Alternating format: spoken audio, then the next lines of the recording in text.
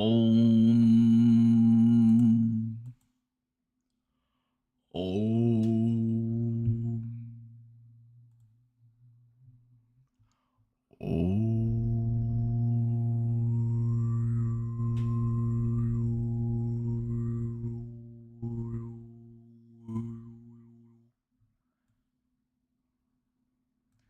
Hamana, hamana, hamana, hamana. Hamana, hamana, hamana. Bazinga.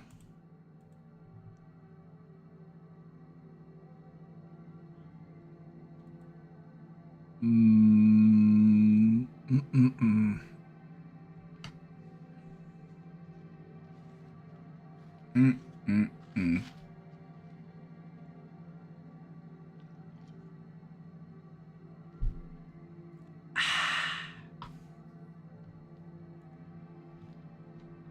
All right.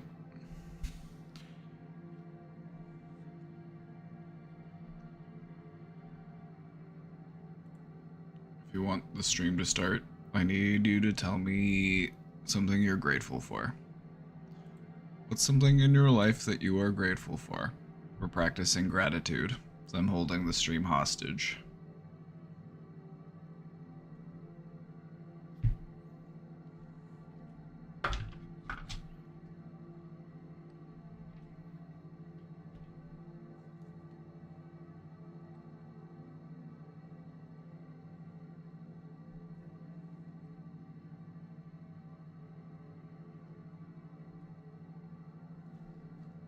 Num num num num num num num num num num num num num num num num.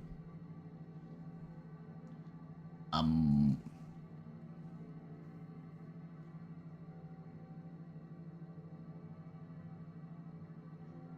grateful for my therapist.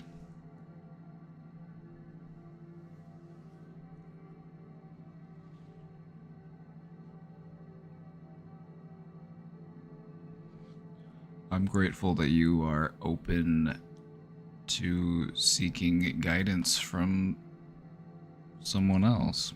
You know, I'm grateful that you have the drive to do the work. So many people just don't want to do the work.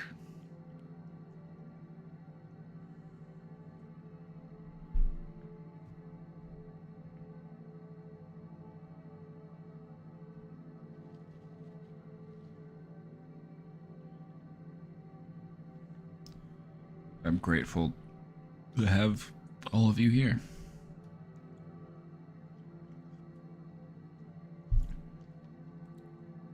The light's a little bright today.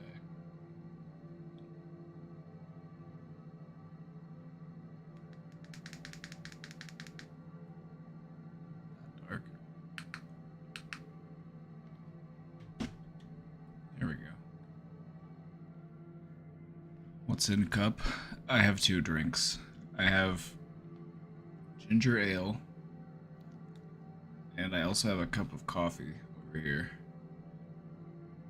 And then I have a bottle of water down here. I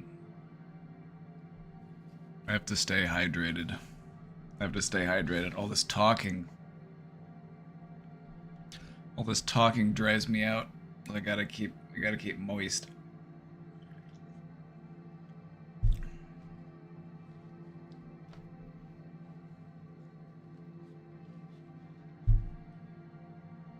My piss is gonna be wild. That's just the price I pay for my rock and roll lifestyle.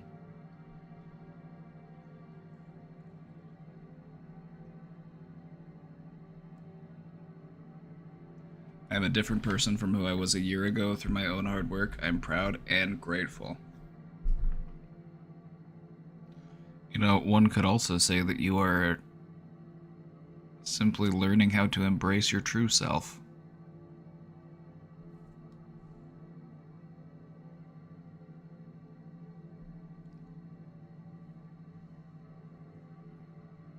Loving the headband. Oh yeah, I went to the gym before stream, so I had a headband on. It is hot today. We have a heat advisory today. So it's like 100 degrees outside.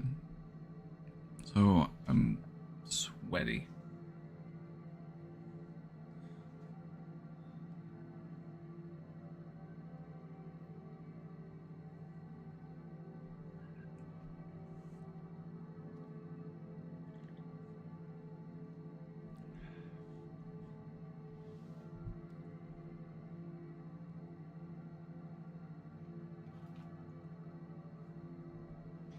Yeah, I stepped outside today. It's like Satan's armpit.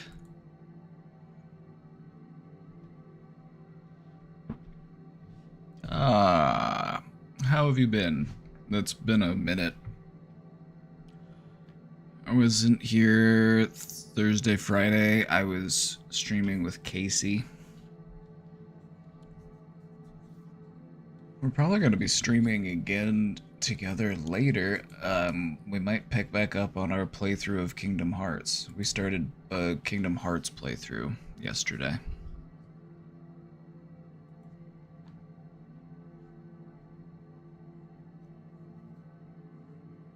Which, if you hadn't heard the story, I never got to get very far in that game because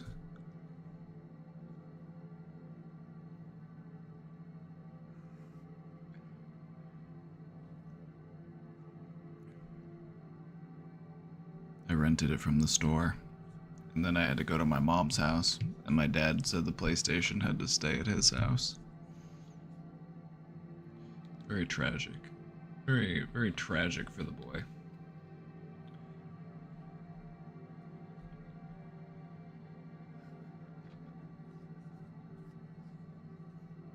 But no, it's been fun so far. Honestly, that one boss in Wonderland was surprisingly difficult. It was a pain in the ass, but once I figured it out, we were able to beat it. But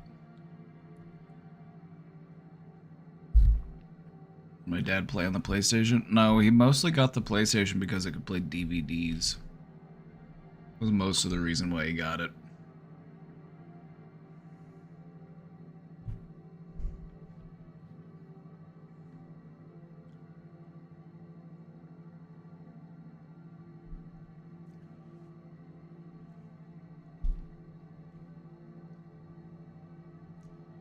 A little look back through time. When the PlayStation 2 came out, it was actually cheaper than a lot of other retail DVD players.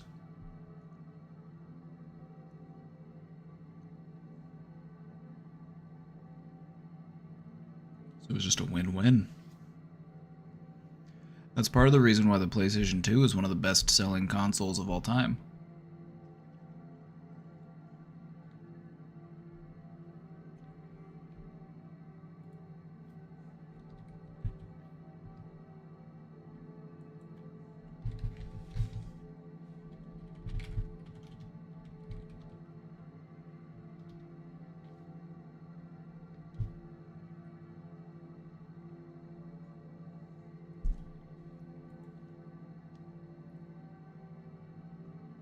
Hi, how are you? I'm doing good. I'm doing good today. It's gonna be my birthday soon. My birthday is on the 11th, so less than 2 weeks away. It's gonna be on a Sunday. The soda has green screen. Yeah, it's Aldi started selling ginger ale. It's pretty good. It's pretty good. It's a Leo. Hell yeah, brother. Mom and you still play Spyro on your old PlayStation 2 sometimes? You know, Spyro was one of my favorites as a kid. I actually got the remastered trilogy. I have that on my PlayStation. But yeah, I'm a Leo.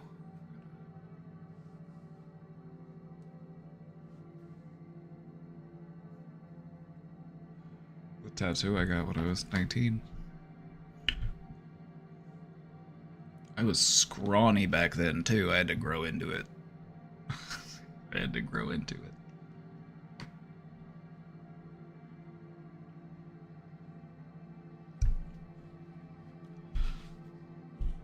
I've been hitting the gym more regularly. I've made it there a couple times this week. I went a couple times last week. I've been trying to go almost every day. I'll take the odd day or two off, but not even anything too intense. I feel like, and this might just be me projecting or me speculating, but bear with me. I feel like why a lot of people become avoidant or resistant when you talk about the idea of like, hey, exercise is good for you. You should do more exercise. People assume it's like, oh yeah, I'm gonna have to go to the gym. I'm gonna have to be there for hours. I'm gonna be sweating. I'm gonna be stinking. I'm gonna be sore. But no, not really. Not really. I go to the gym, I stretch, I either walk on the treadmill or do the stationary bike, and I do it for like 10 minutes. Just to get warmed up. And then I go do some of the weight machines. And I just try to do all the different parts of my body across the span of the week. That's really it. I'm there for like an hour. And that's taking my time. You know? So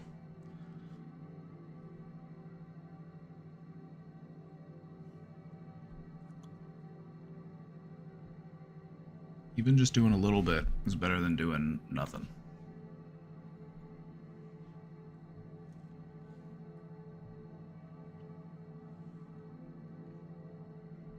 I'm too hot in gym clothes, I can't go. I'm afraid that means you must go.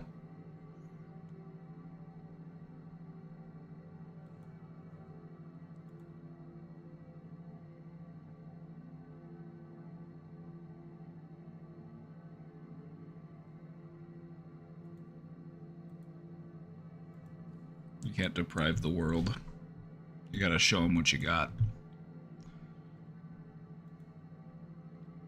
Alright. So, we're gonna do questions today. I didn't have time to put the presentation together, but I'll probably do a presentation this week. I had some suggestions in the Discord. By the way, if you ever have any suggestions or requests for a topic that you'd like to go over, just post it in the Discord, and I'll put a presentation together for you. Makes me feel like I'm in college again. Your boy loves a PowerPoint. What can I say?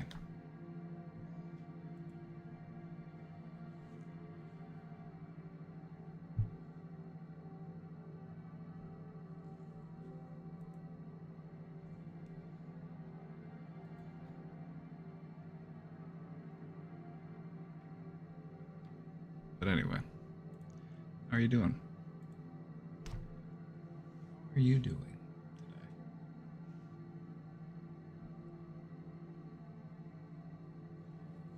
You know, I honestly think I'm feeling a little bit excited today. I'm also feeling grateful. I'm practicing my gratitude today. It's good to practice your gratitude. Gratitude puts you into a place of joy. And so it's helpful if you're feeling sad to start taking inventory of the things in life that you are grateful for. I posted this in the Discord. And I know, this has all the seriousness of something that your mom would post on Facebook. But there is some validity here. There is some validity here. Alright?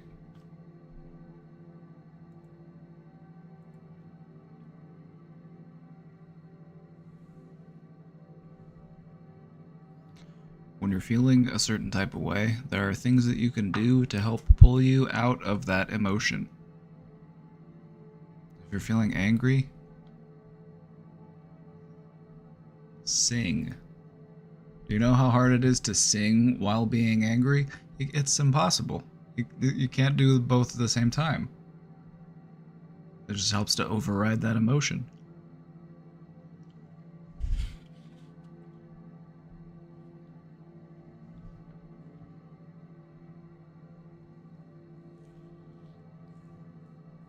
If you're feeling burned out, go for a walk. A change of scenery. But when you walk, this is also a good opportunity to practice your grounding. You know, you can practice putting yourself into your senses.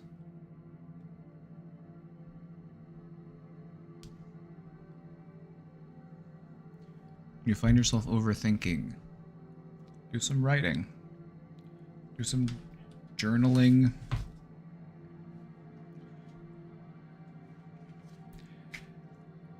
Or maybe type out a message, type out an email.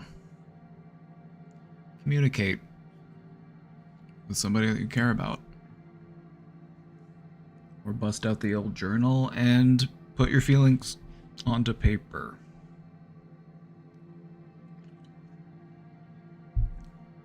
This ginger ale has me burpy, but I'm gonna have to deal with it. When you're feeling anxious, breathe. This is what I tell you all the time. I've told you this a million times already. If this is your first time hearing this, hi, welcome to the stream. I'm Papa B. This is the Brain Domain.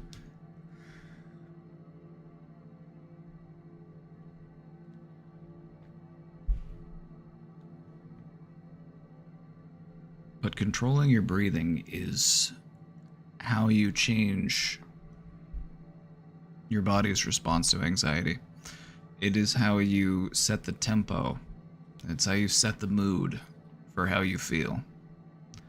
If you can breathe in a relaxed way, your heart will slow down. When you're anxious, your heart's pitter-pattering away.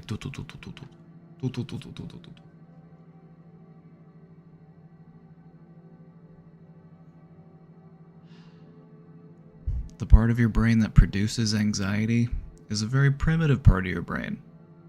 Very grug part of your brain. And it's not a very tricky part to fool.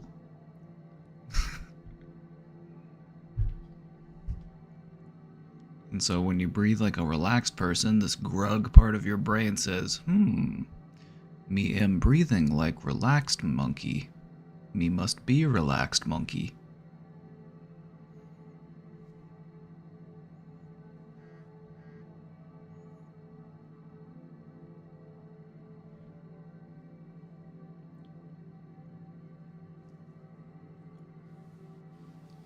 Yesterday I did a meditation that involves visualization. What I imagined was so vivid that I ended up crying. I love when that happens to me. The peace after those meditations is inexplicable.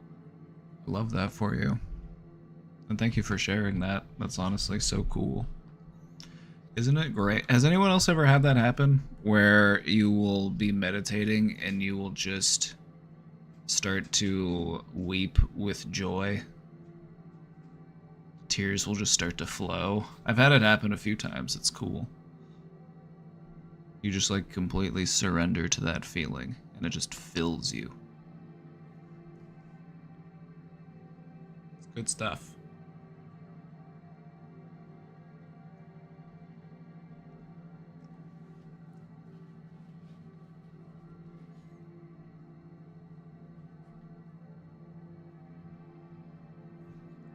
When you are stressed, exercise. It's a great way to redirect that energy. You know, take out your stress on the exercise. Another thing that I would recommend is you could also take out that stress into cleaning. You know, take it out on your laundry. Take that stress out on your dishes. Grab a broom and take that stress out on the cat hair that's on the floor. That's... I'm not saying that's you, that's me. We have all these tile floors and we get cat hair.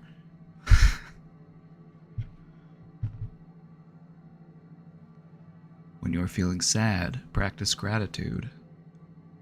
Gratitude is such a great technique when you find yourself ruminating or feeling stuck in a place of sadness. Because the part of your brain that creates that sensation of gratitude is in the joyous part of your brain. And so you're redirecting your brain's energy. You're redirecting that neural activity from the sad, ruminating part of your brain into a part of your brain that is responsible for producing those feelings of joy.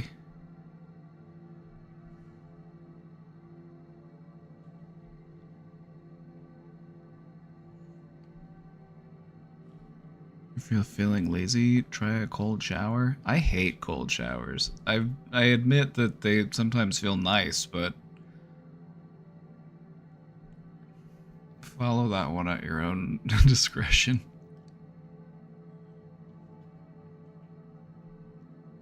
See, I don't like to just take a cold shower. I'll take a hot shower, but then at the end I'll make the water cold. Then I'll do that at the end, but I don't like to just take a cold shower like straight up. That just feels a little masochistic, but I've heard that you can learn to enjoy them. But then again, you can learn to enjoy just about anything. You can learn how to enjoy the taste of beer. But beer's gross. You can learn how to enjoy the taste of scotch. Scotch tastes like wood. Like, wood.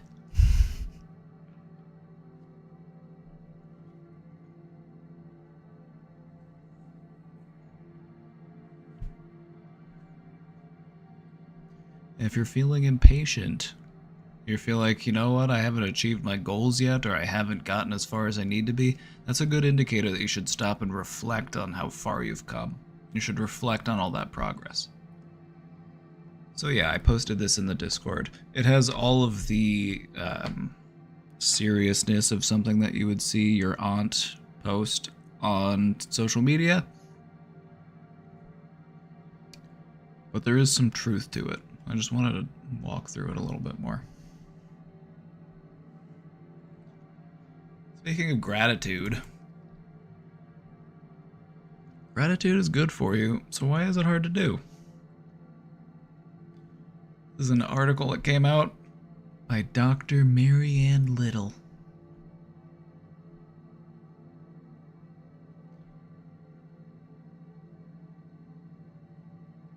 Let's go through the key points. Practicing gratitude can clash with our desire to feel in control of our environment. Gratitude does not encourage understanding positive outcomes as if they were somehow earned or deserved. An emphasis on the positive of life helps people notice what might otherwise be overlooked. Okay, hold on. Let's go into this. Experts have been talking about the benefits of gratitude for years, assuring us the practice can transform your life. It seems such an easy fix, but why is it so hard? Why is it so hard?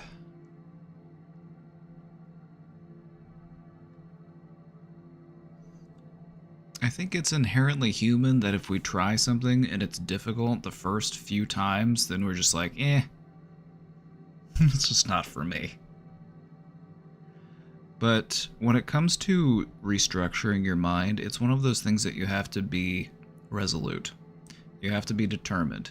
You have to be willing to go through with it for the long haul, because it might take a while, and it might be really hard at the start.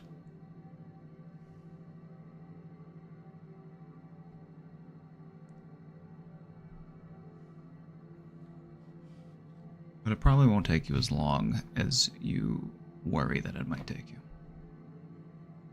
But it might take longer than you think. Anyway, what is gratitude? It's the state of being thankful. Recognizing and acknowledging the good things that happen in life results in appreciation. Gratitude shifts your focus into the goodness in your life.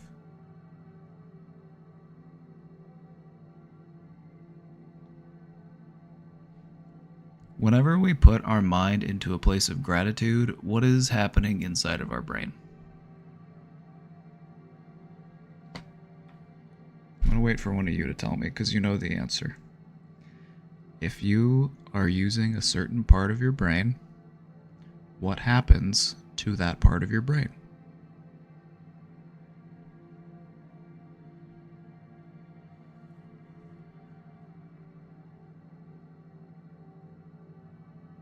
Do we need a hint? I know one of you knows this.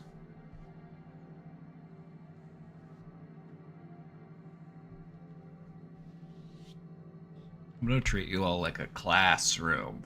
I'm gonna be like, all right, now who can tell me what happens inside of your brain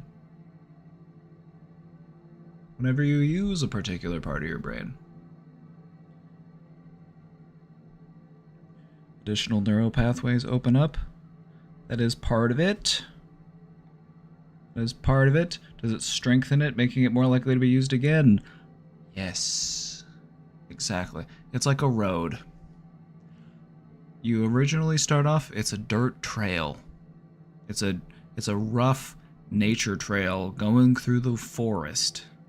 But if you continue to walk that trail, it becomes more defined.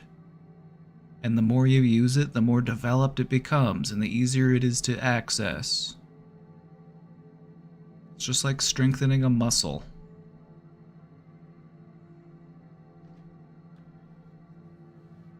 Another good example would be a trickle of water. What starts off as a narrow creek, so long as it continues to get a flow of water, it will eventually carve itself into a river. Your brain operates under the same principles. The more you use a certain part of your brain, the stronger the connections in that part of your brain become, and the easier it is to access and use that part of your brain.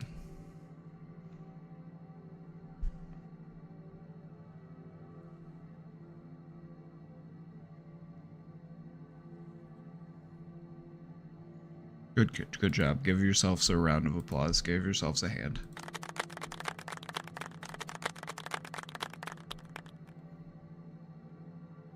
Just so you know, that will be on the test. That will be on the midterm.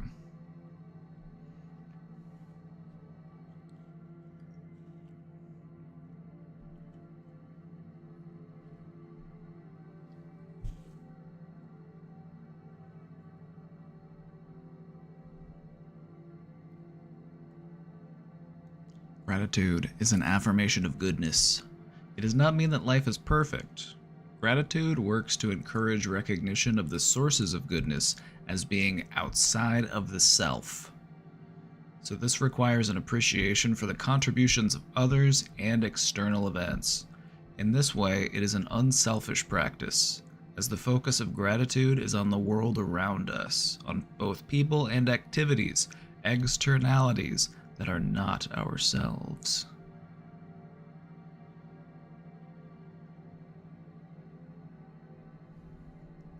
The benefits of gratitude are compelling.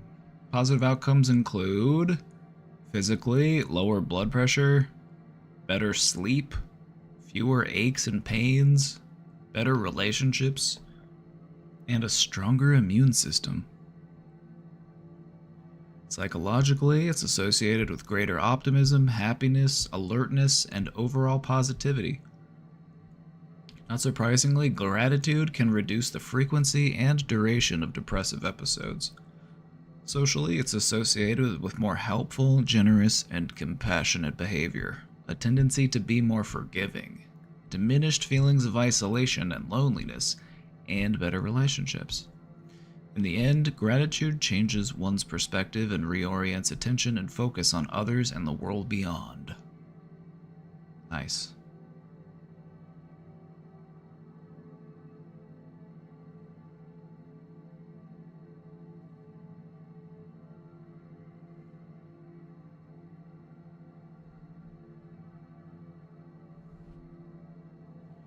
Emphasis on the positives of life help people to notice what might otherwise be overlooked while reducing negative emotions.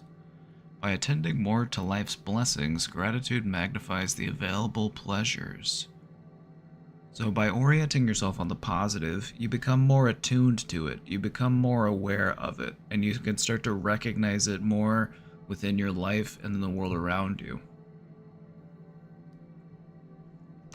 So don't fall into the misconception that you are as aware of everything good in your life as you could be. I feel like we spend a lot of time reaffirming our negative thoughts.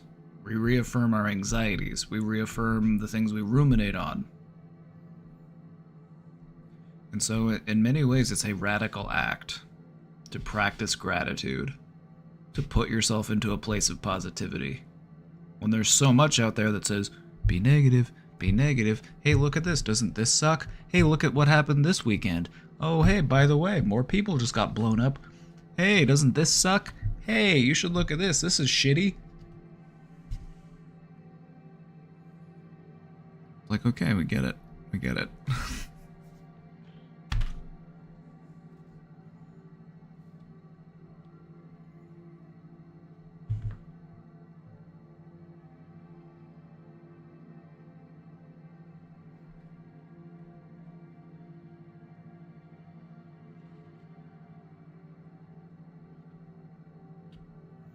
Right. What are the challenges of gratitude? Why is gratitude hard? Number one, undermines the desire to control.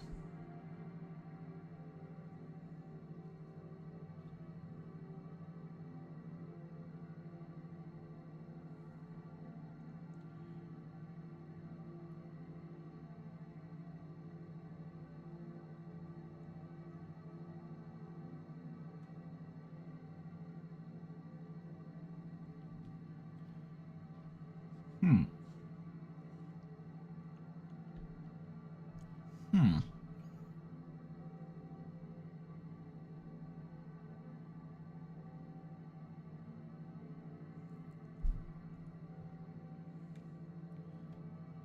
So it's because we're shifting things outside of what we do, and we're doing things outside of our contribution and our effort.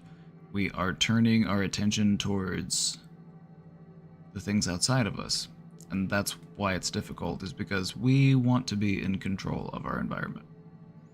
We want to be in control of our life. Okay. Okay, that makes sense. I hear you. Okay.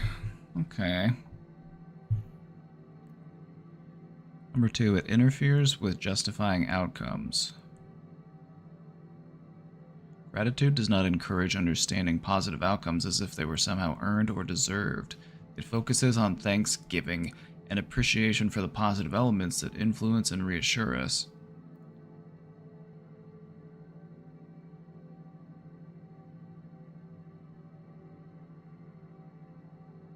Does this article actually suck?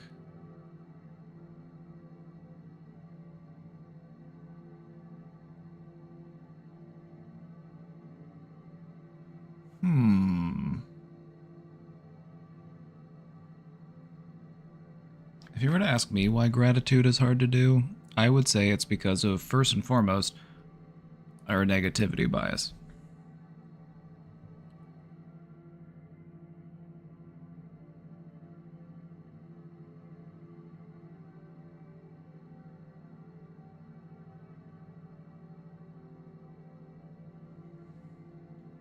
Our tendency to ruminate.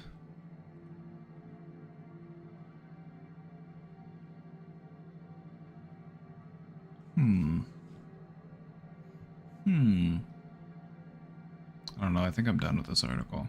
I think I'm over it. I was hoping for something a little bit more tangible. But this is just kind of a bit more like... I don't know.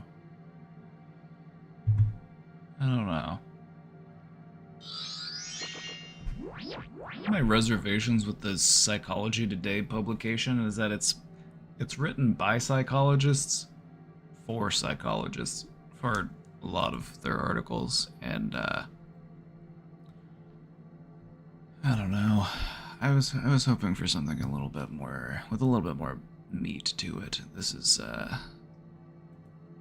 anyway. Thank you, B. Wayne, for the 27 months in a row. B. Wayne, think back to 27 months ago.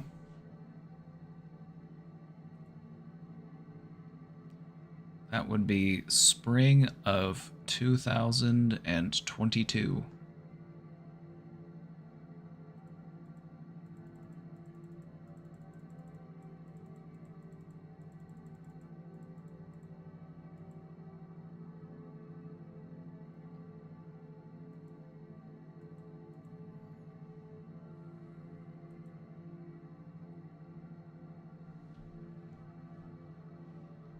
How do you feel like you're doing compared to 27 months ago, B. Wade?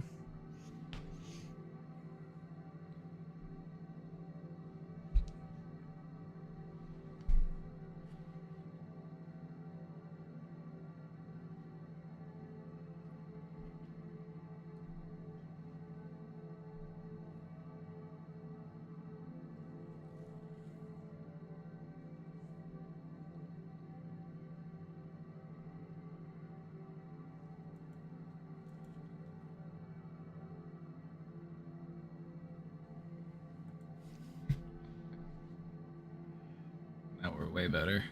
Oh, good. Oh, good. I'm glad to hear it. Thank you for hanging out for so long. Thank you for being here. Thank you for your positive energy. Let's get this wheel out of the way. You got some questions in the box? Let's take a crack at them.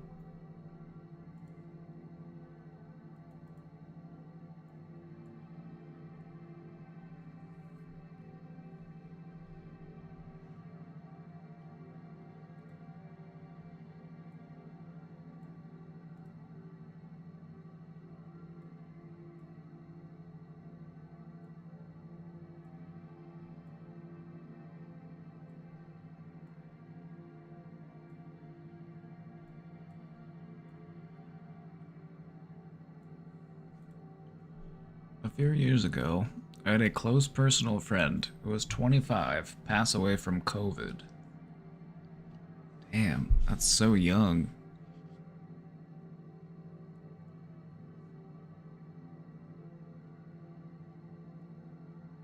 Wow.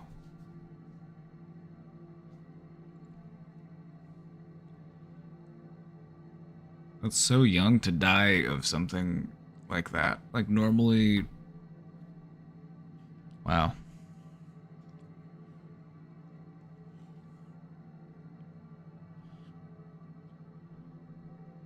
Nabu. Nabu. Thank you for the Prime sub. God, we're hype training? We're hype training, and I just started this question, so I won't be able to do the normal hype train routine. I'm not going to interrupt this question for the hype train. I'm sorry. Feel free to subscribe and join in the hype train. We're just not going to be able to do our normal song and dance.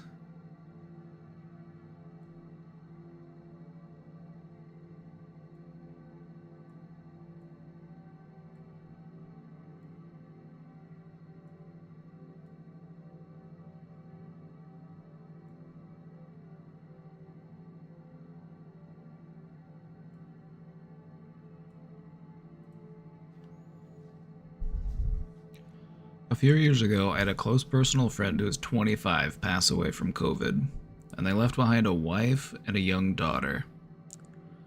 I had just left my job and was very reclusive when I heard the news of their passing. They had tried to reach out to me to let me know that they were very sick, but I had missed the message due to my own situation. I feel like this turn of events has really brought me to a standstill mentally. I feel like I am constantly grieving for this family or for him or myself.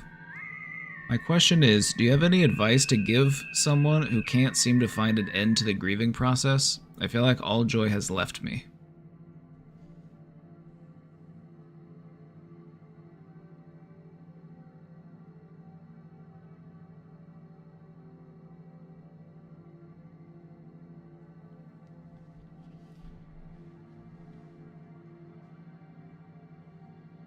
Oh, Pork Tree, don't. Thank you for the 200 bits, Pork Tree. No worries. That's fine. It was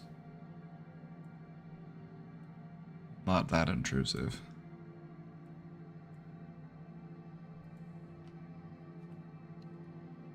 It was fine. You're fine. I'll dial down the alert sounds for the time being. But yeah, don't worry about it. Okay.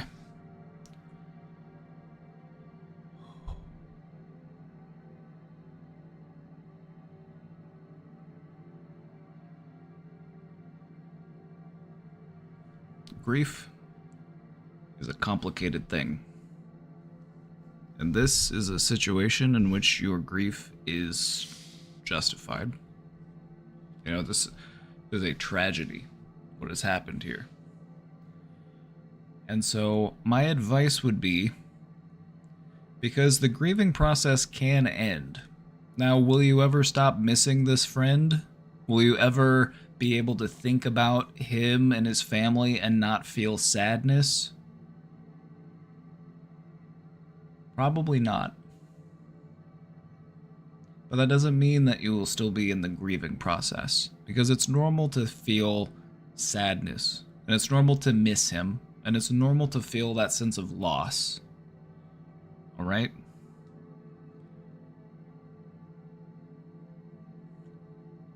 My advice for you would be to just allow yourself to, first off, feel what it is you need to feel, but also to just explore the reasons why you feel like you should still be grieving. Is it due to feelings of guilt over missing the message? Is it due to your, feeling some sort of complicated feeling regarding, not being able to reach out, not being able to be there, not being able to be supportive, whatever it may be?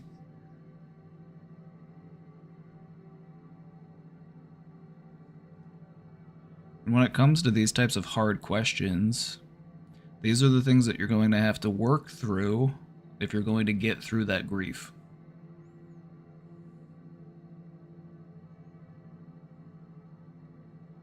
One of the things that I've also found to be helpful for people who feel stuck in certain parts of their life is to, instead of viewing things the way that they currently view them, to try to view them with an end date in mind. So, for example, it would be something like, how long do I need to feel the way that I am feeling?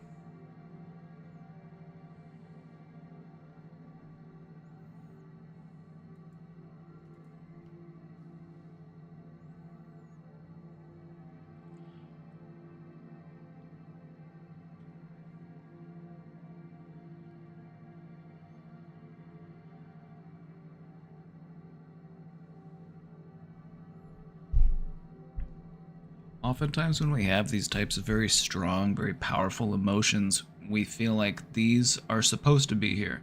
I am feeling these because I am supposed to be feeling them. But it's okay to start to look at it as, what will life be like when I am past this? What will life be like when I have moved beyond what it is that I'm working through? It's okay to do that.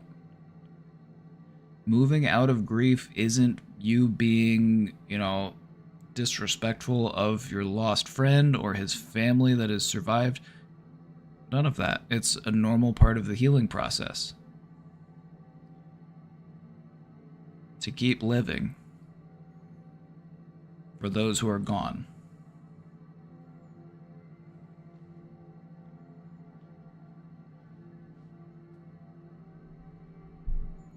So maybe you have some feelings that are tucked away, some feelings of guilt or resentment or whatever they may be. But I would just say, allow yourself to sit with those feelings. Allow yourself to feel them. And to ask yourself, how long do I need these? Do these still serve me? And just open up to the idea of allowing them to be let go.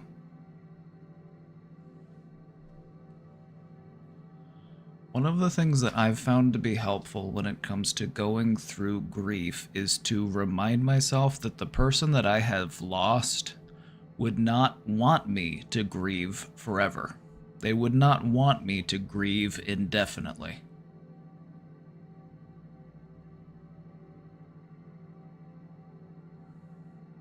They would want me to keep living.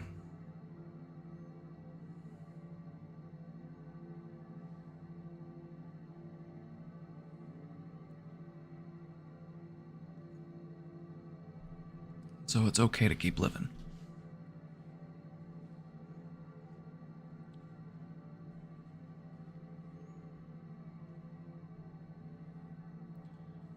Your joy hasn't left you. It's still there. It's just waiting for you to pick it back up again. So whenever you're ready, ease yourself back into it. My condolences for your loss. First off, that's kind of shocking, to die of COVID at such a young age. It's like normally when you think of people who pass away, you think,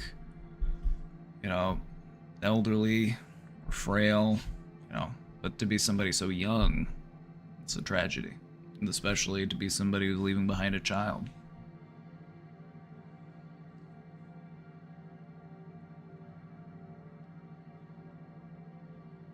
Often enough, too, someone dying makes you think about how you're going to die someday, which isn't a thing most people have ever actually accepted. The way I view death is the last unanswered question. Because there's a lingering question that exists within all of our minds, and that is, what will happen after I die? Will I go to heaven? Will I go to hell? Will I just be nothingness? What will happen? Where will I go? And so there's a part of me that's like, I'm not looking forward to being dead, but I'm at peace with it because I'll finally get to answer that question.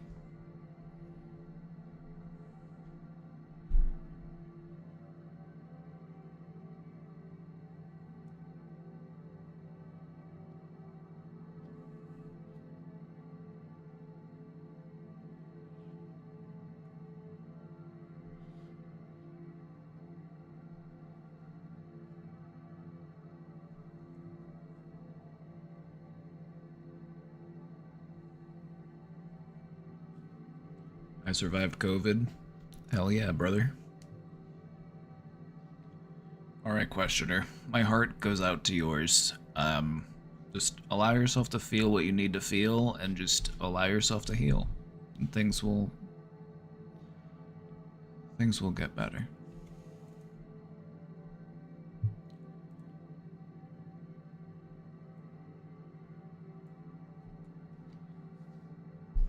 Hi, Papa. I don't know if you remember, but I'm the girl who overthought a lot about her relationship.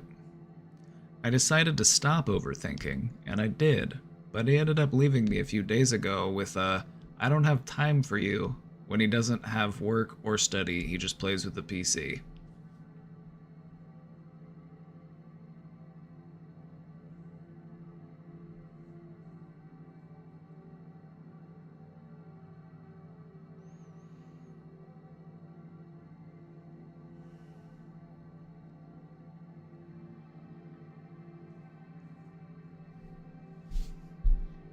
I'm sorry, I'm gagged. I'm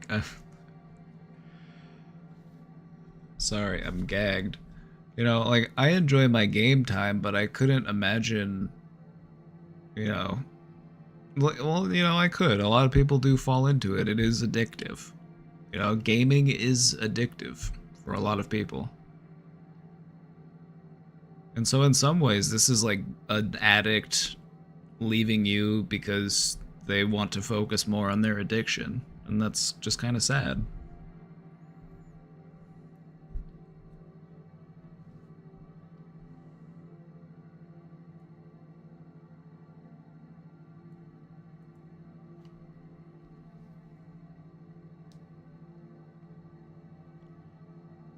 It was so sudden that it surprised me a lot, and now everything related to him gives me a lot of anxiety, making me unable to breathe and dizzy. Even the music I listen to during our relationship gives me anxiety. But the problem isn't this. The thing is when he told me, it was so disappointing that I just blocked him without thinking. However, now I'm thinking about unblocking him to ask him the real reason. However, just thinking about doing it gives me anxiety, and I don't really know if I should break contact. Because it cost a lot to start it again. You want me to be real with you? I'll be real with you. I would just say take the reason he gave you as it is.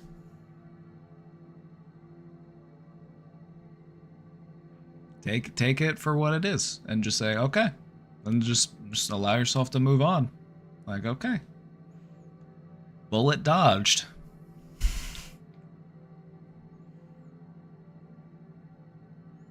He doesn't work. He's not in school. He's just a gamer. And he wanted to create more free time in his schedule to focus on gaming. You dodged a bullet.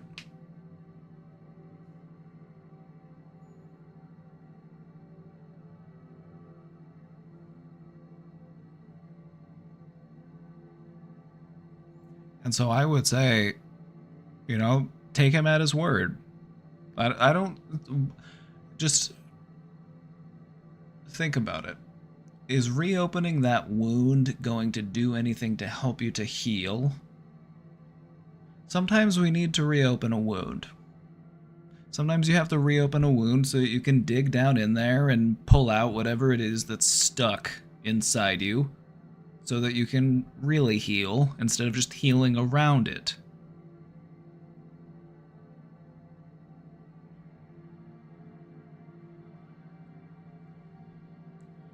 But I feel like what he did shows that he has a lot of emotional immaturity. He's got a lot of growing to do. I'll be nicer. I'll be nicer. I can be kind of mean. He has a lot of growing to do. And he broke it off for an immature reason and in an immature way. And so it stings. But that sting will fade. You might not be able to listen to that music for a little while. I've had that happen to me in my life. Other people in the chat have probably had that happen to them. They had some certain type of music where it's like, well, I guess I can't listen to that anymore. It reminds me too much of somebody. But thankfully, there is plenty of music to listen to.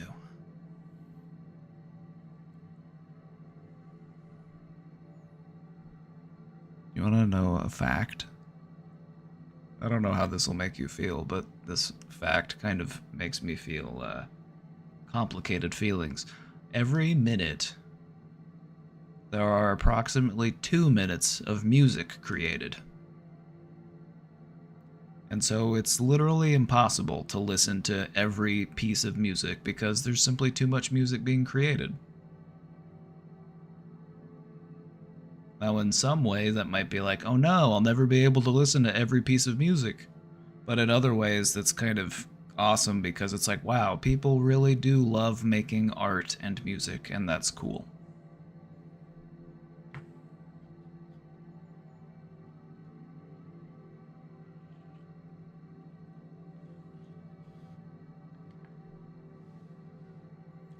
I can only hope that one day he will be grown and he will be able to look back and say, wow,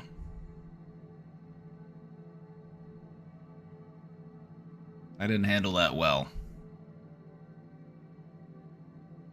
But that's not your responsibility to teach him. That's not your responsibility to, show him that. Let him learn that on his own. He's let you know how he felt. And so I would just say, it's okay to move on. It's okay to focus on you.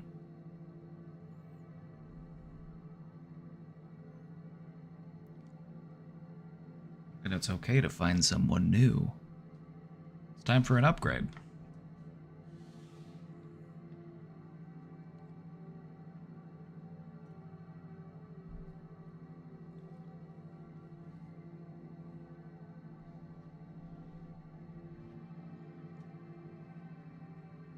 The patriarchy is designed to toddlerize men.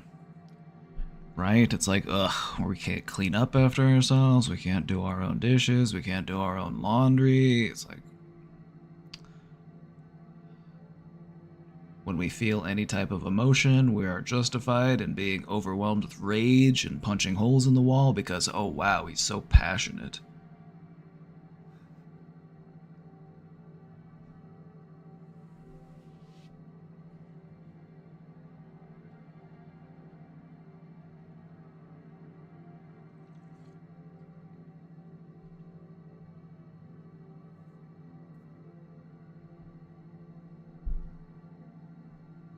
I have a big ego, I can't take criticism.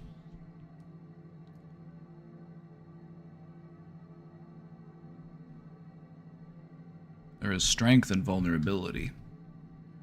Criticism allows us to actually improve. You know what I mean? We learn more in defeat than we do in victory. We want to know what we've done wrong so that we can do right the next time and stop making the same mistakes.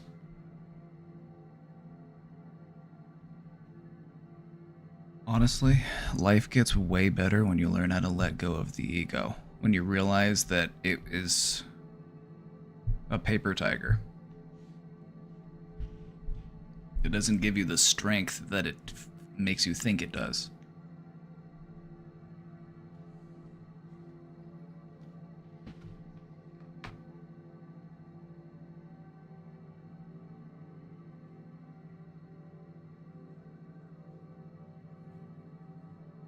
So, questioner, I would say you're totally fine to just block them and move on. I feel like that's okay to do.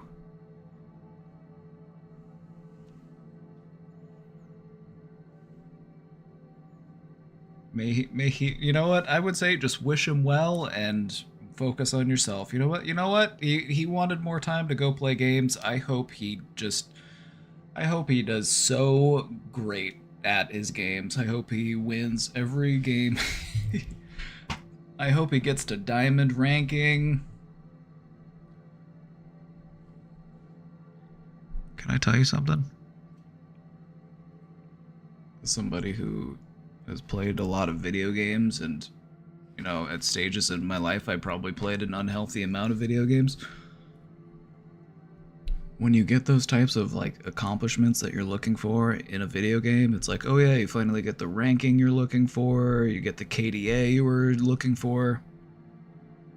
You're left with this sort of like hollow sense of accomplishment. You're just like, wait, I spent all of that time sitting at my computer so that a number on the screen could be a different number? What the fuck am I doing with my life?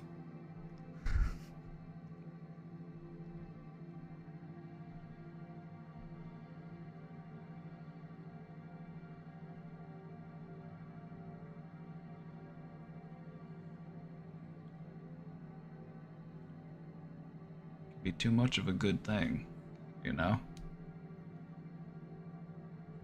And I feel like this is something that a lot of people who are addicted to video games fall into. Is like they stop doing it to have fun, they just do it because that's all that they know how to do. I've seen people who are just very addicted to video games and they just get so angry. They get so upset when they're playing a game and they like lose. It's like, really? Like something so insignificant is making you feel such a negative emotion? Like, is this really healthy for you?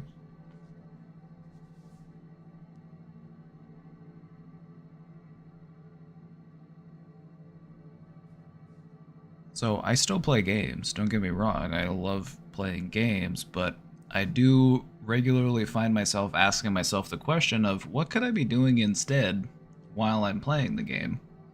If I'm doing it for leisure, if I'm doing it for relaxation, fine. Those are valid reasons. But if I'm doing it when there is something that I would probably be better suited spending my time doing, it's not very easy to enjoy.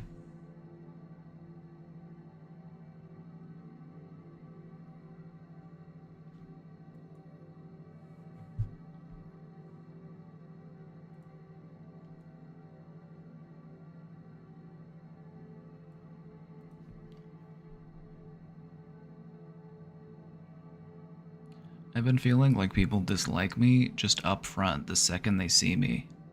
I'm a bad conversationalist and settle often on saying, oh, okay, And I just feel so inferior and bad at socializing. I feel like people judge me and I think I'm just different and dumb and that I'm just avoidant because I hate people, but it's not true. I actually really want to be better at conversation and I'm trying, but it's so hard to ignore in the back of my mind saying, why are you even trying? You're not that person, pal. Oh, I got you. Alright, let me just say, you can change this. This is something that is very fixable, and so let's talk about it. When you have that voice in the back of your mind that says, why are you even trying? Answer it. Give it a reason. Tell it why. You don't have to take what it's saying as truth. This is just that insecure part of you having a voice within your mind. And you can address it. Why are you even trying? Because I want to get better at it. Why are you even trying? Because I'm practicing.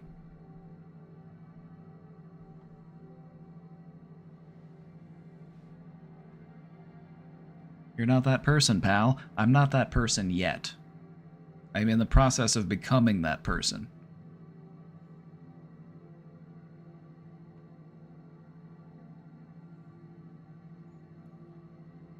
There's something I want to point out, and this is something that's important to recognize when it comes to changing the way that we perceive ourselves and the way that we perceive other people. When we go out and we socialize and we assume that other people are judging us or that other people think that you are different or dumb or whatever it is that you think that they're thinking, isn't that you judging them?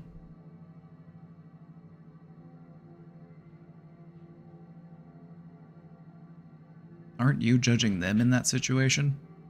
By assuming that they're just thinking the worst of you? Thinking that they're mean? Thinking that they're cruel?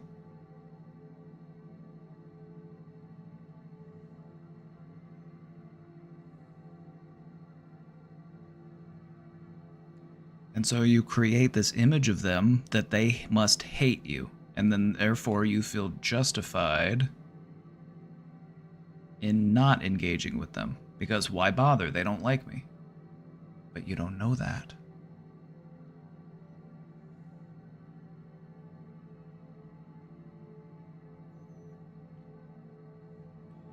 In reality, what is happening here, and this is something that we all do, so I'm not saying this just to make you feel singled out or feel like it's just something that you do. This is something that everyone does. And what's really important is recognizing when we do it so that we can learn how to not do it.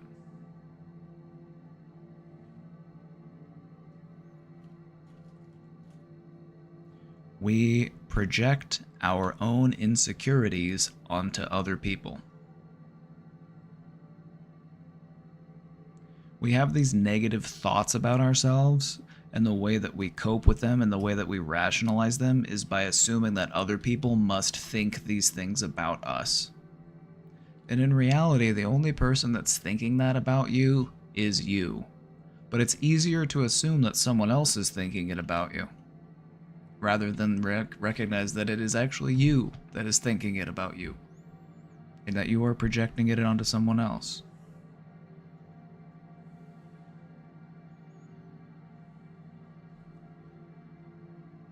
Would you like some advice? I'm going to offer you some advice.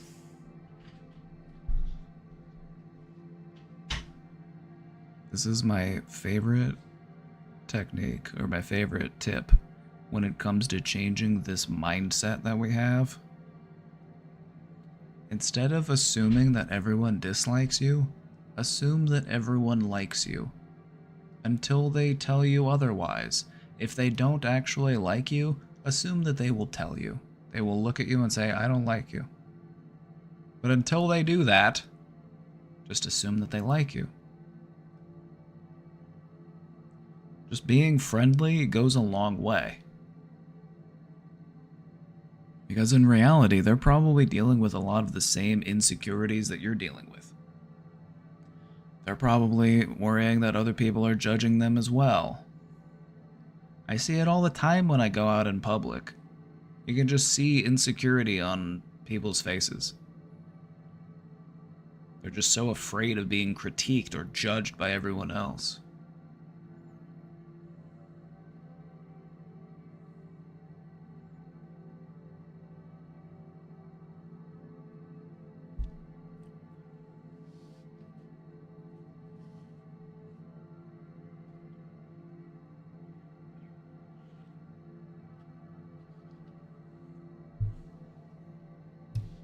That's judging. You caught me.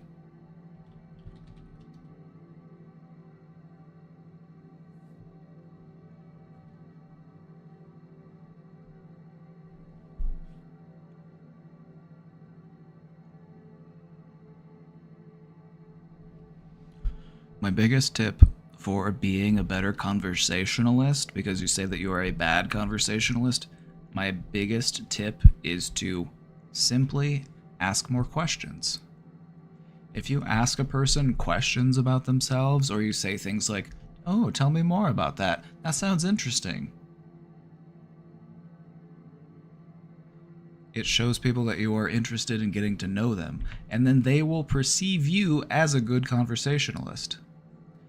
Feeling as if you are a good conversationalist is not what actually makes you a good conversationalist. It is when the people that you are conversing with perceive you as a good conversationalist. That is what actually makes you a good conversationalist. And the secret to doing that is just to show more interest in people. Mirror their body language. Ask them more questions. They tell you about something that they did or something that they're doing in the future, or they're telling you about some aspect of their life or their work or their family. You say, "Oh, tell me more about that."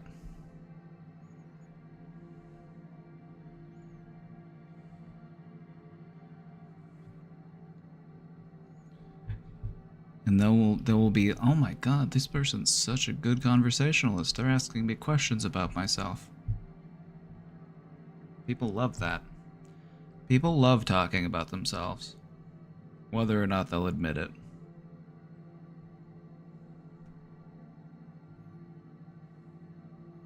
So if you want to be a good conversationalist, just give the other person an opportunity to talk about themselves.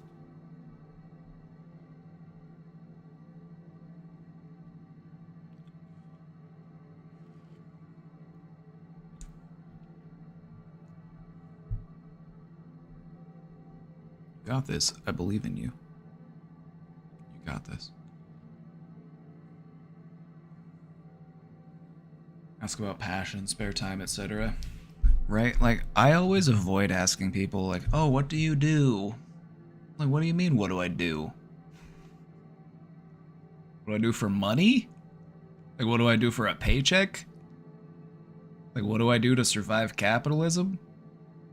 Like, oh, I fill out Excel spreadsheets and I respond to emails and I go to meetings and then I go home. I normally avoid asking about work because then it makes the conversation kind of feel like work.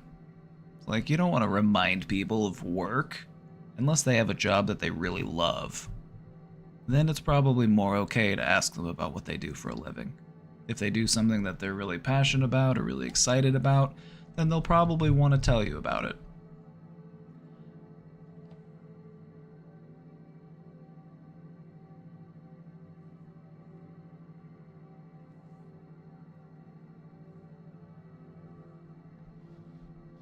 How do we whore ourselves out? Literally or figuratively?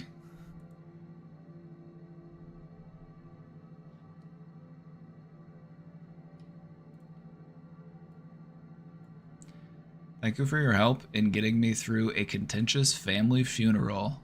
Your simple mantra, "I am here to show my respects," worked in keeping me in the right headspace. My partner and I came out relatively unscathed. Pun intended. Your work is appreciated.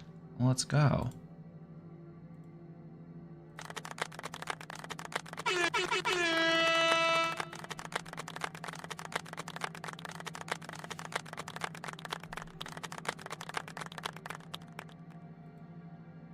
Period. I remember this question. I remember the one you asked before. You had a family funeral coming up and you were worried because you were like, don't really get along with some of the family. Yeah, I remember. But no, it sounds like you. And it's true, you know, if you just keep your eyes on the prize, you just keep goal oriented. What is it that I am here to do? I'm just here to show my respects. I'm not here to fight anybody. I'm not here to get into an argument. I'm just here to show my respects to the one who has passed. And then I'm going home. Good work. Good work, you did the thing.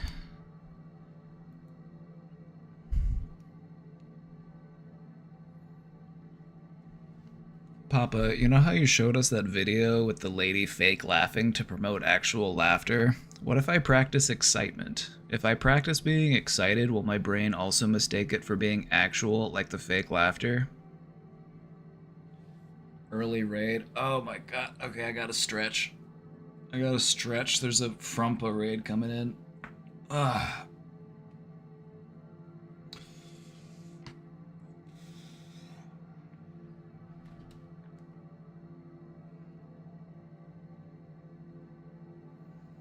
He's probably saying something nice about me right now.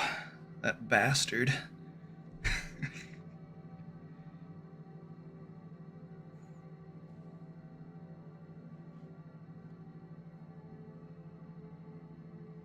He really is. I fucking knew it.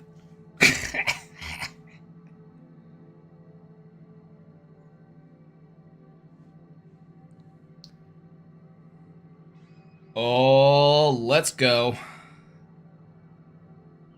Alrighty, everybody, welcome in. Central Committee raid. Mike, thank you so much for the raid. Welcome in, partners. You're here for mental health care? We're in the right place. I'm gonna try my best. Mike needs a cooldown today. You know? Being a politically active person, it wears on you.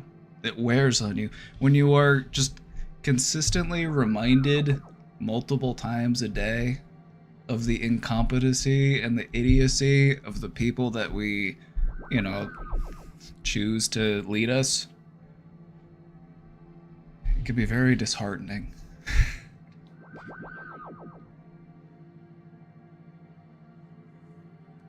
No, you're here at a good time. Welcome in, everybody. I am Papa Bragan, and welcome to the Brain Domain. I'm Twitch's free therapist. And we're just here taking questions and giving answers. Thank you for all the follows, everybody. You're beautiful. God Okada Moore, thank you for gifting that sub. Welcome in, everybody. Get comfortable. If you're feeling a little mentally drained after exposing yourself to politics, you're in the right place.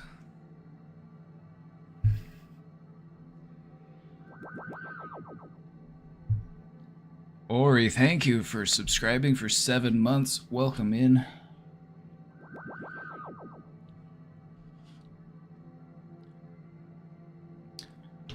What we're doing right now, if this is your first time here, welcome in. What we're doing right now is we are taking anonymous questions through the question box. There's a link pinned at the top of the chat there, or you can type !Q in the chat and it'll take you to the anonymous drop box. And I'm just taking questions.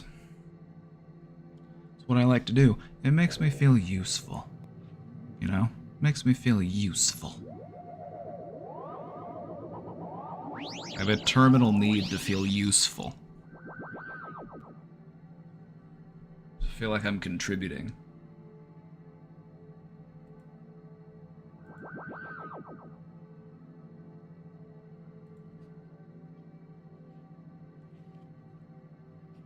A little bit about myself, if you are new here and you want to learn the lore. I worked in mental health care for a long time. I've been a case manager. I've worked in people's homes. I've done group therapy. I've done individual therapy. I've done homeless outreach. It's like, if there is a job in it, I've probably done it.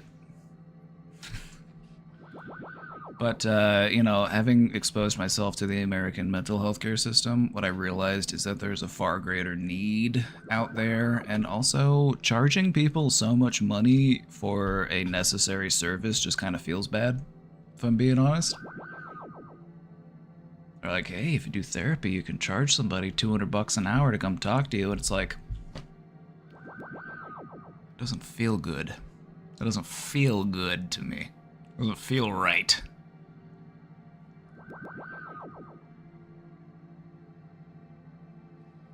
Also got Mike a sick blade for his birthday. I was online looking at different blades for 2 weeks trying to find a good blade for Mike's birthday. I wanted to buy him like an actual usable one, but I ended up going with like a replica. One of these days I'll get him a usable one.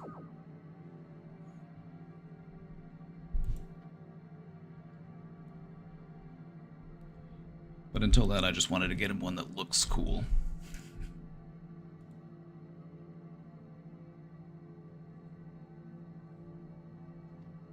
So anyway, you're joining us at a good time. We're caught up on this is the most recent question, so if you have a question, go ahead and drop it in the box. We'll get to it right away.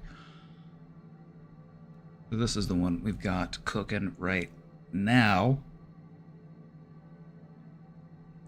Hey Papa, do you know how you showed us that video with the lady fake laughing? Oh my god, you guys are here at the perfect time. I love showing people this video, and with all these raiders, you probably haven't seen this video before. The video with the lady fake laughing to promote actual laughter. What if I practice excitement? If I practice being excited, will my brain also mistake it for being actual, like the fake laughter? The Woodsman's Pal is a cool blade, very multi-purpose, well made. Oh, I would love a Woodsman's Pal, but they cost like, God, they're like $160. Probably worth it though. It's a sick blade. It's a sick blade. Alright, we're watching this video. Before I answer the question, we are going to watch the video.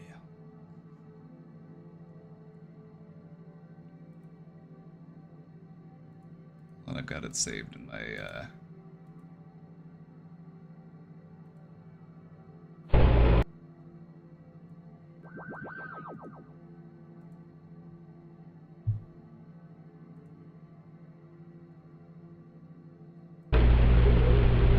Sometimes it takes a while to get started, so let's start with some fake laughter. The good thing is that the body doesn't know the difference between fake laughter and humor-stimulated laughter. So you'll get the same beneficial workout, the same endorphins, the same physical and emotional result with fake laughter as you would with genuine humor-stimulated laughter. So you can generate your own laughter that way. This is true. The same also works for smiling. If you go into the mirror and you smile at yourself in the mirror, it will eventually turn into a real smile. The thing about your brain is that it is open to suggestion. And by suggesting a mood to it, your brain says, oh, I must be feeling that way. It does work. It does work. Also, one of the reasons I love this video is because this lady kind of looks like my grandma. Let's try it. 2 minutes of fake laughter. Ready? Go.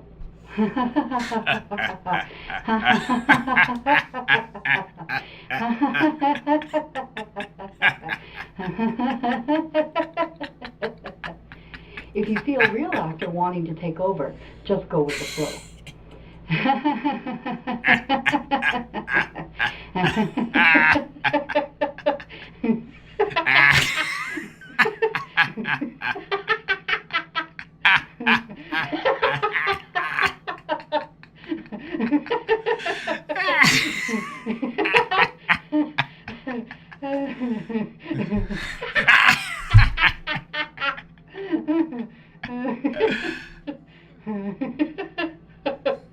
Oh,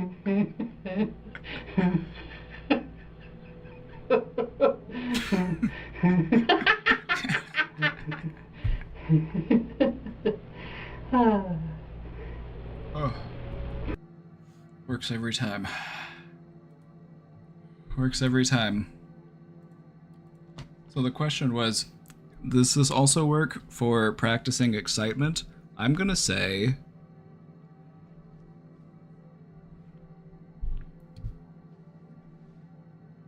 probably. And people wonder why I don't trust anyone.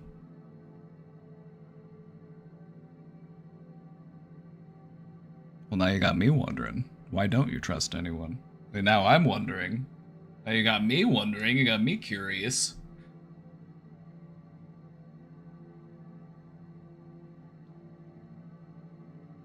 I honestly thought this just worked on me. I felt crazy as hell at first, but it really helped me through some bad mental health days. It's true. It's true, and it does feel silly at first, and you're like, why am I doing this? This is stupid. This is childish. But then if you actually understand the mechanisms through which your brain generates emotions, and you practice techniques to introduce new emotions to yourself, you can actually learn how to redirect yourself and reorient yourself if you find yourself stuck emotionally.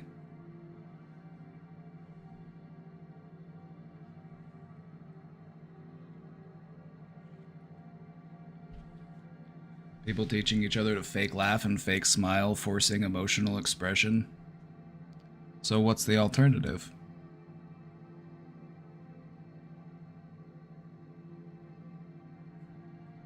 All pretty disingenuous. And that's pretty presumptive. You don't really know me. You're new here, so maybe just stick around and you'll see that I am actually pretty genuine.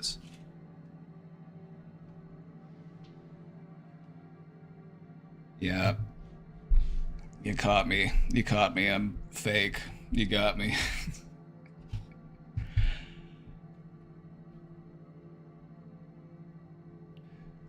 No, the reason why we do it is because if you want to be more open to a certain way of feeling, it helps to practice that feeling.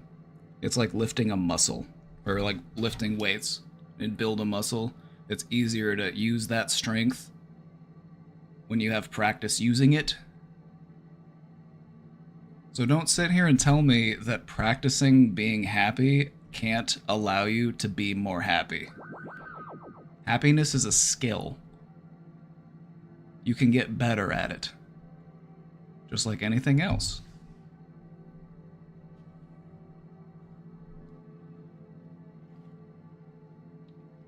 But it's not true, but it's not real.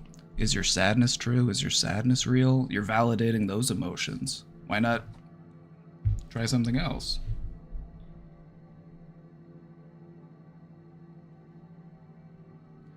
Whoa, dude, kinda defensive there. Chill. Okay. Fair enough. But you came in here and called me disingenuous, and I think that that's rude. So if I can admit to being defensive, can you at least admit that you were kind of rude? Is that fair?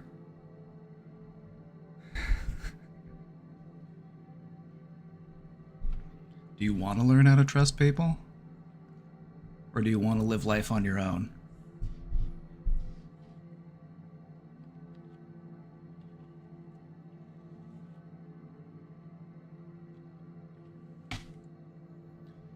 I apologize. I accept your apology.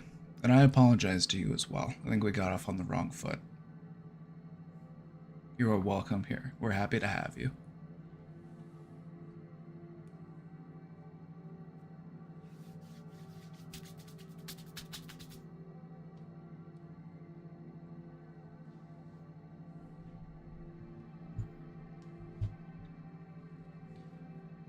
But no, I get where you're coming from, where it's like, okay, this sounds disingenuous. That's fair point. Fair point. But what's important to realize is that any level of emotional expression is something that you have to attune yourself to. If you want to really be more open to joy to gratitude, to compassion. These are things you actually have to practice mindfully. And so it's just like running. It's just like lifting weights. It's just like practicing an instrument. Just view your body and your mind as the instrument.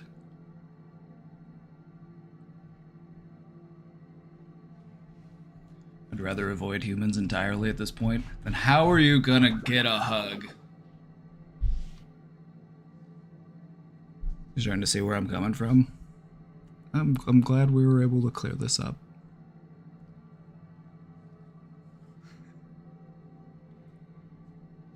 Just view your body as an instrument. You gotta learn how to play it. It's just like the technique that I teach people for reducing their anxiety. You can reduce your anxiety by breathing in a relaxed way. Because your breathing sends signals to your heart, and your heart rate starts to slow. You reduce your anxiety on a physiological level, and then your brain will start to catch up. The part of your brain that produces anxiety is a very primitive, primal part of your brain, and it's actually a good thing because that means it's easy to deceive. Your brain says, "Oh, I'm breathing like a relaxed person, so I must be relaxed."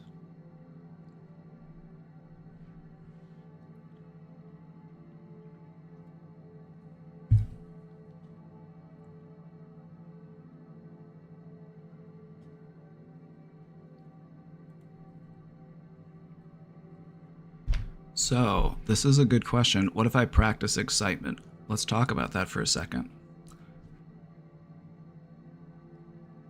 How could you practice excitement?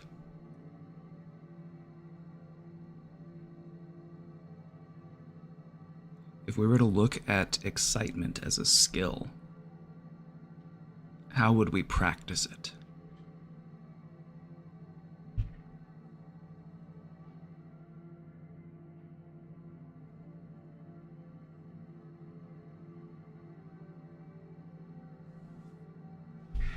I have an idea.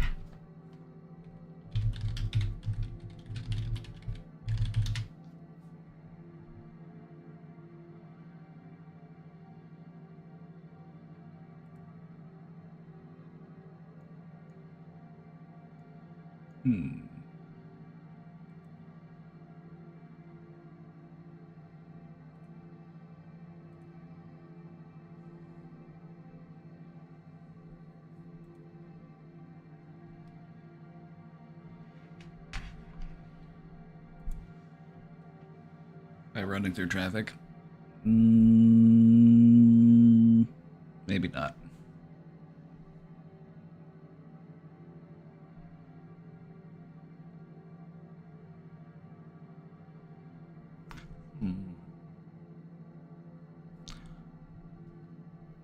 What does an excited person look like?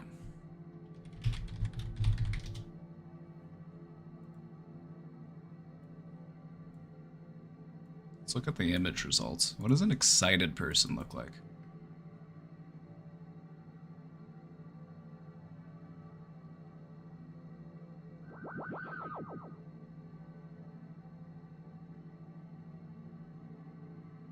Almost like you can tell they're faking. Like, okay, come on. You don't look that excited.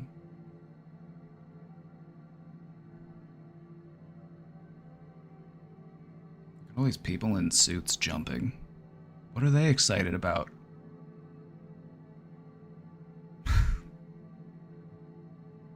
We increased our quarterly earning report. Let's go. We made the CEO more money. Let's fucking go.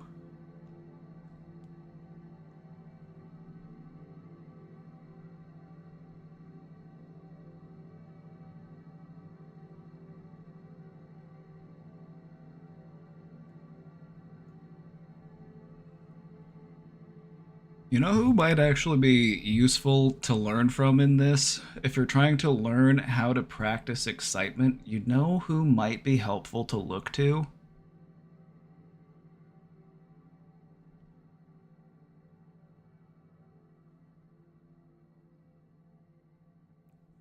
Children or great apes?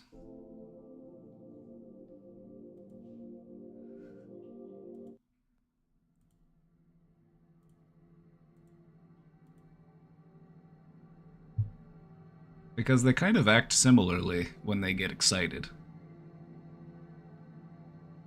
Like, look at this baby.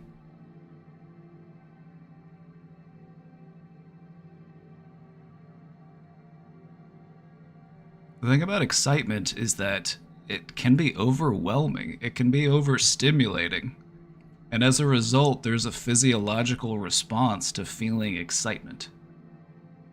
You clench your fists, you might jump up and down, you might beat on your chest a little bit, you might scream.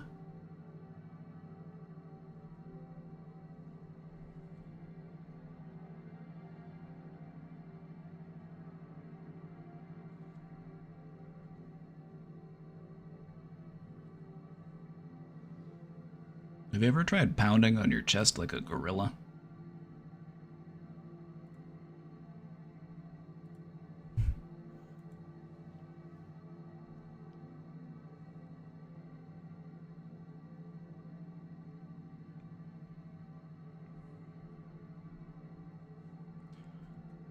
Alright. So there's more to it than that. Than just the physical aspect of it. When we consider the mental aspect, the psychological aspect of excitement, excitement is the inverse of anxiety. Anxiety is when we look into the future and say what could go wrong. Excitement is when we look into the future and say what could go right. And so we can practice it in that way. When we become more habitual in looking into the future from a lens of what could go right, which could be hard, could be a challenge.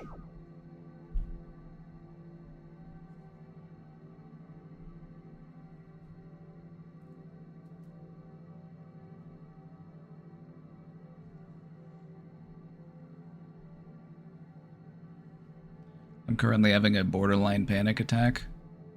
As in almost a panic attack, or as in a panic attack as a result of having borderline?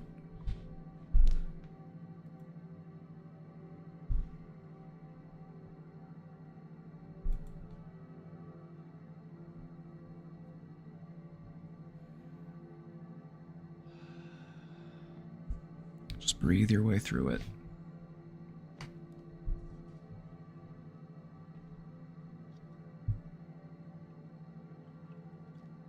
Almost a panic attack?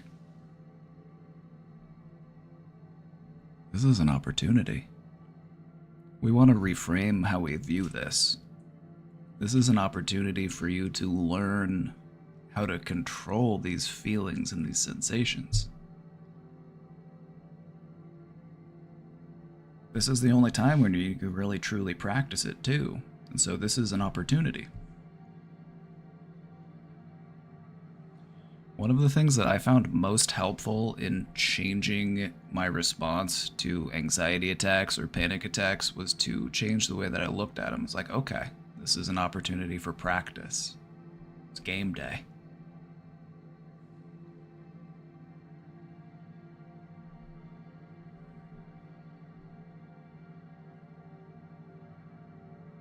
Also, learning to look forward to the endorphins that my body gave me afterwards.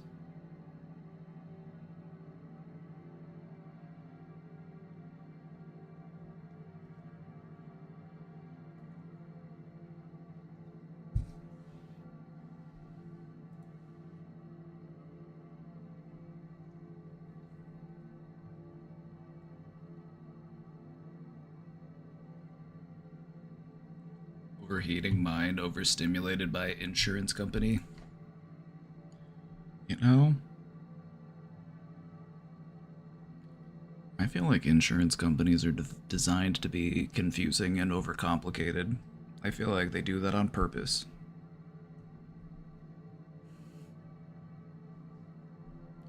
I tried what you said about asking out loud if anyone wants the last of something, and I was able to eat the last of my chips yesterday, even though I felt silly at the time of saying it. This, you see, okay. Good. First off, that's good. That's awesome. But also, it's a reminder that sometimes the worries that we have sound silly when we say them out loud. And that's a reminder to us that it was something silly to worry about in the first place.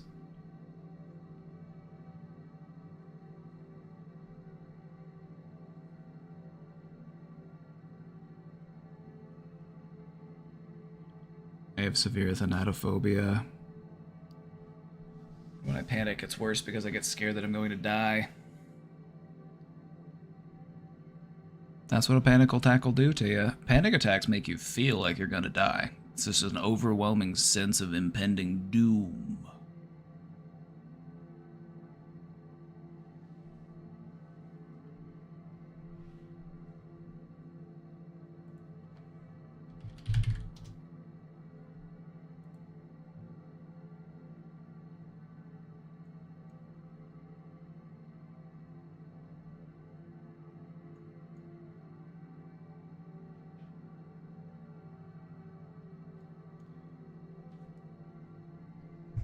You know what I found to be helpful?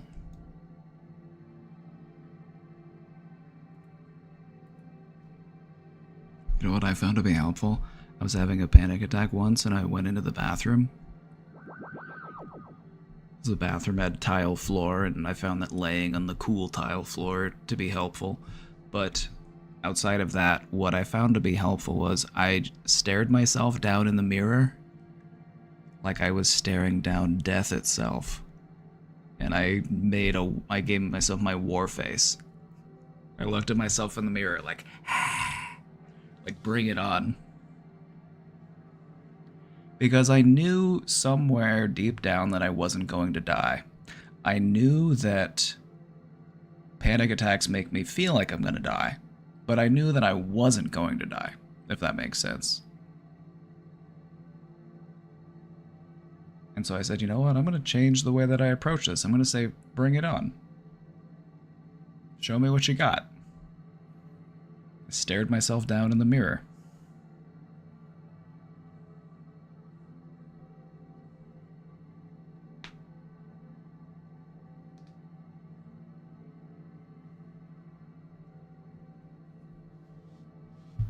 The thing about dying is that after you're dead, you don't have to worry about dying anymore.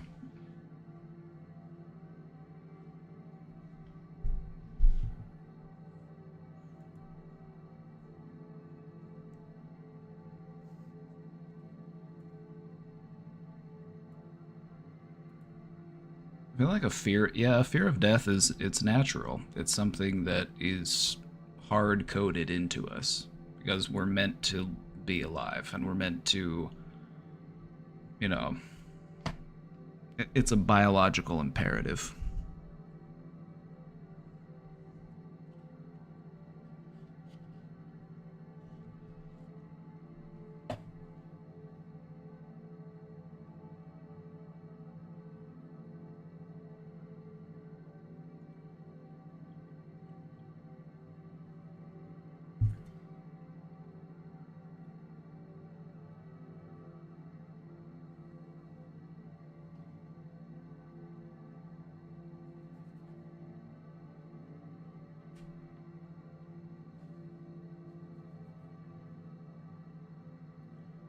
Right, we're open for questions. We're caught up on the question box.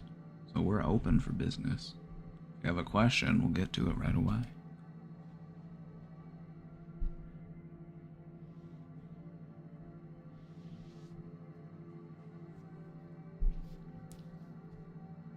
You know, some people say that meditation is like practice for being dead.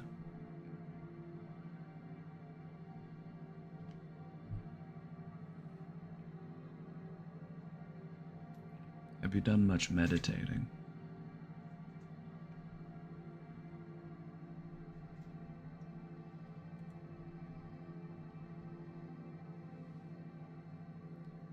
There's a pose that they do in yoga.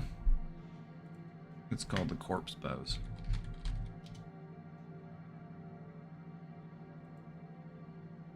It's called a savasana. You literally just lay there.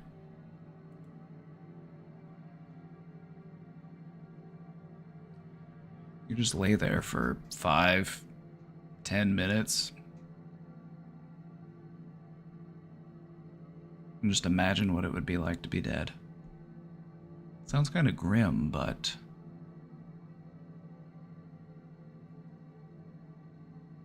I find it to be peaceful.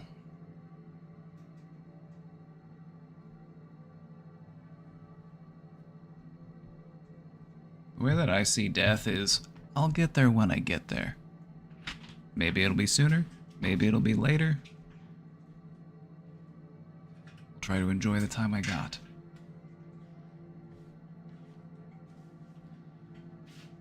I can't let the fact that the ride will end at some point stop me from enjoying the ride while I'm on it.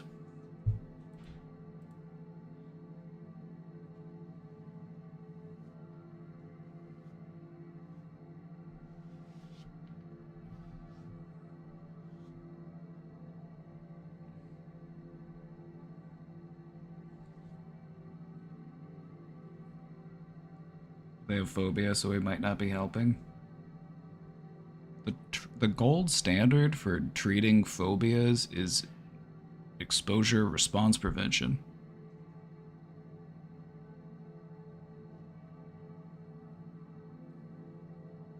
You can't get over a fear without facing that fear. It just can't be done.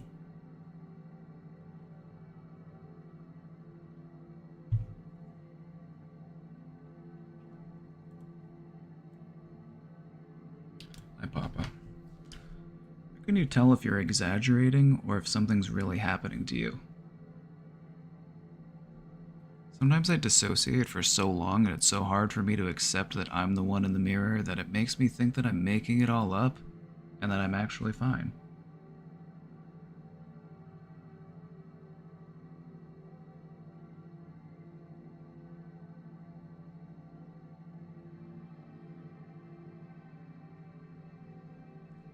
Interesting question.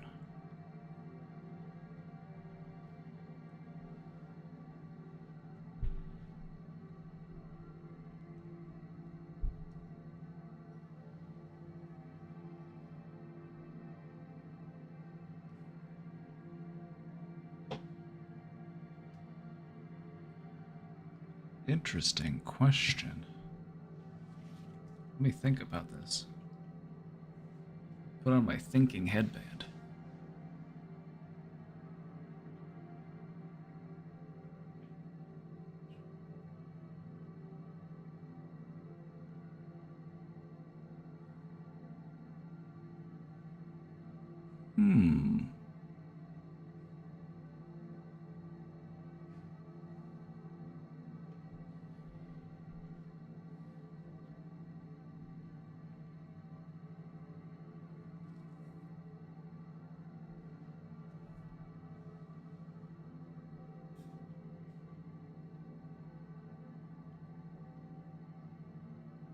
Let me speak from my own experience here for a moment.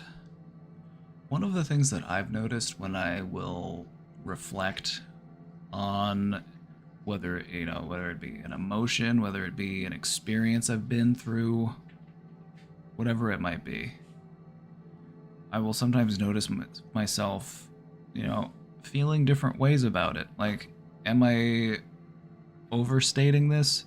Am I understating this? Am I making too big of a deal out of it? Am I making not enough of a big deal about it?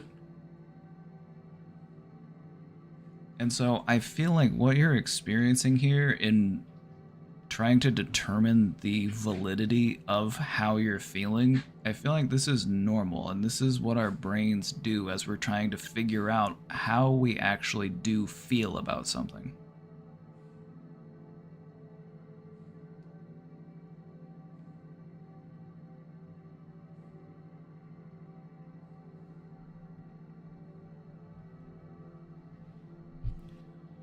I find what is most helpful in clearing that up though, and like trying to find a more objective truth, is to try to view myself and my problems from a detached place. Rather than things that I'm experiencing or things that are happening to me, I try to simply view them as things. Like I'm looking at myself, but I'm taking a step back from myself.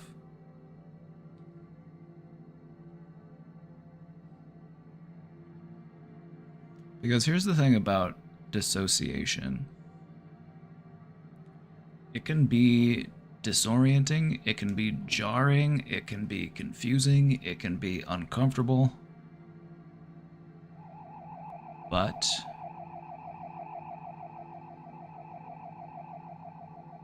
dissociation is also one of the things that you practice through meditation.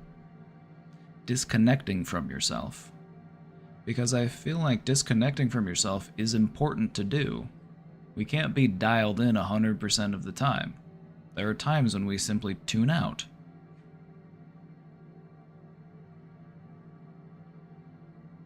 And so what I found to be helpful is by practicing when and where and for how long I will disconnect from myself, I have a greater sense of control over it.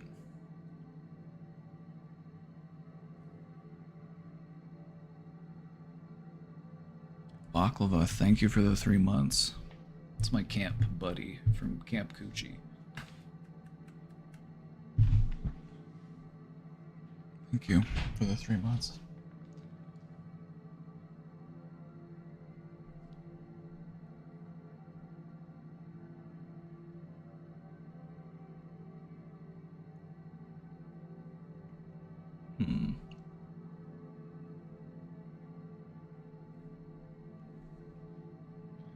This is something that I've seen a lot of people do when they look back at, their past or their experiences or their traumas, is they will look back and they'll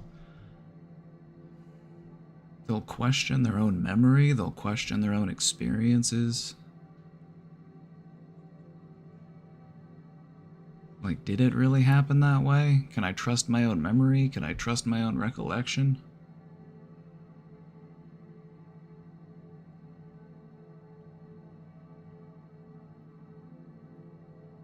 What I find to be helpful is grounding yourself in the moment that you are in. Turning your awareness, your mindfulness into who you are right here, right now. Because in reality, that's what matters most. The past cannot be changed, and the future is unwritten. We are who we are in this moment, and we have the power to determine where we take that in the direction that we choose to go.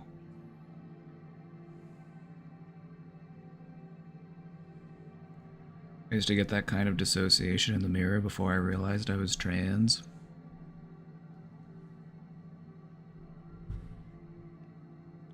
That makes a lot of sense.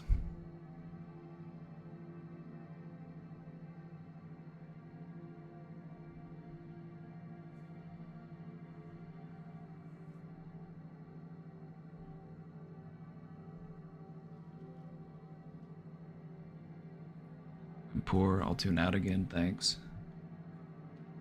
Maybe someone will feel generous, maybe someone will feel compassionate for you. Who knows? It could happen.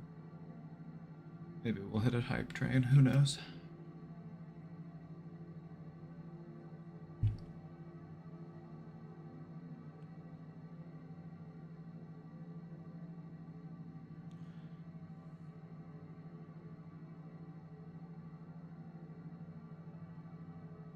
I have an idea of something you could try.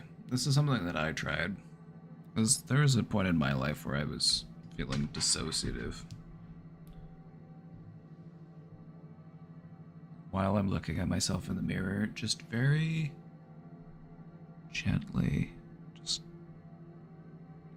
touching my face. Kind of how, like, you ever met a baby? Have you ever met a baby? You know how sometimes babies will just reach out and just, like, they'll just be, like, touching your face, just, like, curious?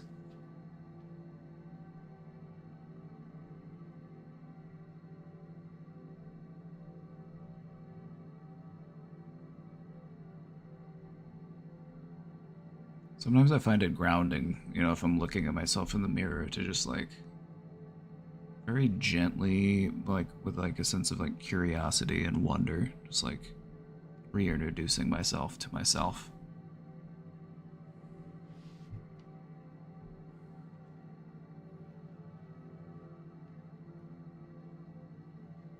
This is real. This is me.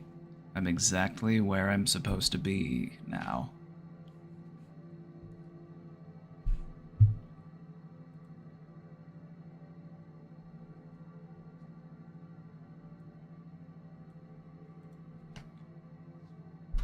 I've never done shrooms before, and I'm curious about them. What's a safe beginner amount to try? Like a microdose? Alright, here we go. You just saw the look. You saw the look. You saw the headband. You're like, this guy's the guy to ask. And you know what? You're right. I am the guy to ask. You got me.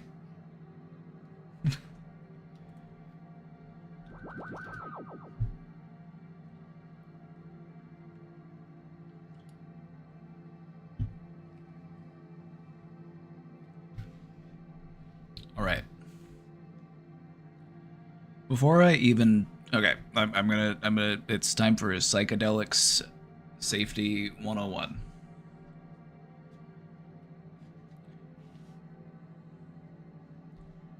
The most important thing when it comes to doing psychedelics are set and setting. Set referring to your mindset. What is it that I am doing this psychedelic for? Am I trying to gain a new perspective on my life? Am I trying to, move past something that I might be struggling with? Am I trying to just feel better? What is your goal here? What is your mindset going into it?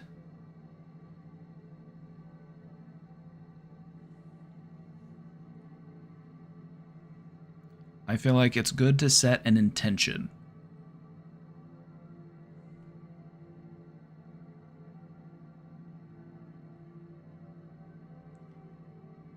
Shrooms are chiller than other psychedelics? It kind of depends, because if you're like me, I puke and shit every time I take shrooms because my body has like a physiological reaction to them. So it's very not chill for me.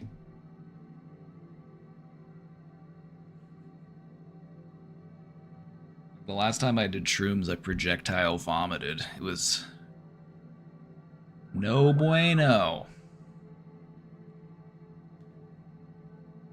I keep so much bottled up, I'm scared of trying them.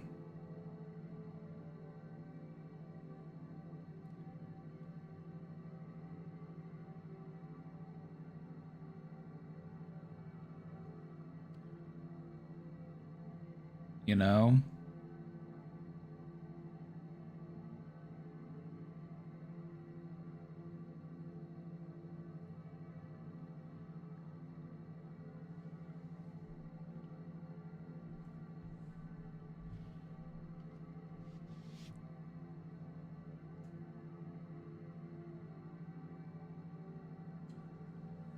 You could find yourself in one of those situations where you feel like I have so much bottled up, and then you feel like you're holding this bottle, and if I open this bottle, it's gonna spray everywhere. This bottle has been shaken to shit. If I open this, it's gonna spray out everywhere. It's gonna make a huge mess. And then you open the bottle, and it's like, oh, there actually wasn't much in here. I just thought it was really full. I just thought it was, Sometimes that's the way it is.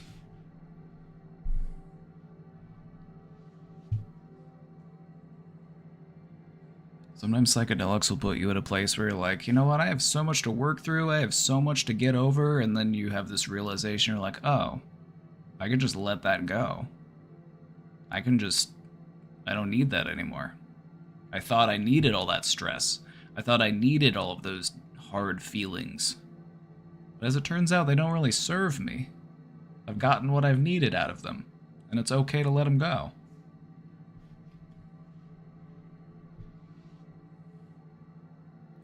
I don't know how my Twitch keeps on following you.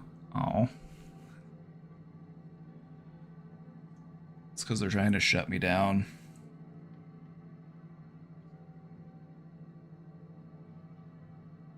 Twitch doesn't want me to give away free therapy, I fear. Twitch would rather people be mentally unwell. Like, if people get too much therapy, they're gonna stop using our product. Can't have that.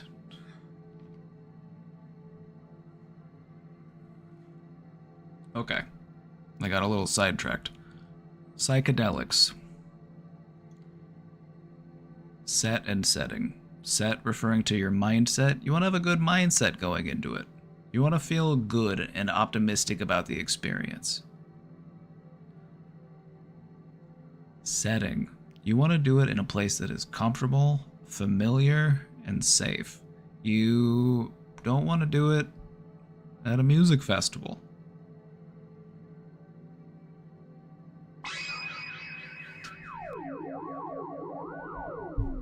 Nixie Boonby, thank you for the Prime sub.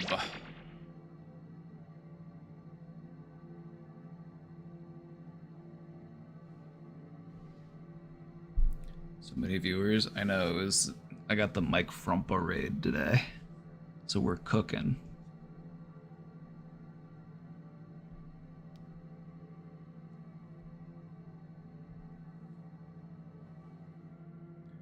When you do psychedelics, you want to do them in a place that is familiar, because you might find yourself facing these sorts of worries like, where are my keys? Where is my wallet? How am I going to get home? How did I get here? This is not my house. This is not my beautiful wife.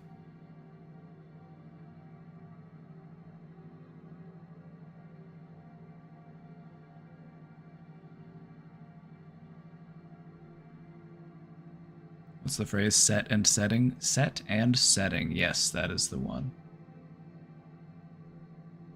I also highly, highly, highly, highly recommend having a trip sitter. Someone that you trust, someone who's not gonna fuck with you. Somebody who can help you to feel safe and comfortable. That makes all the difference.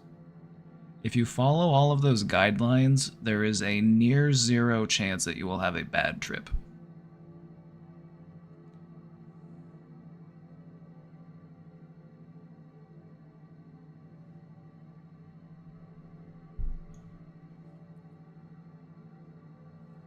You need to have control over your environment. You know, you want to be able to set the lighting, you want to be able to play the music you want to listen to, or do whatever it is that you want to do, because having other people there can complicate the situation.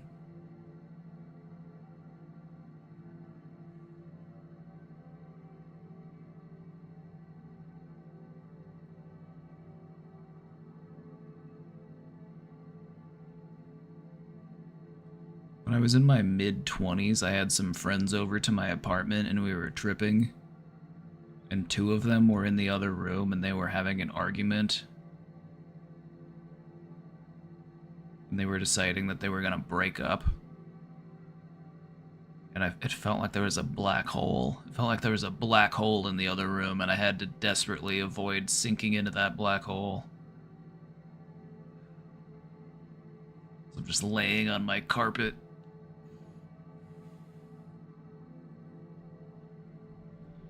And then one of the people just started listening to this really sad song on repeat, and it was just so miserable. terrible time.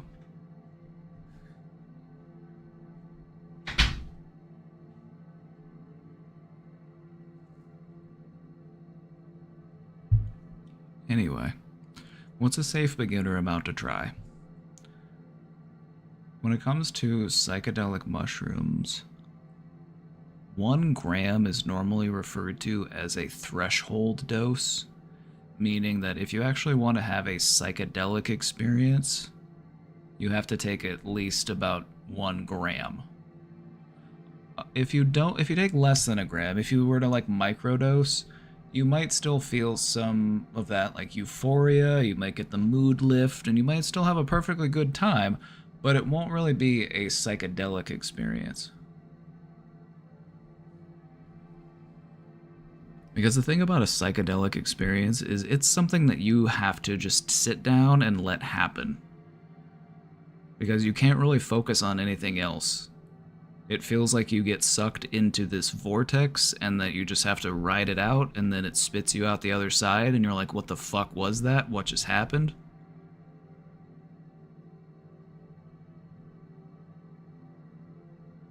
That was really cool.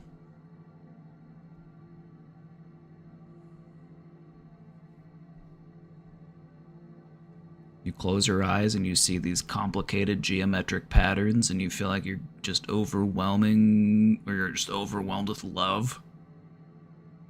And you're like, oh my god, this is so great. I've never felt so wonderful in my whole life. And then it spits you out the other side and you have a whole new perspective on your life.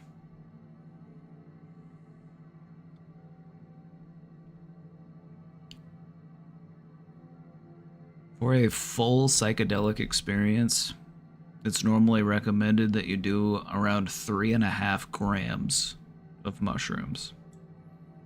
Now, mushrooms are illegal in many places, so what I'm telling to you are things that you should definitely not do. This is harm prevention. This is purely educational. I can't advocate for the use of these substances.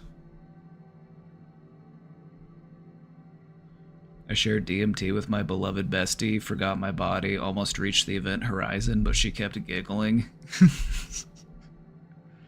DMT is fun. DMT is like a psychedelic bungee dump. DMT is also the only substance that is produced in your body that is also illegal to possess. You create DMT in your body, it plays a role in your dreaming, but it's also illegal to possess. Make that make sense.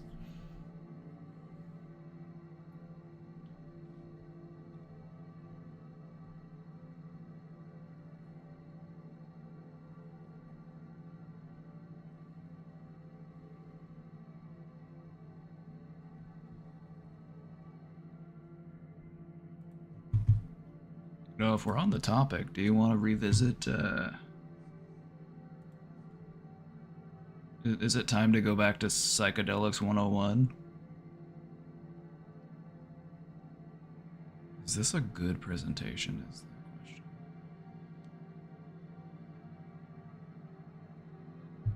This is my presentation library. Psychedelics 101 is in here, so here it is. We did this on Bicycle Day. Is when we went through it. Back in April, we celebrated Bicycle Day. It was the day that LSD was first, it was the day of the first acid trip.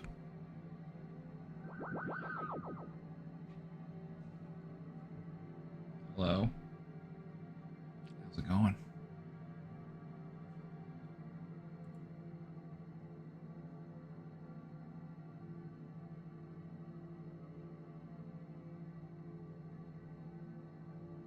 Psychedelics 101.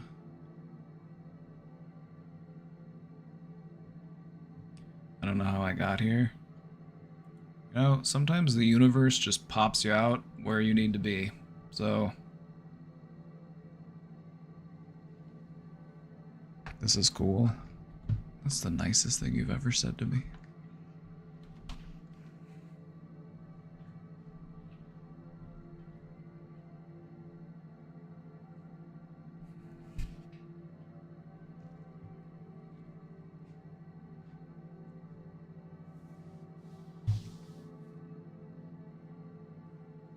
I'm always nice to you. Don't make me pull the logs. Don't make me pull the logs. We want to revisit. We got some more questions to do. If we have more time at the end, maybe we'll talk more about psychedelics.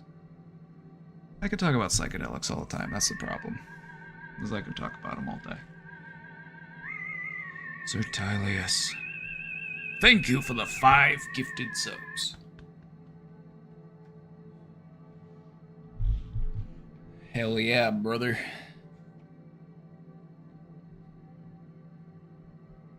Let's fucking go.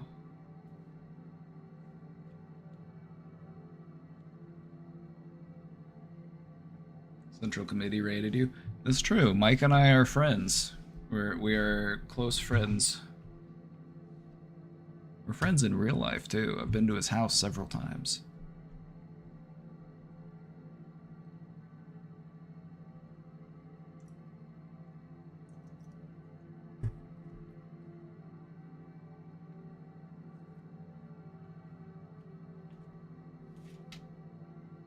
He always raised me. Not always, but real recognizes real.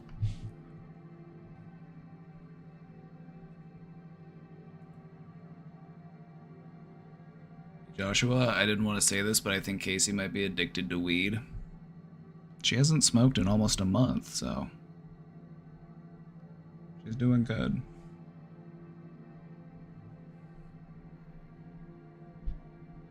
So we're all addicted to something. We're all addicted to something, okay?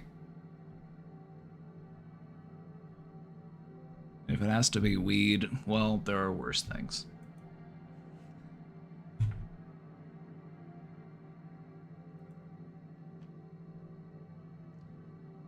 Hi, PCL here. It is said that I am negative and make fun of things that shouldn't be ridiculed. I think people are just delulu and I am right because I am always right. What's your take?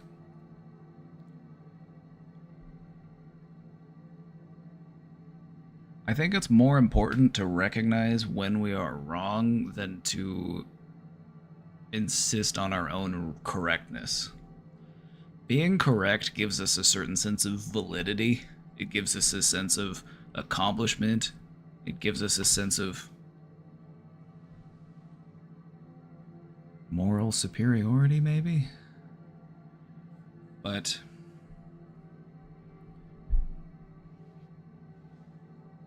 being wrong isn't a weakness. Being wrong is okay because only through learning and recognizing when you are wrong can you become more correct.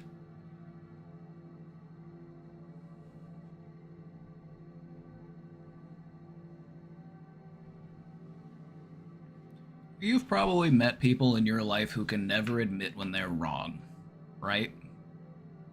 And I'm not talking about you, because you're always right. But you've probably met people in your life who could never admit when they were wrong.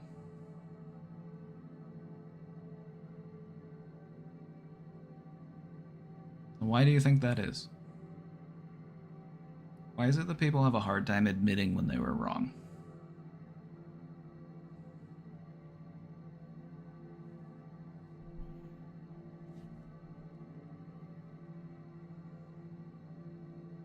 Insecurity? It's a good answer. That's definitely a part of it. Pride, that too. You think it makes them look silly? This is true. They don't want to feel vulnerable?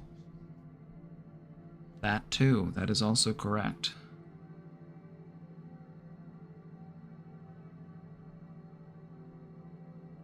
But if you want to be stronger and if you want to be less vulnerable, you have to acknowledge and accept your vulnerabilities. To just pretend that they don't exist isn't doing anything to actually make you more secure of a person.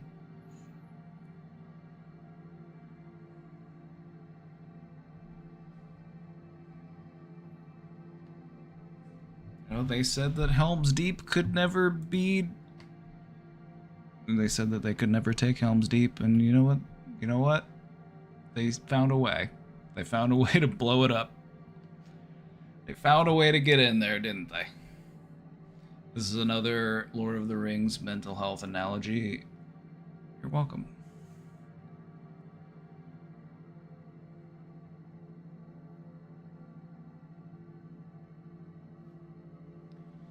Sometimes people don't want to feel like they are wrong or incorrect, and it doesn't have to be for anything complicated. It could just be for the fact that they don't like to feel stupid.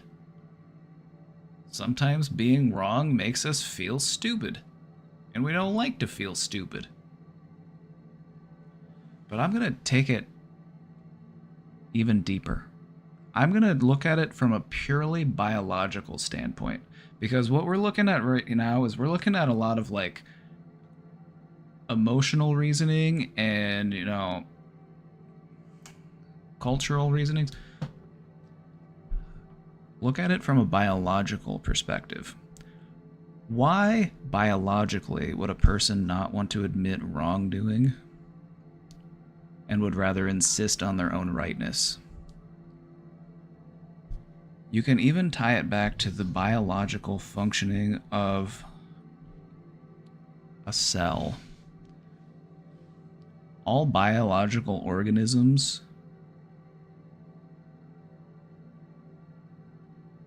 operate under the pretense that they need to conserve energy, and to waste energy goes against that.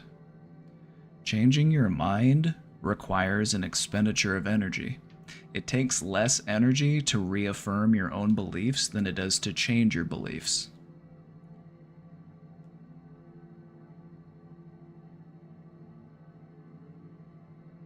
Changing your mind requires work, and so it's easier biologically to just reinforce our existing beliefs than it is to change the way that we think. Because it goes against what we're biologically programmed to do, and that is conserve energy at all costs. Because if I run out of energy, I'm gonna die. That's cellular level thinking.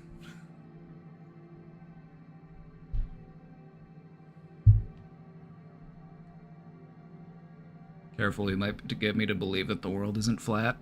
I don't care what shape the world is. What I care is, are you happy with your life?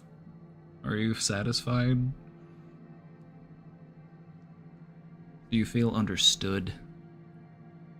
Do you feel seen and heard? Do you feel validated?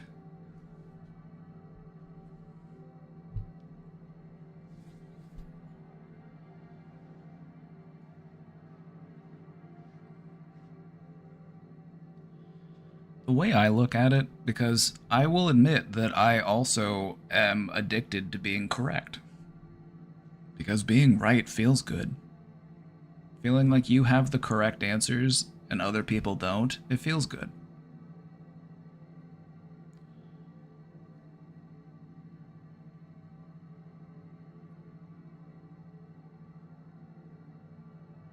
But it's okay to be wrong.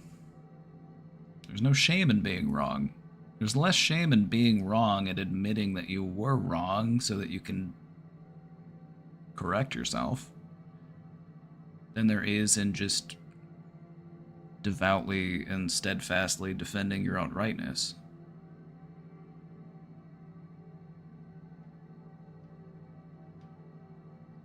But that 1 second feel of dumbass, it's like, yeah, you feel like a dumbass for half a second, and that's fine.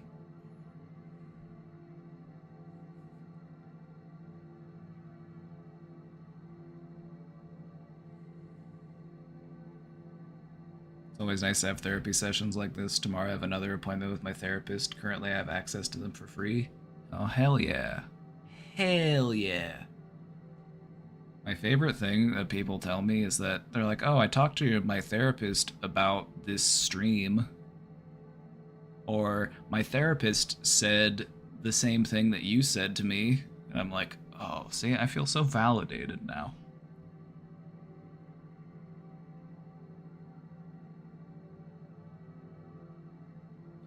I feel like when it comes to being as correct as you can be, one of the things that you owe to yourself is to constantly ask yourself, but what if I'm wrong about this?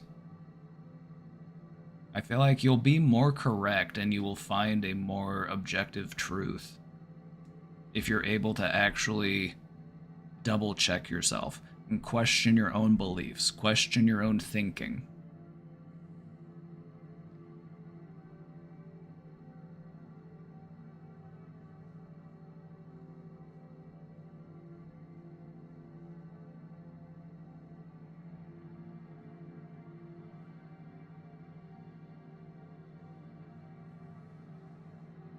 I don't tell my therapist about you, but it's just because I don't want them to feel I'm being unfaithful in our trust circle.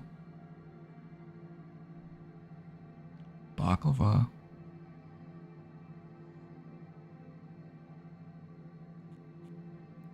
Just be mindful of what feelings you might be projecting onto your therapist.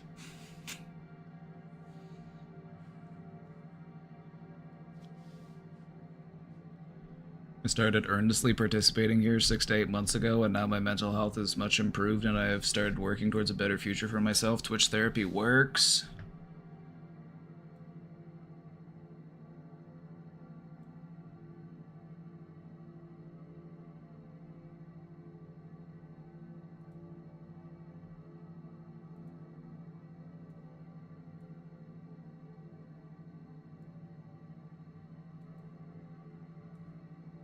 How do I make this a little smaller?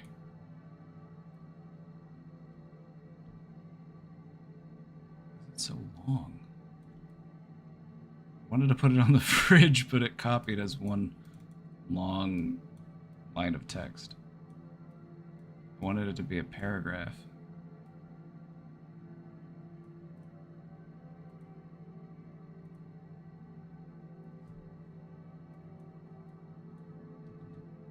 I wanted to put it on the fridge.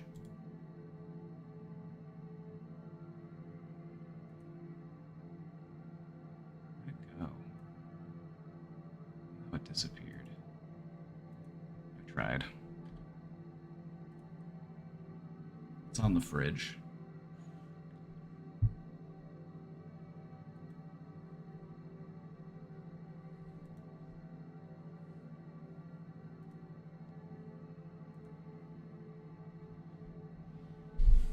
I wouldn't view it as being unfaithful in our trust circle. I would say it is adding to your trust circle.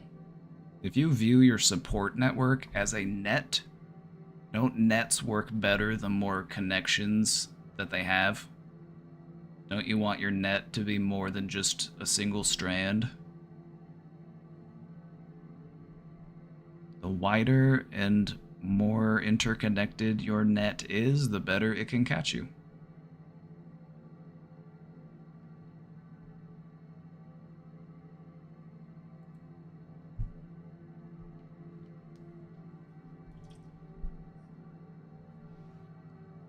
I still have fuck all self-discipline, you know?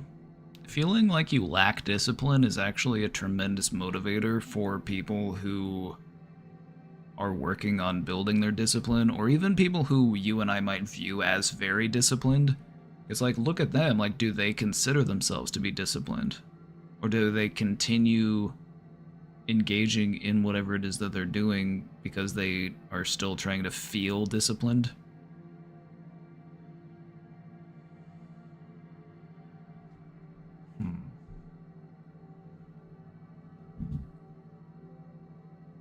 You don't want him to think he's inadequate.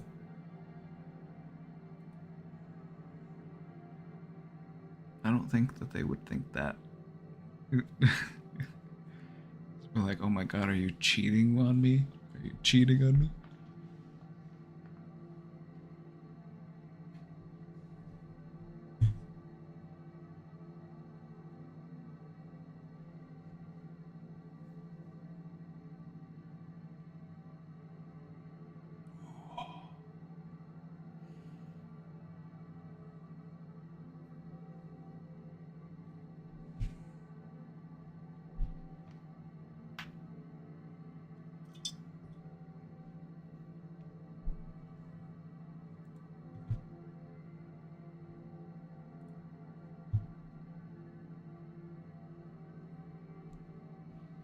They would probably think it's a good thing. They would probably think, you know, It's good that you have more support than just me, because that's the thing. Your therapist doesn't want to be your only support, and they shouldn't be your only support. So whenever you go to your therapist and you're like, hey, I found this other thing in life that supports me, they should be like, hell yeah, fucking right.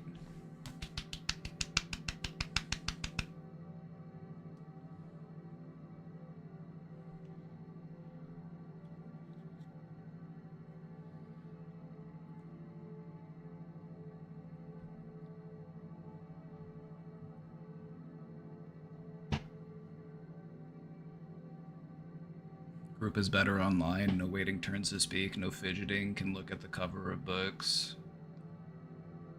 Go AFK. Hell yeah. Yeah, I think what we do here is really cool. And I can't really think of many other places that do what we do here, so I think we've got something special here.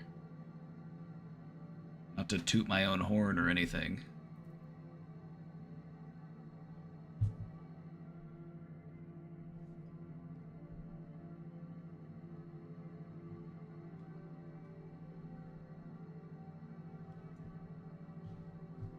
Yes, but if they saw my chat logs, they will definitely diagnose me with something else. It's like, you just really want to prove me wrong, don't you? You're just... Yes, but...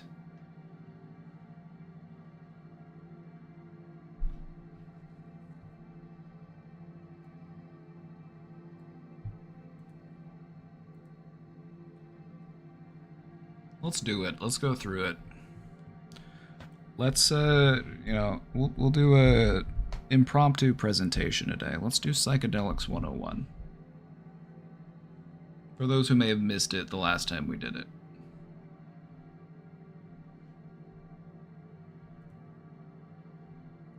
I want to do a poll in the chat.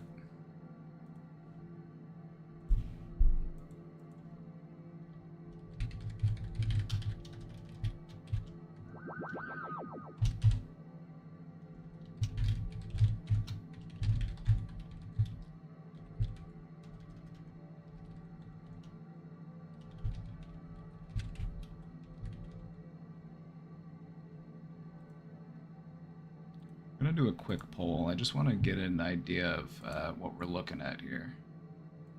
Psychedelics. Have you done them? Have you not done them, but you're interested or curious? Or have you never done them and will never do them? No judgment, no criticism, I'm just curious. There are people out there who say that they will never do them for their own reason, and they are valid to feel that way. I feel like one of the cringiest things as a proponent of psychedelics is to make people feel like, oh, you have to do them. It's like, no, you don't, really. You really don't. I'm sorry, Baklava, you know what we do to apologizers around here. This is a apology-free zone. Apologizing is forbidden.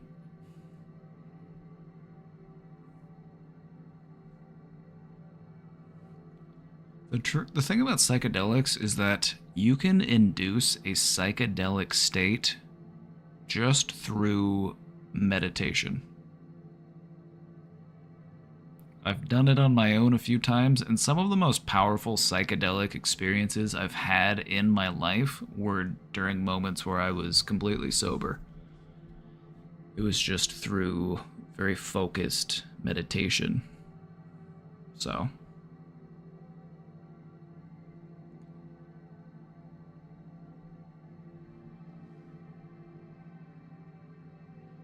Although I would say that having experience with psychedelics and having tried them does give you an idea of what it is that you're trying to look for, what it is that you're trying to experience.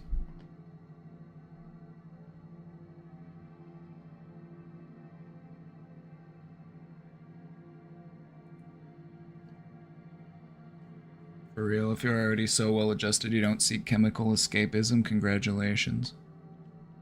You know, I'm against chemical escapism on that degree as well. I don't feel like psychedelics as a measure, as a means of like chemical escapism, is doing it the right way.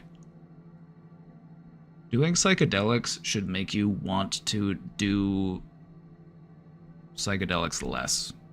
You should feel like, oh, that was a mind-altering perspective shift of my life. I don't need to do that again.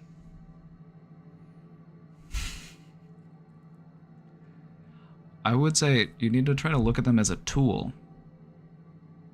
It puts you into a state of mind where you can make rapid new connections. Your brain is always making new connections, but when you are under the effects of a psychedelic, your brain is able to make many more connections much more rapidly. And so you can gain a completely new perspective on yourself, on your trauma, on your life, that might have otherwise taken a long time to do.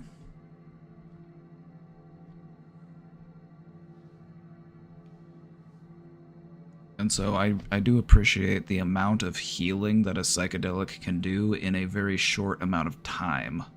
I think that that is a very valuable aspect of them.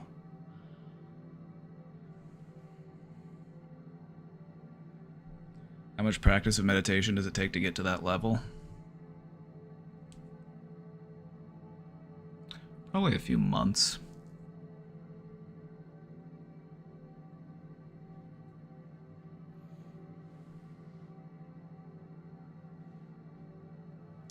Whenever I would also practice sensory deprivation whenever I was doing it. So I would lay in bed, I would put on like an eye mask, I would get under a weighted blanket, because doing sensory deprivation can induce a sort of psychedelic state.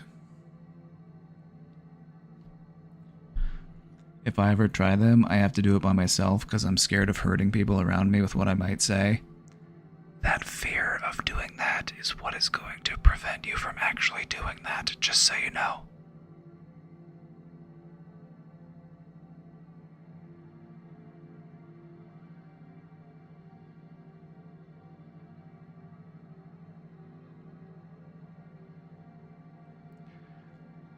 Let me give you an example of what would happen. Let's say you did take a psychedelic, and you're like, oh my god, I don't want to say this thing because it's going to hurt this person. But wait, I didn't say it. And I don't want to say it. And I'm not going to say it. So why am I worried about it?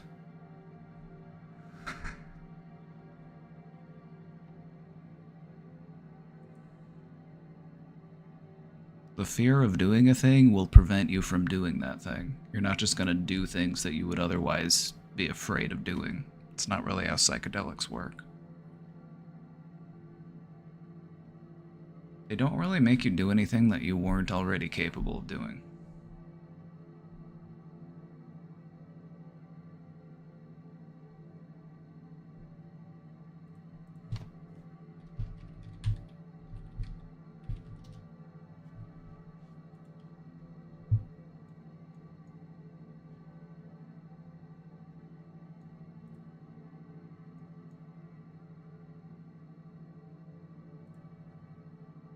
Here's an interesting thing. When I was talking about meditation and how it can induce a psychedelic state, you can do the same thing through a process known as the Ganzfeld procedure. It creates an effect that they've also named the Ganzfeld effect. And what is done here is that the person puts ping pong balls that are cut in half, and the reason why you use ping pong balls is because they are semi-opaque. So they let some light through, but they still block out your vision. And then you listen to something noise, like static, just like a white noise. And so what ends up happening is that your brain will just start to make things up. You'll start to see things and come up very powerful. The same sort of thing happens when you're in a sensory deprivation tank. When you lack sensory information, your brain just starts to make things up. Some people see horses or clouds. Some people will hear the voice of a dead relative. So it's It can be visual, it can be auditory.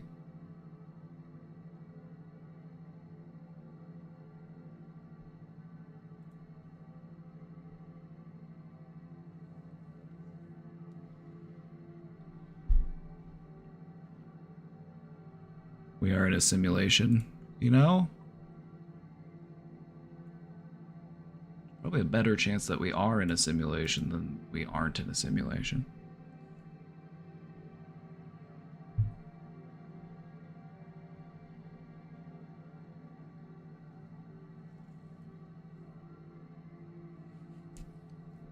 Psychedelics 101.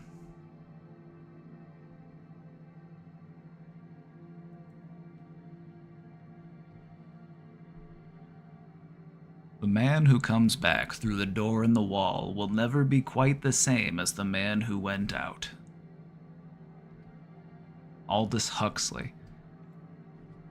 Aldous Huxley did a lot of LSD.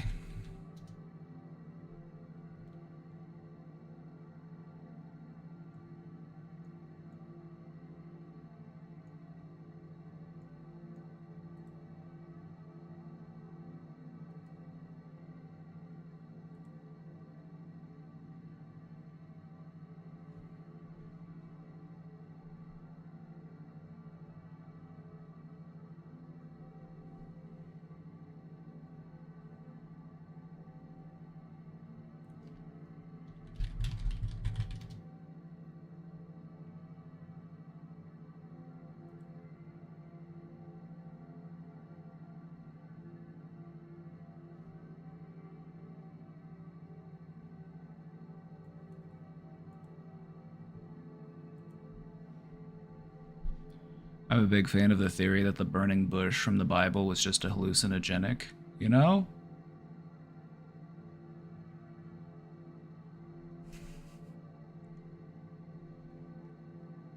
If you've ever tried psychedelics or had a psychedelic experience, looking back through history, a lot of things start to make sense. You're like, oh yeah, this is why somebody thought that they were hearing the voice of God. This is why somebody felt like they had a spiritual experience or that they were visited by angels.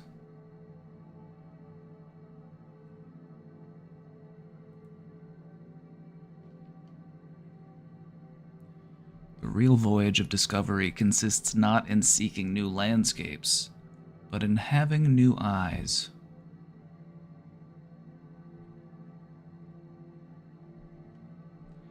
Psychedelics are illegal. Not because a loving government is concerned that you may jump out of a third-story window. Psychedelics are illegal because they dissolve opinion structures and culturally laid down models of behavior and information processing. They open you up to the possibility that everything you know is wrong. It's Terence McKenna.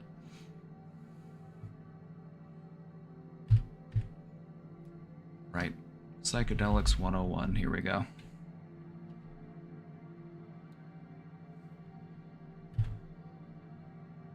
Psychedelics are commonly referred to as hallucinogens as well.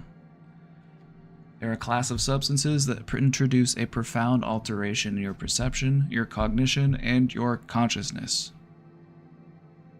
I'm going to kind of speed through this. I've done this. I'm going to get to the good stuff. When I get to the good stuff, we'll speed through the intro. The thing about psychedelics is they have a long history.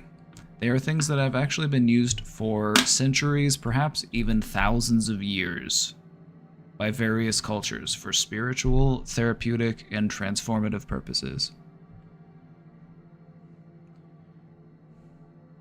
And in recent years, there's sort of been a resurgence in their use. So let's dive in. Let's talk about it.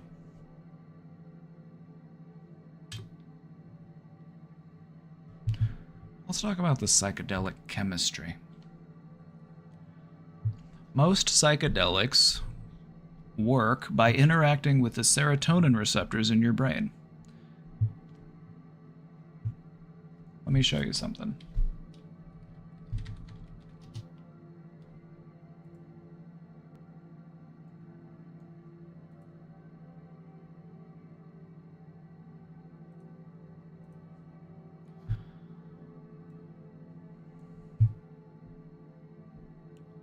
Now, you don't need to look at all of the chemistry, and all these numbers don't really need to make sense.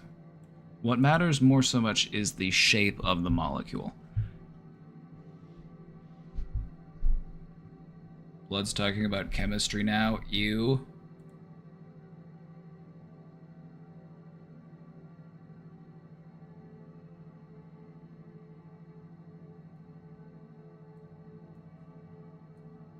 What happened to I'm always nice to you?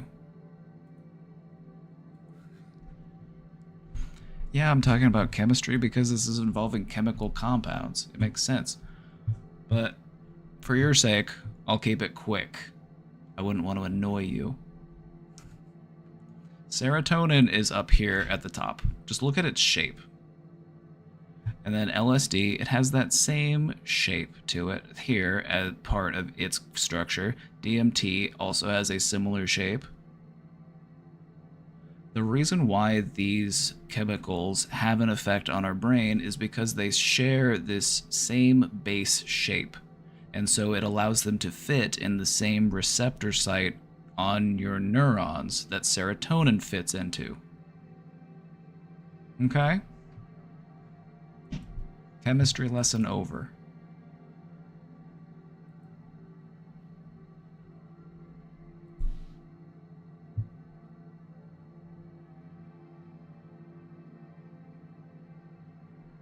Some different psychedelics include LSD, psilocybin, mescaline, and DMT. And they all operate in a pretty similar way. We'll skip that part, okay? We'll skip that part. It's boring. I get it. I get it. ARG ads. But I love the biochemistry and pharmacology part. There's just no pleasing everyone. There's just no pleasing everyone, I fear. The TLDR of it is the reason why psychedelics work is because they are the same shape of key that fit into the lock on your neuron. Another interesting fact is since LSD is a much larger molecule, it takes longer for your brain to absorb it, and it works in a little bit of a different way, is it will sit in that serotonin site, and then a little cap forms over it, a little protein cap, and it just kind of holds it in there, and then your serotonin receptor just continues to fire as that molecule gets broken down and absorbed.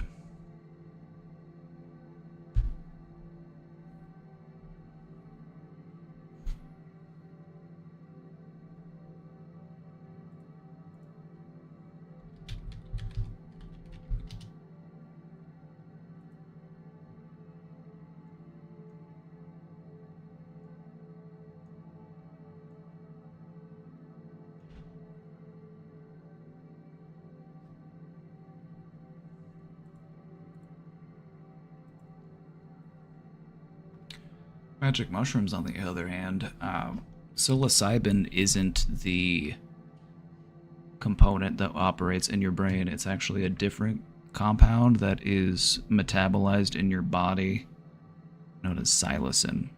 You ingest psilocybin, but then your body breaks it down and converts it into psilocin, and that's what is actually psychoactive. Little protein cap. Yep, little protein cap.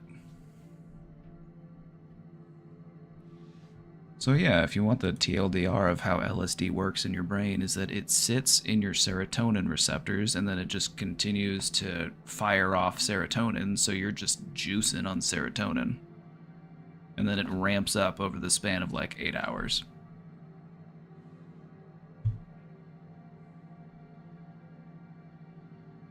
Let's go back in time. Let's go back in time. Ancient psychedelics. Because psychedelics have been used for a very long time.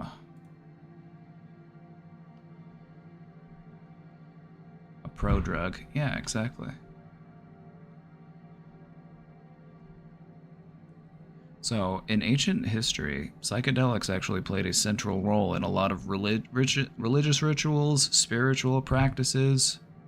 For example, Native American tribes would often use the peyote cactus, which contains a high amount of the psychoactive component known as mescaline. But the thing about mescaline is you have to eat a lot of these cactuses.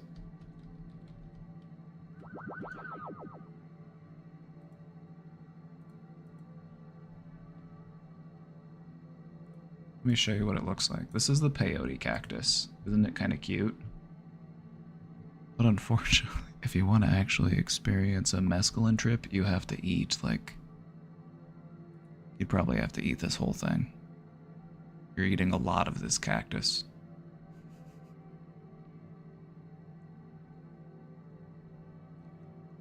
It's a very highly regulated substance. There are peyote poachers, people who will sneak out in the middle of the night and try to obtain peyote cactus. It also takes a really long time to grow. All of these cactuses you're seeing here, these are all like probably several years old.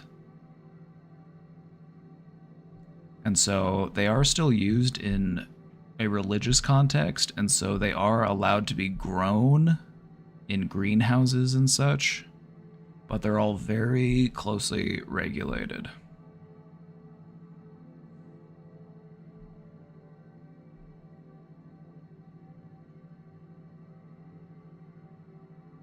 I thought I was going to go to the desert and trip, but I never saw one. You know, they can actually make mescaline in a lab. They can actually synthesize mescaline, and so you could actually just take it in a pill, and then you don't have to eat 50 cactuses.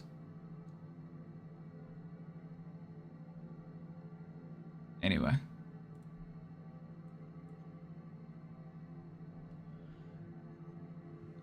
Psilocybin mushrooms, also known as magic mushrooms. These have been used for a really long time as well. And these have been employed by cultures worldwide. You'll find these all over the place. In a sort of shamanic sense. Used for healing, insights, spiritual growth. You used to be able to go see a shaman, like a mushroom shaman.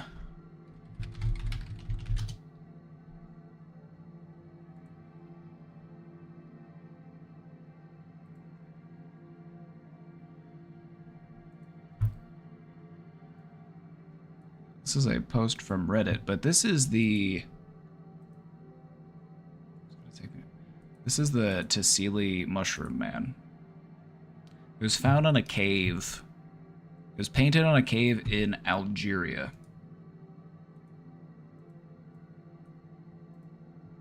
And it was dated back to somewhere between 6,000 and 9,000 BC.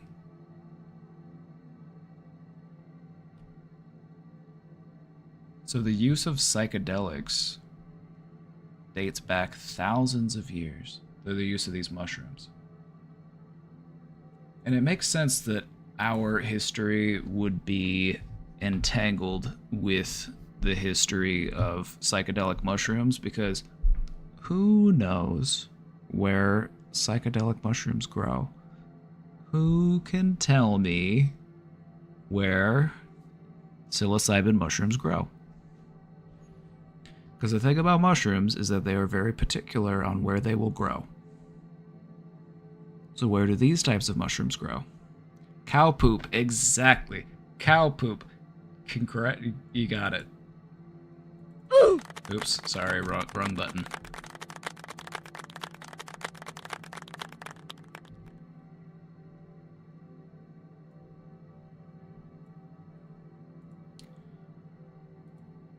They grow on cow poop. One of the things that early humans did, as we stopped, we migrated out of the jungle, out of the forest, and we started becoming nomadic, and we would follow these pre-cows, we call them aurochs, when we would follow them on their migratory routes. And so as we're following these cows around as they're migrating, they're leaving poop behind. And on this poop, we're finding mushrooms.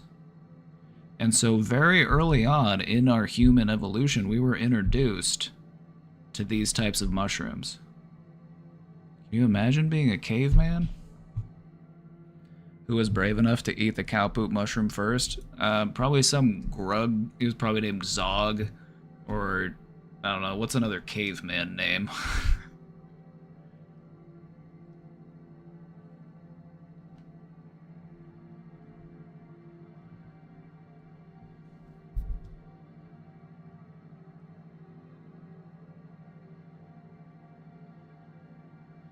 There are theories, and they're only theories because it's not something that can actually be proven, but it kind of makes sense if you think about it. These early humans, as they were scavenging for food, following these cows around on their migratory paths, they were encountering and eating these mushrooms. One of the things that these mushrooms do is they introduce a state of synesthesia. Our senses start to blur. And there are some theories that it is through exposure to psychedelics that it was part of the reason why we were able to start developing language. We were able to start associating meaning with sound. Kind of cool.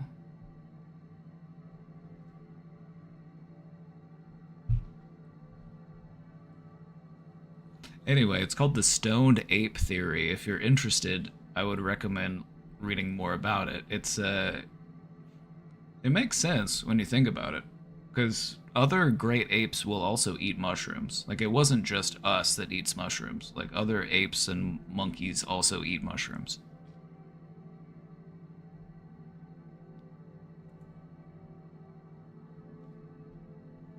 Indigenous communities in the Amazon will also use a substance known as ayahuasca. And this is a brew that is made, and is made from two different plants. There are plants that grow in the rainforest that are very high in DMT, which is a psychedelic compound. And the thing about DMT is that it is broken down by MAO, monoamine oxidase, or something like that. I forget the full whatever, it doesn't matter. They combine the DMT with an MAO inhibitor, so it allows the effects of the DMT to last for longer and to be more intense. So they take these two plants, they make a brew, and then you just trip balls in some shaman's hut for 8 hours.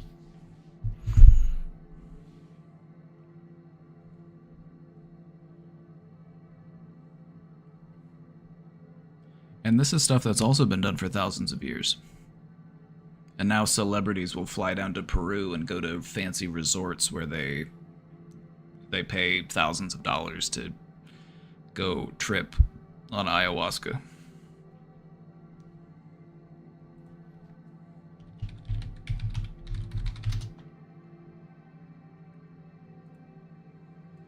Like places like this. Rhythmia is the #1 ayahuasca healing center for individuals committed to personal growth and seeking profound results.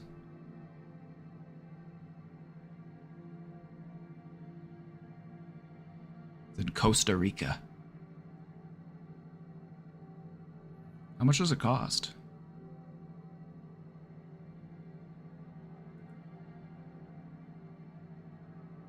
A 7-day all-inclusive experience starting at $4,900. Starting at $4,900.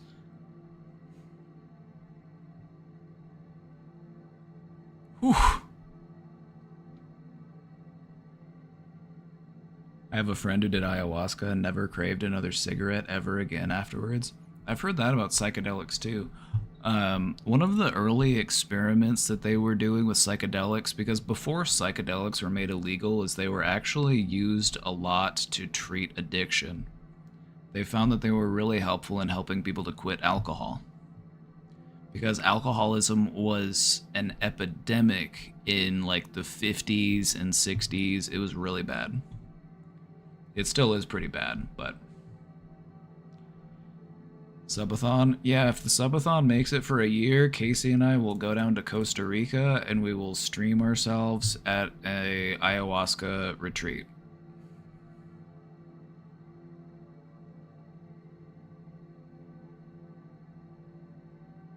$5,000?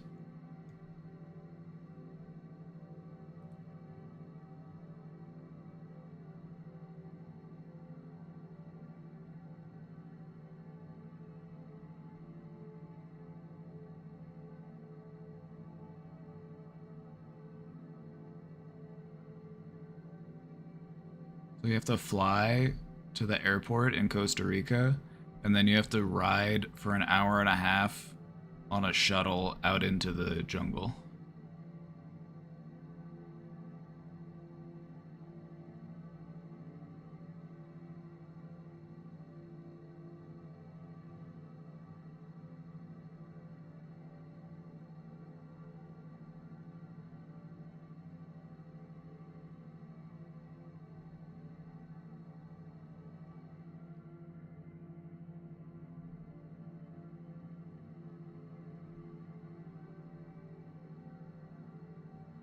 I don't know, maybe if I have way too much money one day. Maybe if I have way too much money one day, I'll do it.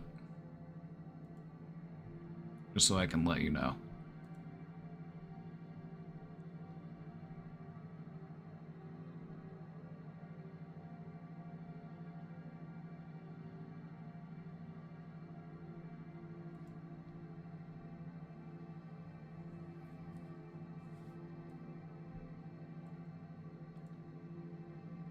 Alright, let's fast forward to the modern era. The modern era of psychedelics was sparked by the accidental discovery of LSD by Albert Hofmann in 1943. I kind of skipped through some of the history here, but the main reason why psychedelics went underground for so long was due in part to... Does anybody know the answer? Anybody know the answer? I'm about to tell you, but if anybody knows the answer, it'd be really cool.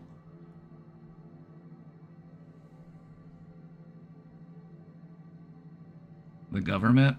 Almost.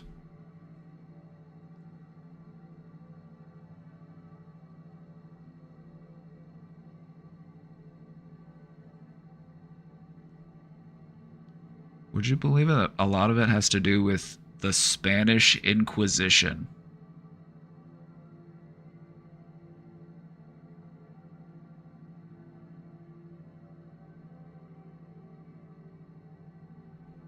That's the government. Well, if they were a theocracy, I guess that is true. The Spanish Inquisition. When the Spanish Inquisition went to Mexico, Central America, South America, a lot of the use of psychedelics had to go underground or had to become more hidden because this was viewed as a direct challenge to Catholicism.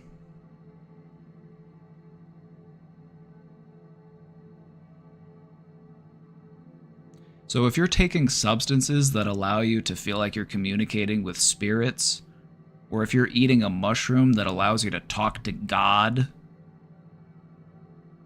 that's a direct challenge to the sovereignty of your religion. And so it was due to the expanse of these types of religious, these sort of fundamentalist groups, that psychedelics became more and more scarce for hundreds of years. And then fast forward to 1943, and they start to resurge.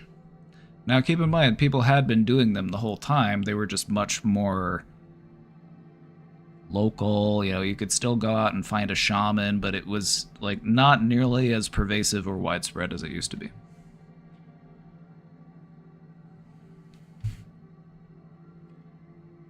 So the thing about LSD was it was discovered in 1943, and Albert Hofmann was a chemist. And do you know what they did? Do you know what scientists do? Scientists are freaky. Like you normally you think of a scientist, you think this person is boring. This person is very straight-laced. But no, you know what these scientists were doing? They were saying, "Oh my god, you got to try this chemical I found in the laboratory. It made me see some freaky shit." And they're like, "Oh, let me try some of that." And so these, like, basically for the first like 10, 15 years of its existence, LSD was basically just passed around from scientist to scientist, and it was just mostly within their community.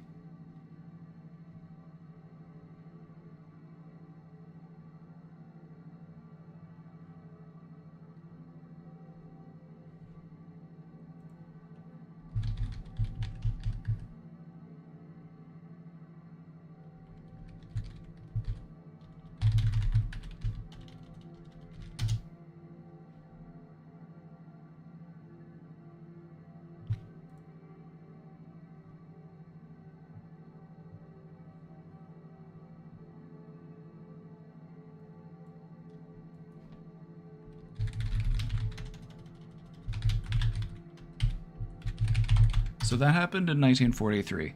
In 1957, a banker by the name of Robert Gordon Wassman traveled to Oaxaca, Mexico, to see the famous mushroom shaman Maria Sabina. And this is how magic mushrooms were reintroduced.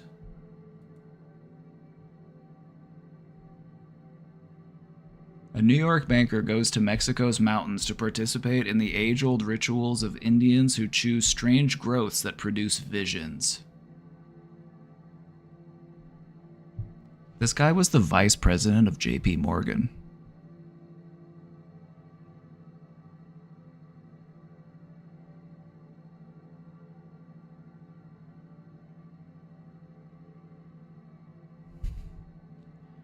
And so this led to a resurgence. It was this article that came out in Life magazine by Gordon Wasson.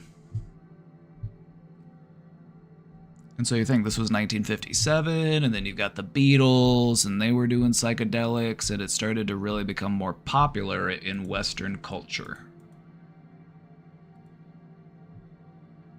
Unsurprisingly based for a dirty capitalist, right? Capitalists love psychedelics, but they take them for all the wrong reasons. A lot of these venture capitalist bros are like, "Oh yeah, man, I got a DMT vape. I hit that shit 5 times a day." It's like, oh my god, you're doing it for all the fucking wrong reasons. Then the CIA experiment with it. Oh yeah, MK Ultra. MK Ultra is a real life horror story, but I'm not going to get into it today. I could do a whole thing about MK Ultra. Like, I could just tell you a couple stories of a couple people who really got fucked up due to the MK Ultra experiments.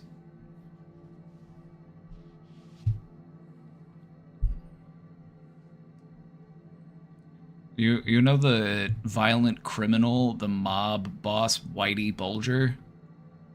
He was a part of the MK Ultra experiments when he was in prison, and they gave him psychedelics every day for over a year.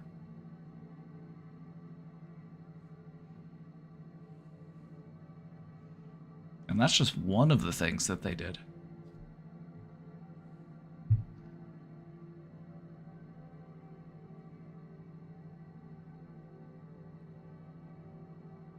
No wonder amanitas and jetsia are thought poisonous when really they just make you trip. Interesting side note here is that the Amanita muscaria, while considered a psychedelic mushroom, actually operates under a different principle. It actually kind of is just poisoning you. It's more akin to drunkenness than it is like a traditional psychedelic.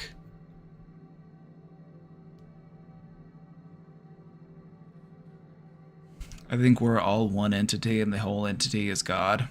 I'm with you, Gary. I'm with you. I'm fine with that.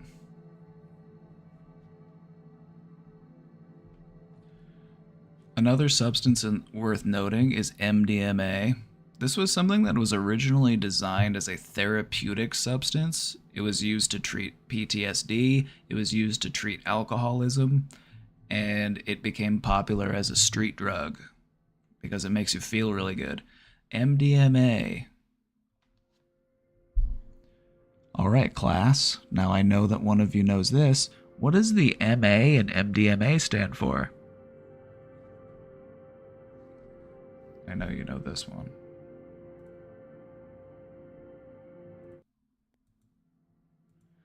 Meth. It's true. The MA in MDMA stands for methamphetamine.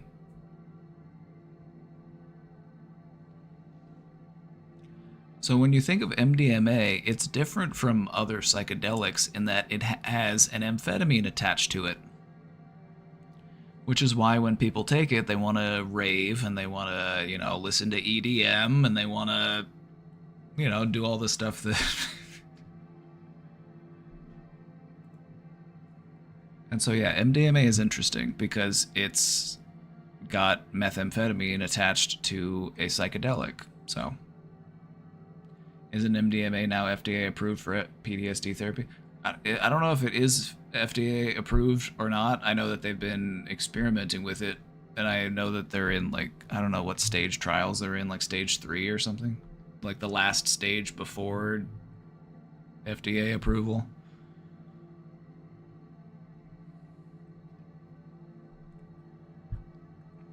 It's also important to mention that there are things known as research chemicals. These are synthetic psychedelics. Similar to LSD, LSD is a synthetic psychedelic, meaning that it is created in a laboratory. And one of the things that chemists will do out of boredom or in a desire to push the boundaries of exploration and research is they will create synthetic psychedelics. LSD is a certain type of chemical, it's an alkaloid, and they will create new alkaloids. Things that have a similar chemical shape.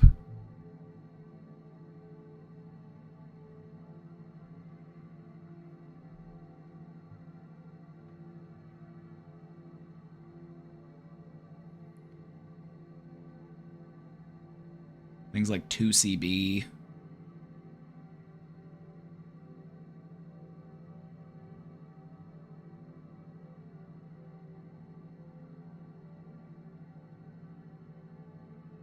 Yeah, all of those synthetic, I don't know. You got to be really careful when it comes to those synthetic substances. You're not sure what you're getting.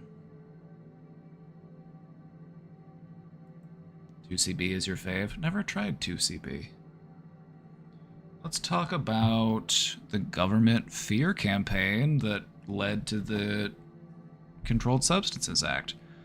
Now we gotta talk about this motherfucker. Richard B. Nixon.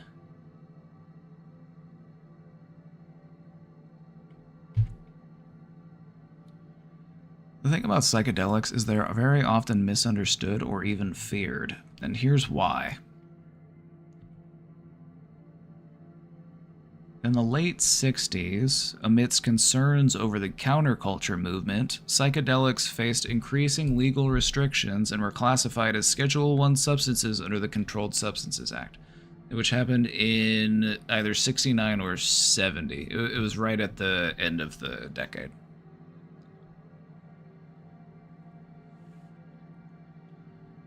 All right, class. Who wants to tell me why it was so important that they made psychedelics illegal in the late 60s, early 70s? Anybody? Anybody want to tell me?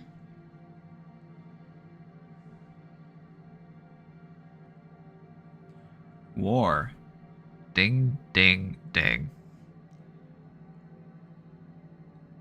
A lot of people who were taking psychedelics became anti-war. They would stop supporting the war in Vietnam. And this was when we still had a draft. And so a large reason why they put so much fear and outlawed these substances is because you're taking a substance that makes you feel more interconnected. It makes you feel more empathetic. It makes you less likely to want to hurt someone else. And we can't have that. We need soldiers to go fight and die in a jungle on the other side of the world.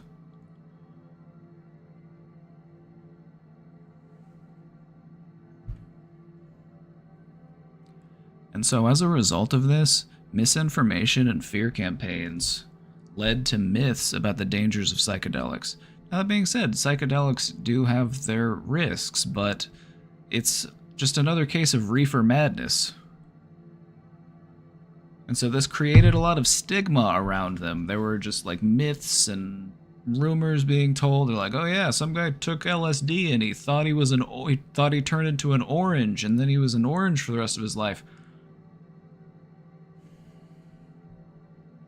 But the worst part about all this is that it also limited our ability to research these substances, because prior to their being outlawed,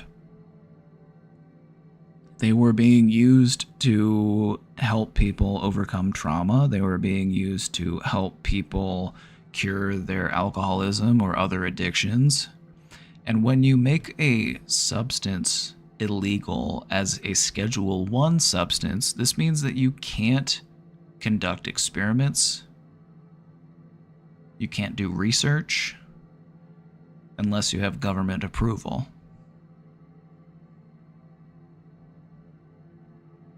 And so for nearly 60 years, we missed out on all of this potential research because of this fucking guy. So if you didn't like Richard Nixon already, here's just another reason why you should like him even less. I had no idea they were already utilizing it back then. Oh yeah.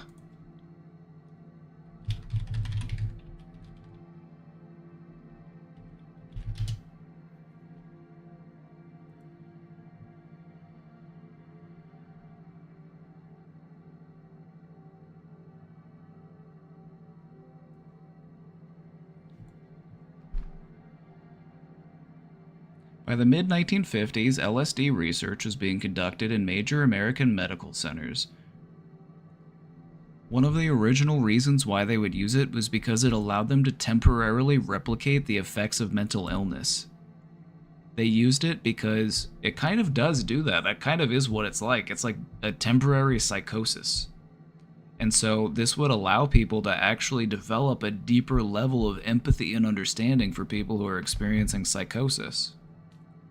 It just changes the way that people view it.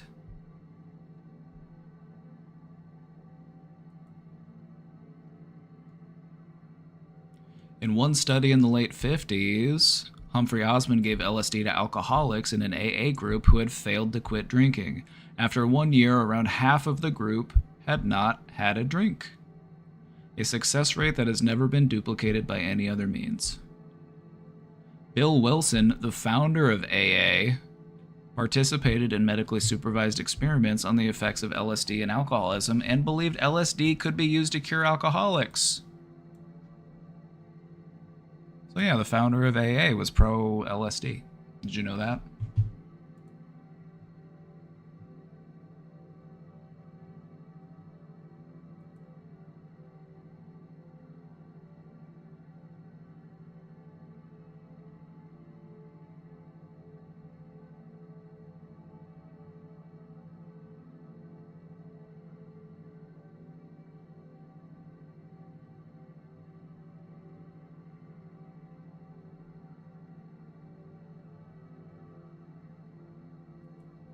So yeah, they were doing experiments on this back in the 50s and 60s.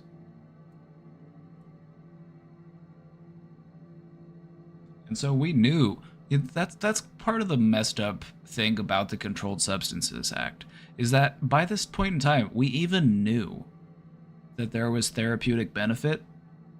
We had decades of research, but we still made it illegal and we still made it Schedule 1. Why? Because it makes people not want to go fight and die in Vietnam. That's the only reason why, and it's the stupidest fucking reason I can think of. So thanks a lot, dick.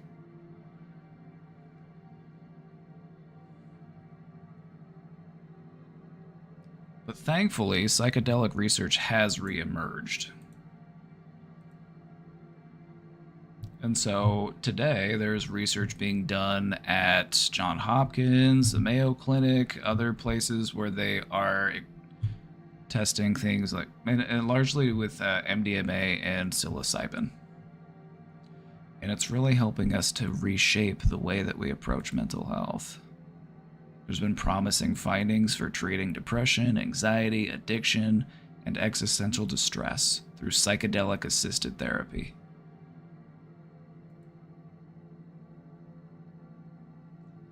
In these clinical trials, they've shown improvements and long-lasting effects even with just a few sessions. Sometimes just as little as one session. Would you rather take an antidepressant every day or trip mushrooms once every 6 months? If you had to pick.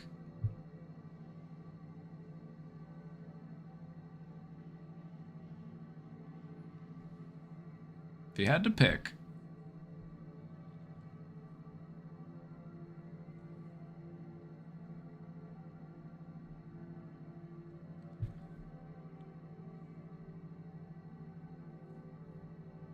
Ever tried shrooms before?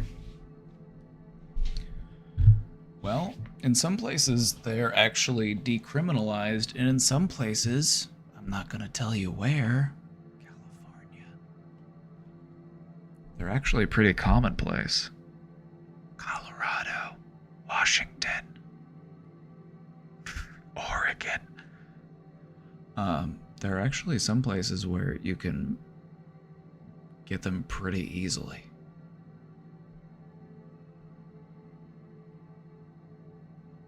I went to some dispensaries in California and they were like, hey, we got shroom chocolate.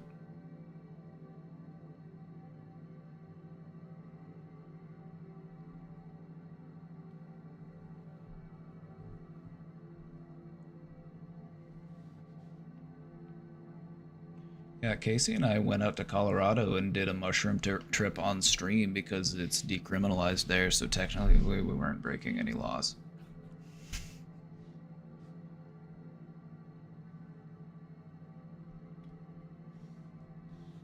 It's legal in Oregon, so you'd have to whisper. Yeah, but I don't live in Oregon, so I have to whisper.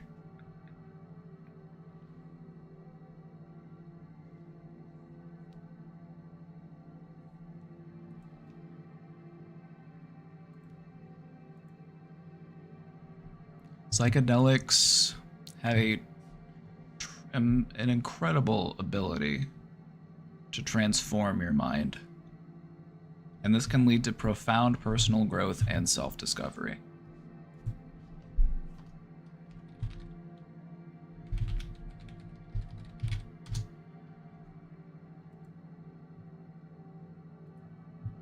Let me pull up a picture of a brain scan.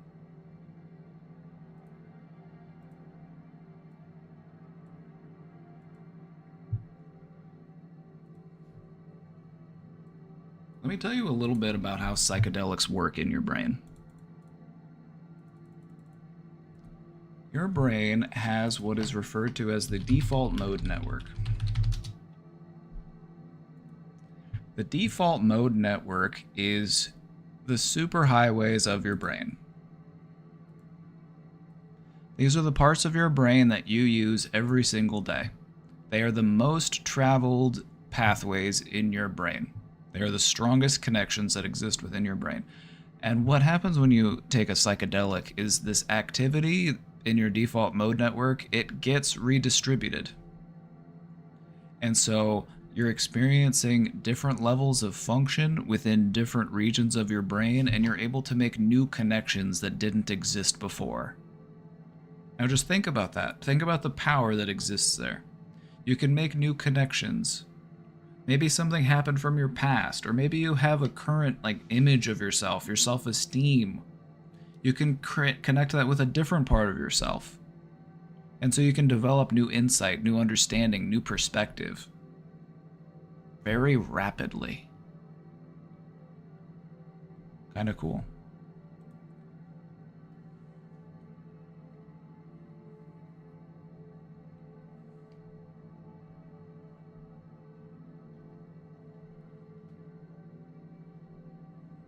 It really helps you to take a step outside of yourself and to view your life, your problems, your history, your emotions in a different way.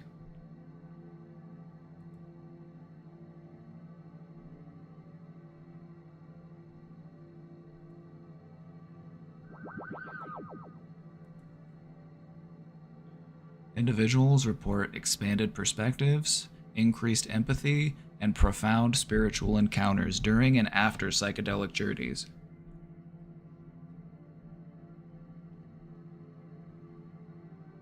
Many people who have done psychedelics will rank that experience on the same level as like a spiritual experience. It's of the same like profound effect.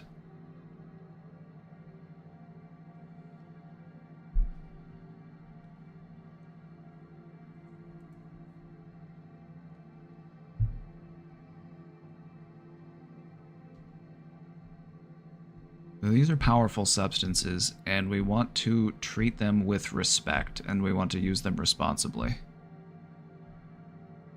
Like, people will talk about having bad trips, but if you have a proper set and setting, if you have guidance, and if you have a time for integration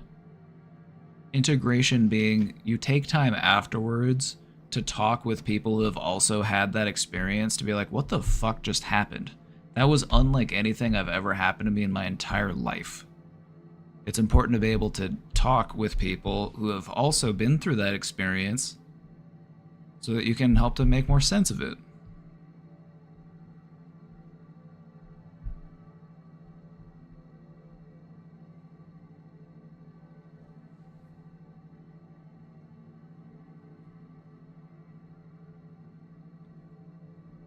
I've heard you can turn down the default mode network with meditation too. Oh yeah, absolutely.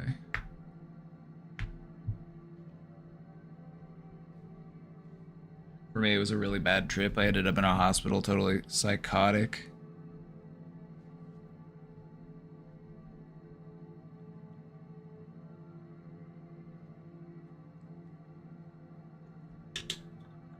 This is you bring up another interesting thing, and something that's really important to consider is like if you have a history of psychosis or if it runs in your family, these are things that you want to, be considerate of if you're to think about doing psychedelics. Because it basically is a temporary state of psychosis. And that can be very disorienting. That can be very stressful.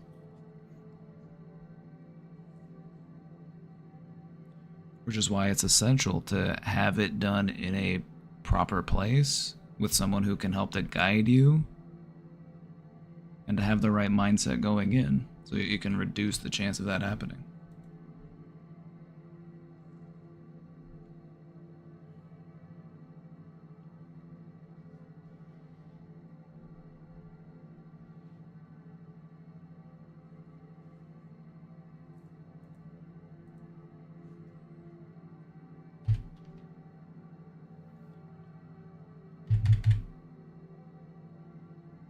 Alright, Psychedelics 101. Psychedelics 101. Back. Welcome back.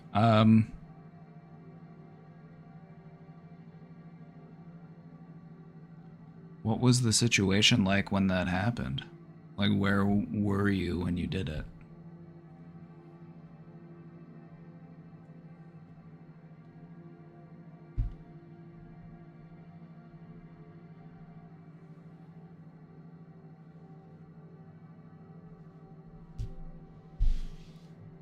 Like, the thing that I recommend for people to do if you're gonna do psychedelics is like do them at home, on your couch.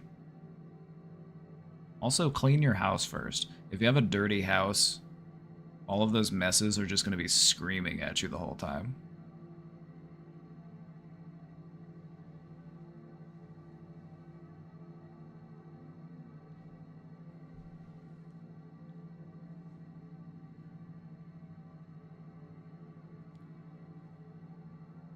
Like, if you're out with friends and you're partying and you're at a friend's house and they're like, hey, bud, I got some mushrooms. You want to do some mushrooms? Be like, okay, sure. And then next thing you know, you're having a bad trip because you find yourself wondering, like, what if my parents find out about this? How am I going to get home? Where are my keys? Where's my phone? Where are my shoes?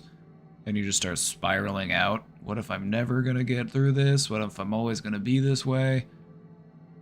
This is why it's so important to have somebody there who can guide you through that so that you don't spiral out like that.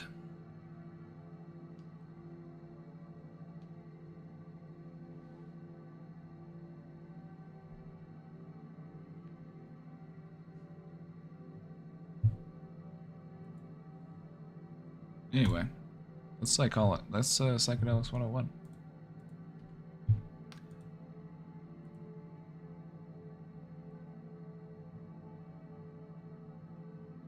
We got some questions in the box. Let's go ahead and take these questions before we wrap up today.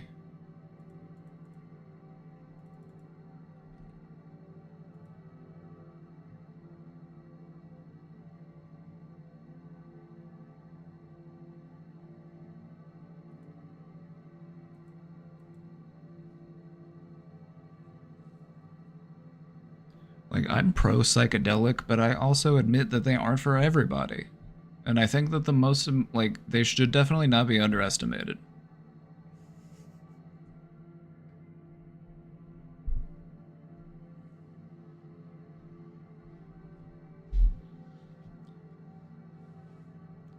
I was at home with my best friend and he didn't take anything.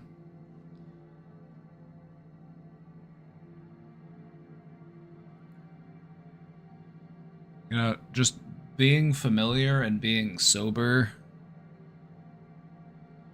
doesn't always mean enough to be a proper trip guide. And then sometimes even you do everything right and you still have a difficult time. But I don't like to view bad trips as bad trips. I like to view them as challenging trips. Because I feel like those are the trips where you really learn the most about yourself. You know what I mean? Like, even though it was difficult and stressful for you, you probably were able to learn more about you than if it had just been like, I'm just gonna lay on my couch and watch the wall melt. I'm just gonna listen to prog rock. Oh my god, I get prog rock now.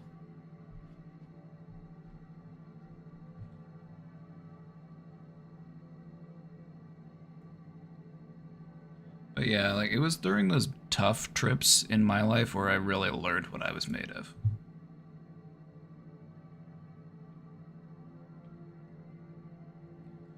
Is it scary doing psychedelics? I feel like I'd be too freaked out to focus. Now, see, here's the thing. Just float downstream. If your mind takes you to a staircase, follow it. If your mind takes you to a doorway, open it. The real stress from a psychedelic experience comes from when you try to pull yourself out of it. When you try to swim against the current. That is when you have a bad time.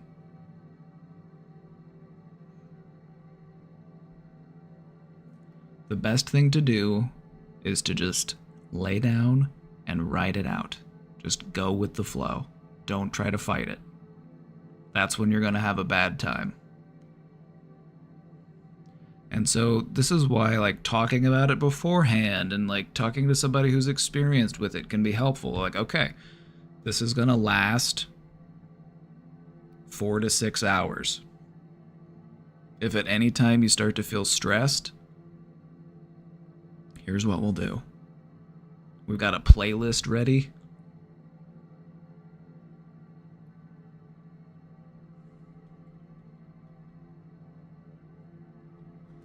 We've got your favorite blanket. Comfiest pajamas.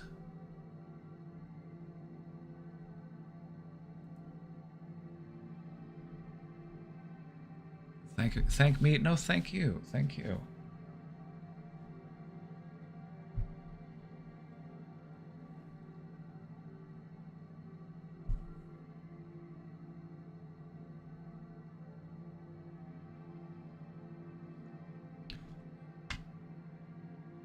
Thank you for subscribing. Hold on, it's loading. It's gonna pop up. Oh, there it goes. There he is. Kiss this vid. Thank you for subscribing. Alright, we got some questions in the box. Oh my god, Justizen, thank you for subscribing. Oh, we're hype training. Oh, we're hype training now. Oh, here we go. Here we go. I can do hype music now.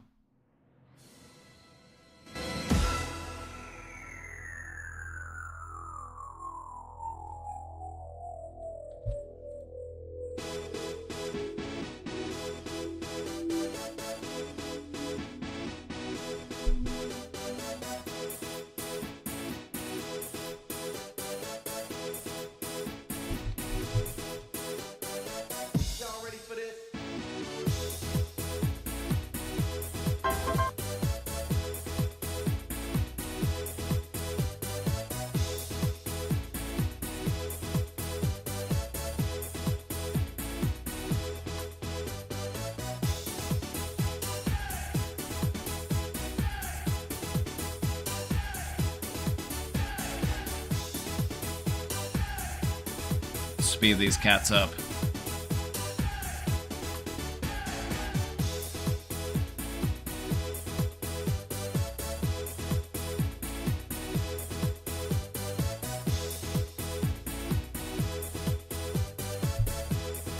Rogue Swan with the tier 1, let's go.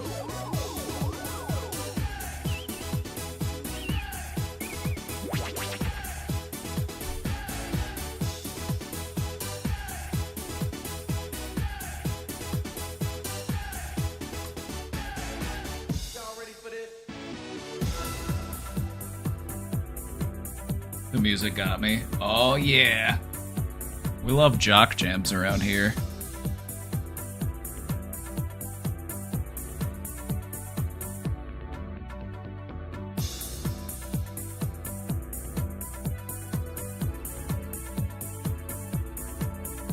Thank you all so much for supporting this stream. It is due to the support of viewers like you that I'm able to do what I do and provide mental health on Twitch. Tiny Meows with the gifted sub. Let's go.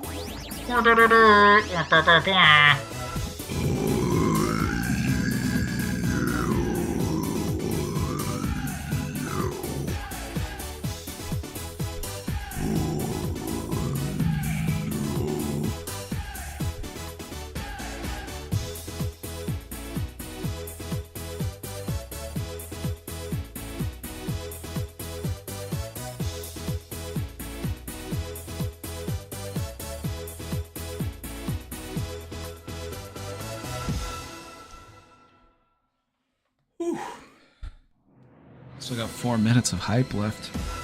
Still got 4 minutes of hype.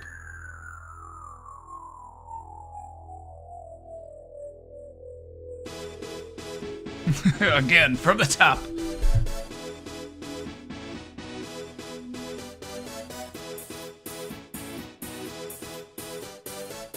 Alright, I'm actually getting too sweaty for this. I need to hydrate. I went to the gym before stream.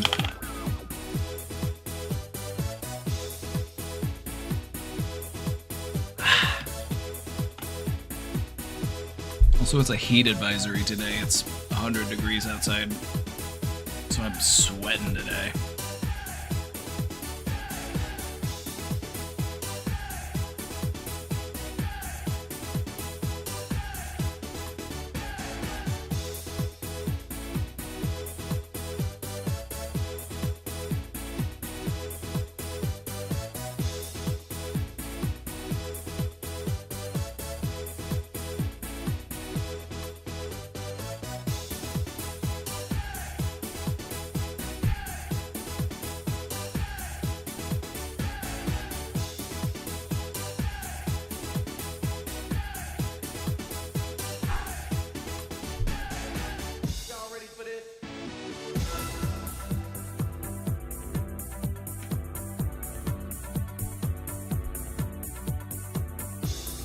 Oh yeah, show me your moves. Show me those dance moves.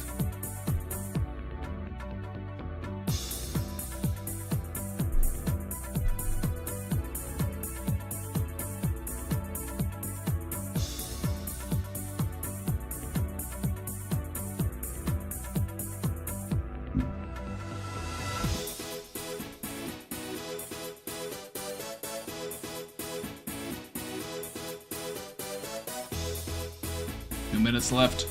Their last chance to board the hype train. And then we'll be back to answering those questions.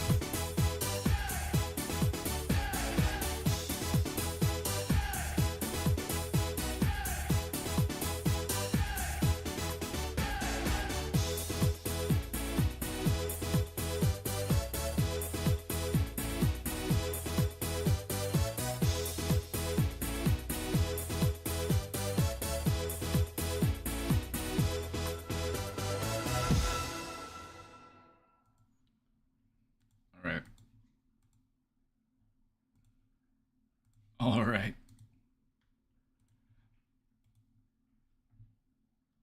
Let's get back to it. Let's shift gears. We'll get back to it. Get those tones going. Excellent. All right. Not the wheel. Wrong one. Wrong one.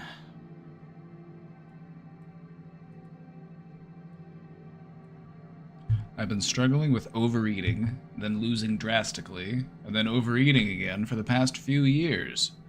I can't seem to get motivated to switch up my eating and movement habits. Any suggestions as how to get out of this slump? Thank you. Suggestions, huh? My suggestion would be, first off, be kind to yourself. You know, it's normal to have those ups and downs in life, so it's okay. Let's show ourselves some grace here. But I digress.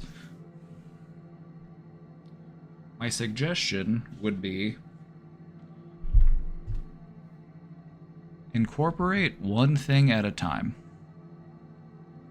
So if you're trying to switch up your eating habits and your movement habits, what is one thing that you can add to that?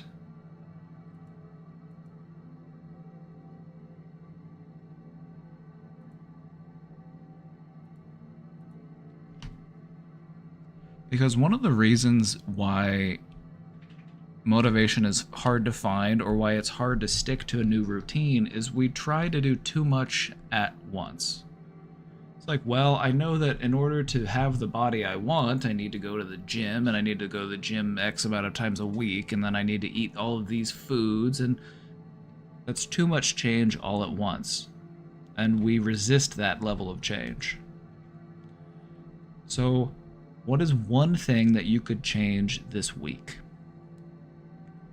Maybe it would be cutting out fast food, maybe it would be cutting out soda, or even weaning off of those things and finding healthier alternatives. You know, maybe from going from a certain number of healthy meals a week, maybe you only had a few healthy meals a week, to increasing that number by another few meals a week. Gradual change is lasting change. When it comes to movement habits,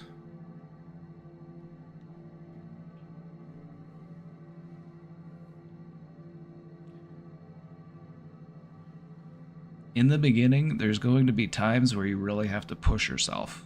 There's going to be days where you really don't want to do it. And you'll come up with any number of excuses to not do it. Oh, it's too hot to go to the gym. Oh, it's too cold to go to the gym. Oh, I don't have time to do that today. The uncomfortable truth is that there will be times where you have to do it even though you really, really, really don't want to.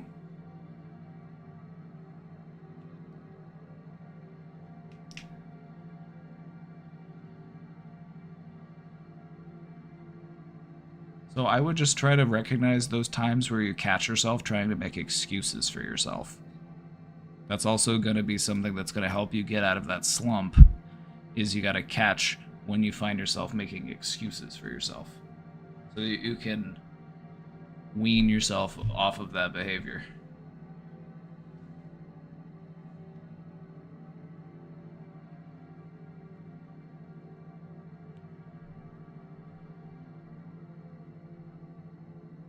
So here's the thing about motivation.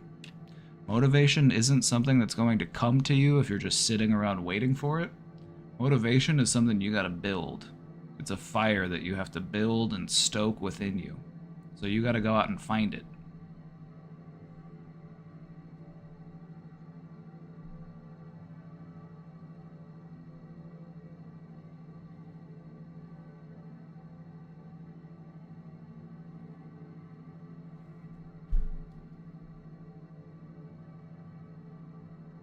My trick with going to the gym more regularly is I like to listen to audiobooks whenever I go to the gym.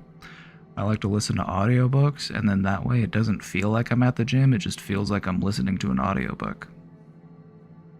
And so it feels like I'm cheating. It feels like I'm not actually at the gym, I'm actually just listening to a book while I'm on the treadmill or while I'm lifting weights.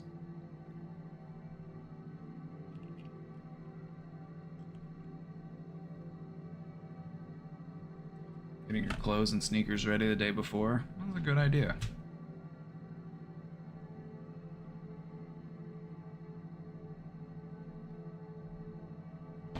One of the things that they've also said to be helpful, and so when I say they, I mean like neurologists. Like this is a Dr. Huberman technique is, you go outside and you try to find the sun. You just want to let the sun shine on your face. It really helps to wake you up and get you going in the morning.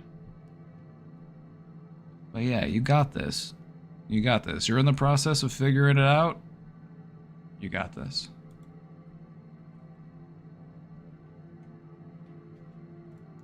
Feeling in such a fatigued rut today.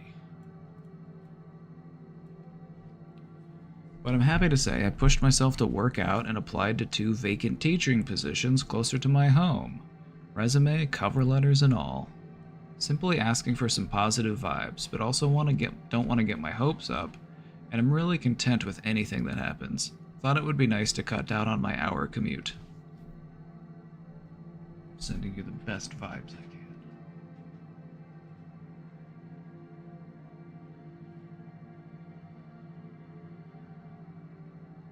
My best advice when it comes to trying to get a job is you have to be assertive. You have to call up there and be like, hey, I put my resume in, and I was wondering to know if you had a chance to look over it yet. If you had given any consideration to an interview.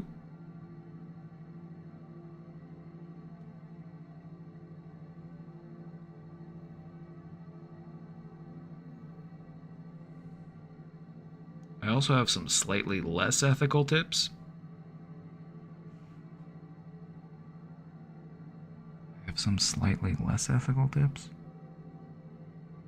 Use these at your own discretion.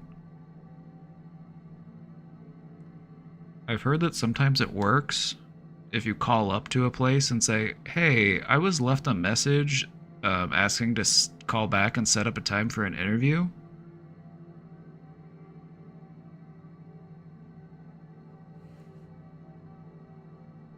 Or sometimes you can just show up to the place and say, hey, yeah, I was scheduled to come in for an interview today.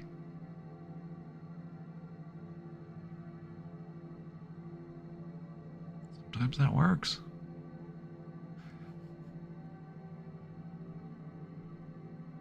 They might be able to interview you right then and there. Or they might schedule a time for you to come in and interview. Like, oh, sorry, we don't have the schedule, but would you be able to come in tomorrow?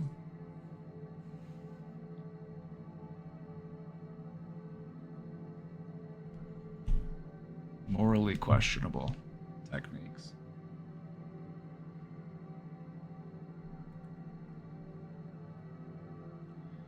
Do you do couples counseling, or have you ever considered doing it?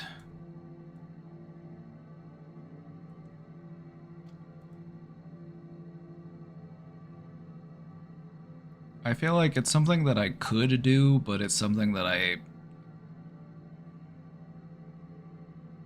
it's tricky. It's something that is tricky to do.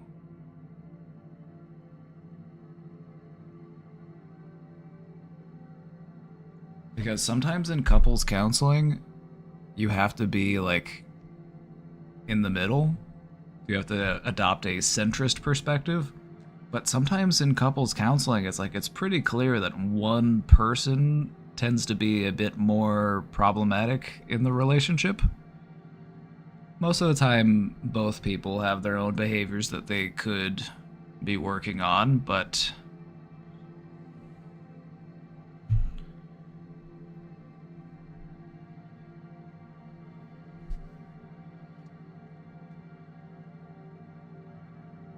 I don't know. I do like to talk to people about how they can be a more effective communicator and how you can resolve issues within your relationship. So I'm not against giving that type of advice. But would I like to sit down with a couple and help them work through their relationship? I don't know. I don't I don't know. Like it's a whole like specialized field of counseling. They often are referred to as like marriage and family counselors. It's like their whole specialization. And I'll be honest, it was something that I was never really drawn to. I much more preferred individual work. Like, working with just one person can be complicated, but working with two people becomes exponentially more complicated.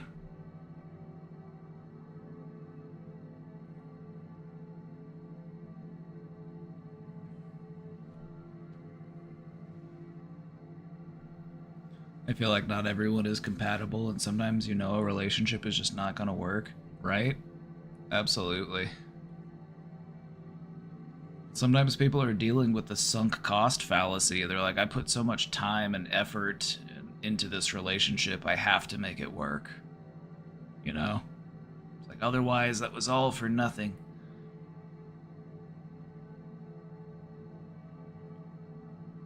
So yeah, just to be honest, I have never really had any interest in doing couples counseling. It just sounds messy. I think that without a doubt, doing couples counseling is the messiest form of counseling. I've just heard stories of like therapists just like taking one person's side, or, just having difficulty maintaining boundaries. It's just having two people complicates it. And then imagine that you're doing counseling with a couple and they just start screaming at each other while you're sitting there with them. Or they just start fighting with each other. Like, it's so awkward.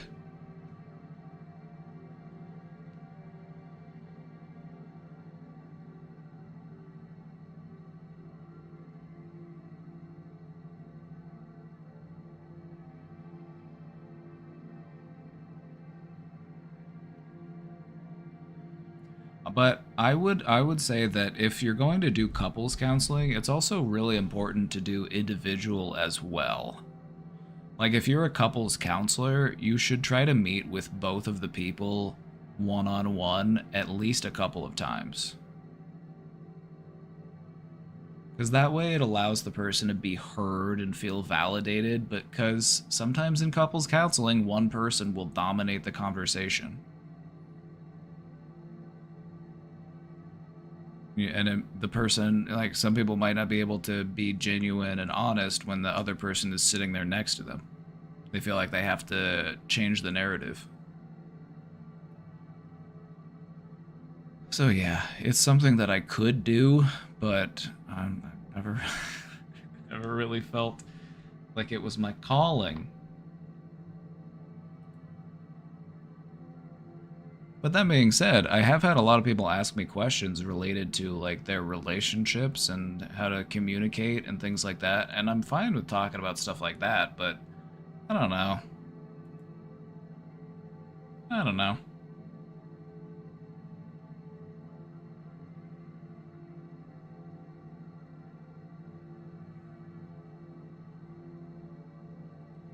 I've been watching the show Couples Therapy, and I'm like, how does she not say run away from this abuse? if I'm being honest, I would probably have a hard time doing that too.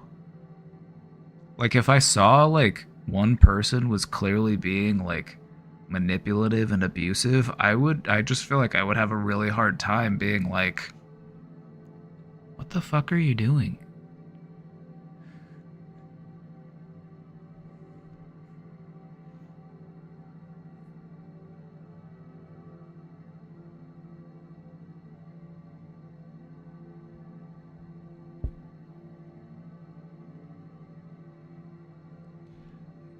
I think it's a good point. That's another reason why I feel like I wouldn't want to do couples counseling, because I wouldn't want people to stay in a relationship that's just fundamentally flawed and not going to, it's like unhealthy and toxic. I wouldn't want to give them, like, now come on, guys, we can make this work. I feel like I would have to approach it from a standpoint of, like, we need to set realistic expectations.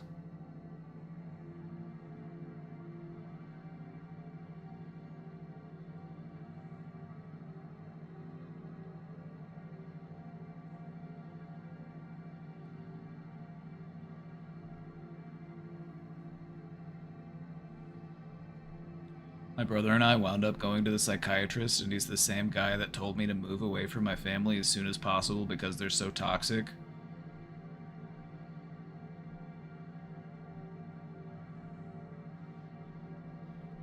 Right?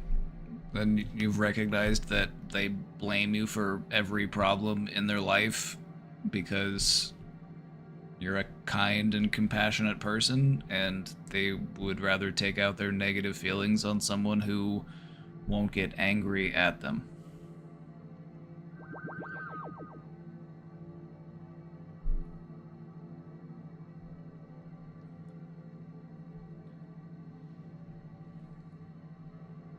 People like to take out those types of negative emotions in a place that feels safe. This is why we yell at people that we care about. This is why we get angry at people that we love. It's because we know that they will forgive us. But if you just take it out on some random stranger, you don't know what they're thinking. You don't know what they're capable of.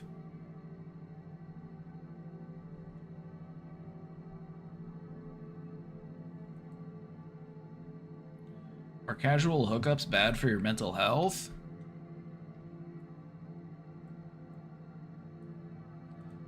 Inherently, no. Inherently, no.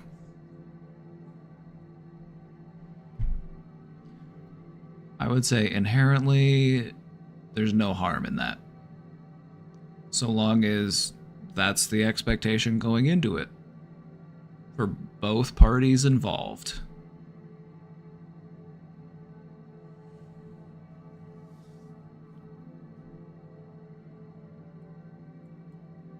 I wouldn't say that it's casual hookups that are bad for your mental health. What I would say is that if you're the type of person who is only capable of having casual hookups and you have a hard time connecting with someone and feeling vulnerable and getting to know somebody, that is more indicative of something else going on mentally. So I wouldn't say that it's casual hookups are bad for your mental health. It's that somebody who solely engages in casual hookups might have something else going on that contributes to their casual hookups. You know what I mean? Fear of abandonment, fear of intimacy. It's a lot of fear-based stuff if you think about it.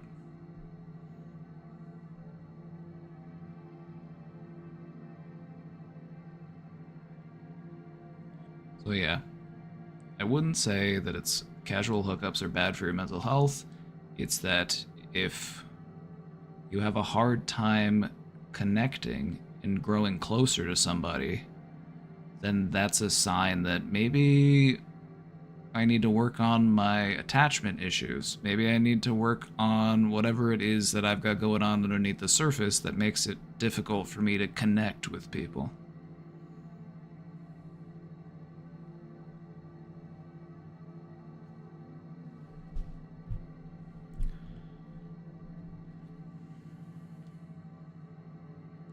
Now that being said, let's take a look at it a little bit differently.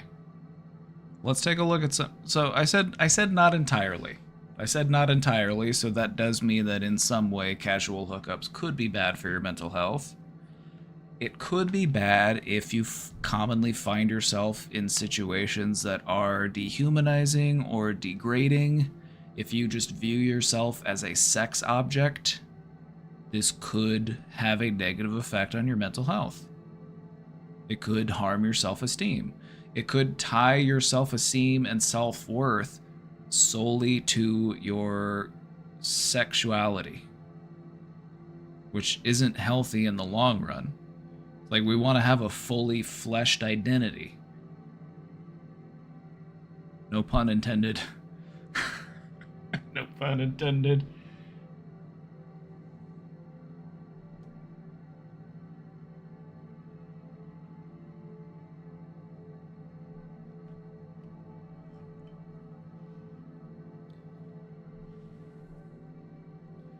Because, yeah, I have known people who do just have a lot of like casual hookups, and one of the things that can happen is that you just determine your worth as a person on your ability to be sexually attractive to people.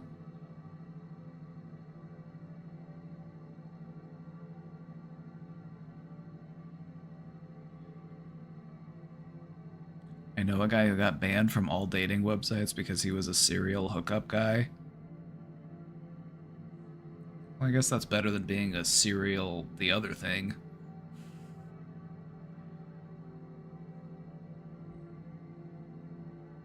He's a nice guy, but is constantly thinking about when he'll hook up next. Oh, see, we didn't even approach it from that angle. Casual hookups could be bad for your mental health if it creates a sort of flawed expectation of what a relationship could be like, or if you just view like sex and relationships as a game, something to win. You're trying to set a high score.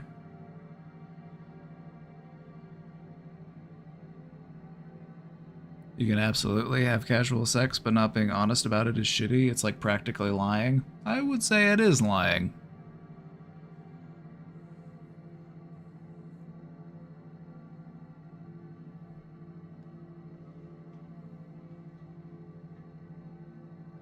I've just spoken to people about the hookup culture that exists in modern dating and how stressful it is. Like, I've known people who have been looking for a genuine relationship, but they have a hard time finding one because there are so many people that are just looking to hook up. It's kind of dehumanizing. It just causes other people to look at other people as... It just causes people to look at other people as sex objects, rather than as a human being. You are just an object of conquest.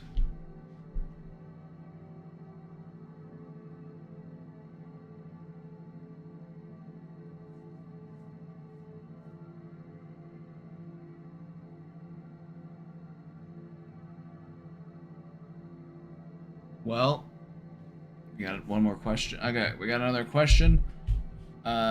I need to go make dinner soon, so we're gonna wrap up here in a minute.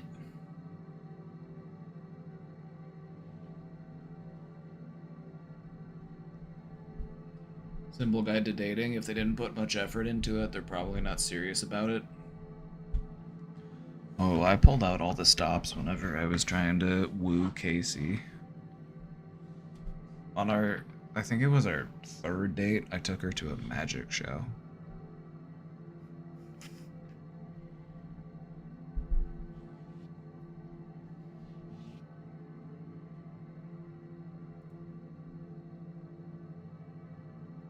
Marbles today. We got a nice sized crowd from the front parade.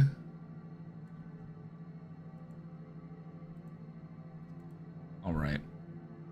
We will do one round of marbles. You got one round because I gotta go make dinner. I gotta go get dinner started.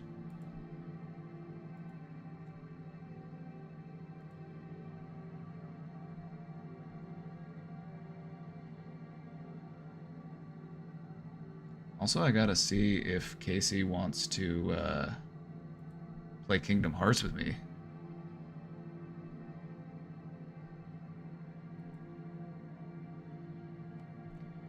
If they don't have any social connection to you and therefore no social consequences of treating you shitty, they're more likely to.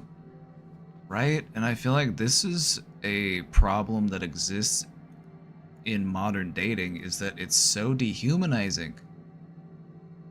When you scroll through a dating app, you're not looking at people like they're people, you're looking at them like they're Amazon listings.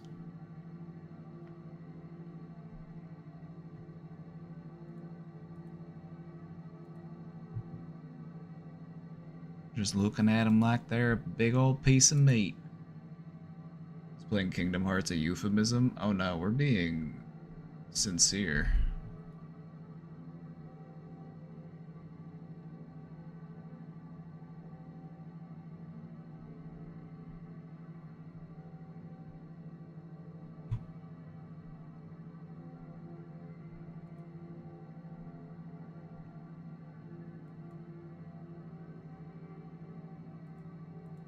Alright, gamers.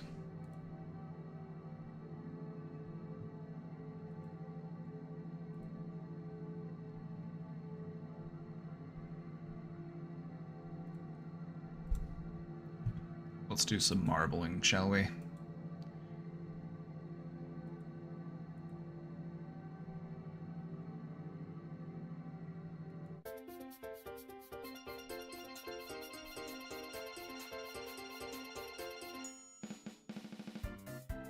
Anytime I try to go online date, I get so many responses that I just shut the app down. My mom uses a picture with both of us in it, basically catfishing guys that think I'm the one in the profile.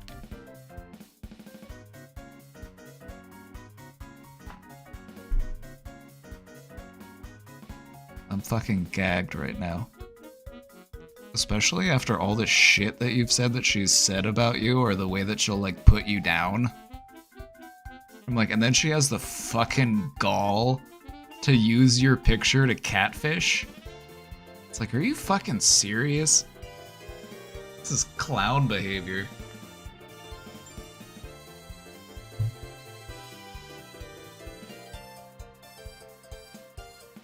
Alright, gamers, exclamation play to join. We're doing a little bit of marbling.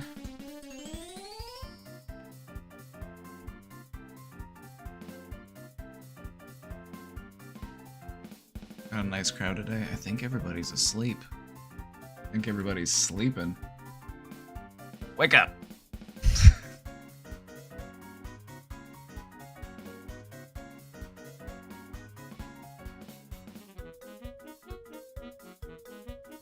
Thanks again for all the new follows.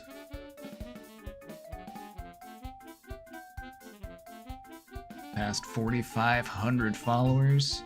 It's pretty sweet.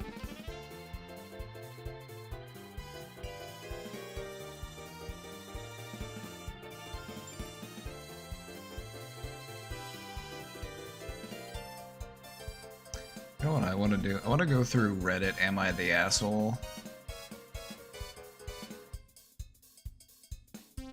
Here's the thing about Reddit, Am I the Asshole? They're all assholes. You're posting on Reddit about this. You're posting a big, long post on Reddit on this instead of, you know, talking to the person you have a problem with. It's kind of asshole behavior.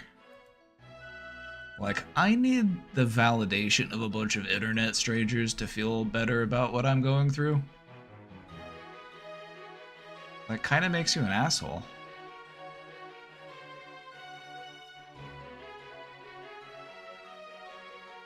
What gets me is whenever I read them and I'm like, oh yeah, both of these people are assholes, and then everyone's just like, yo, you're not the asshole here. That's fine.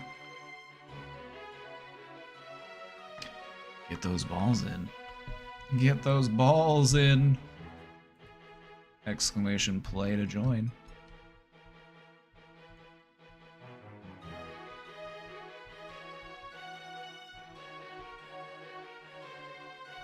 LOL isn't us getting some validation for what we're going through.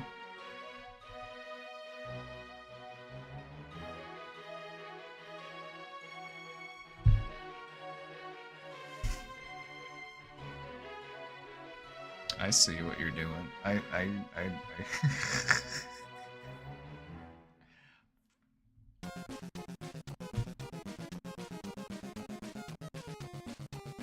Yeah.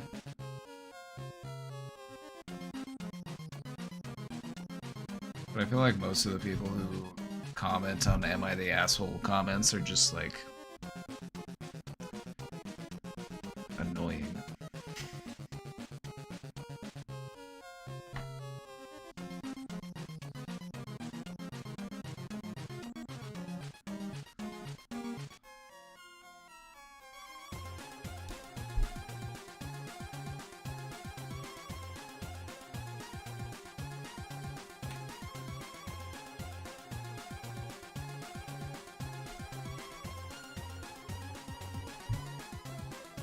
Alright, we're going.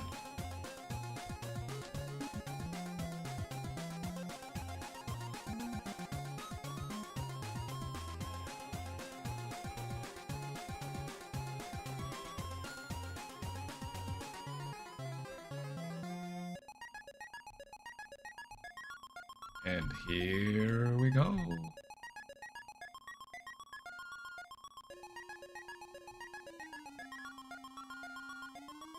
Gonna make it through first. It's gonna be Jimaru. Breaking free. Making good time. Is Jimaru gonna run away with this one?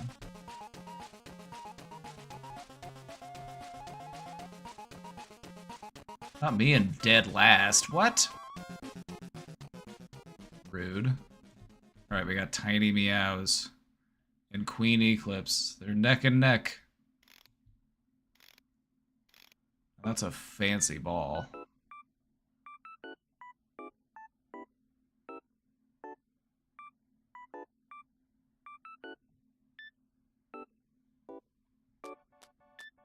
Have I tried the Lugov Amazing Adventurous Run track? Not yet. Alright, we'll check it out after this one. Tiny Meows, you might take this one if you're able to make it in! Congratulations. Congratulations! Oop. Will I finish?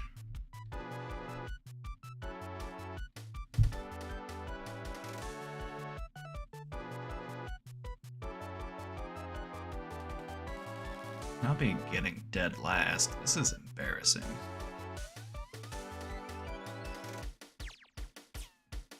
How embarrassing. Congratulations on your 69th win.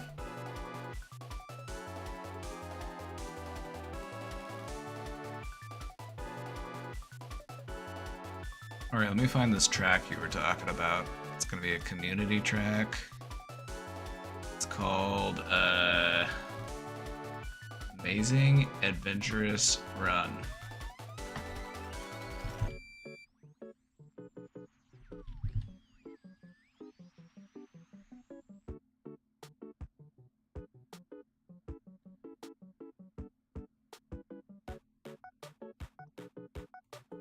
You said it was by Lugov. Let's try that. Oh, Ancient Adventurous Run.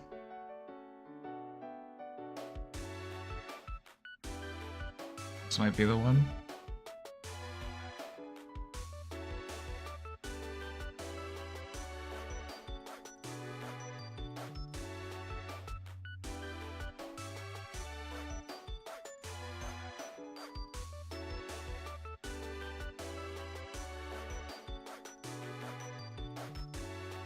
Ooh. Oh. Okay. Alright, get those balls in. Get those balls in. This will be the last race of the day. Exclamation play to join. Just want to take a moment to say thank you all for being here. Thank you all for hanging out. If you're new here and haven't checked us out on the Discord, exclamation Discord, and keep the conversation going. I'm currently at 128 subscribers.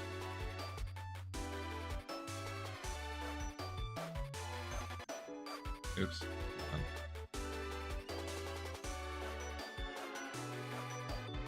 I'm gonna change the goal. I'm gonna change the goal to I'm gonna change it to 130, and then if I hit, then we'll hit it. Come on, we're 2 subs away. Come on, we're so close.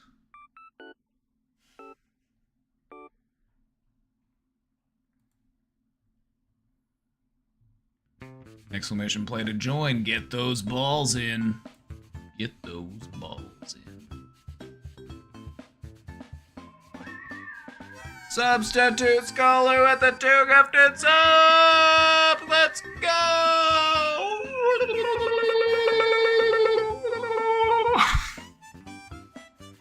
I don't know why I did that. But I can't take it back. What has been done has been done. Oh, are we in sub? Oops. I thought I turned it off. Oops. Name the track theme and I'll sub.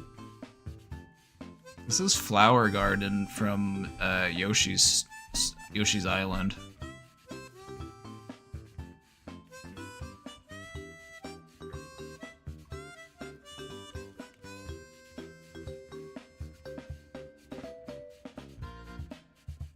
Oh, the Marbles track?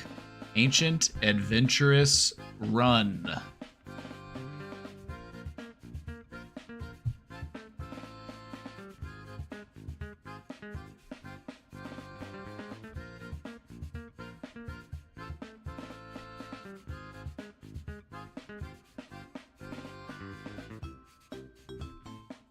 I thought you were asking what song this was. I was like, yeah, this is a banger. This is from Yoshi's Island.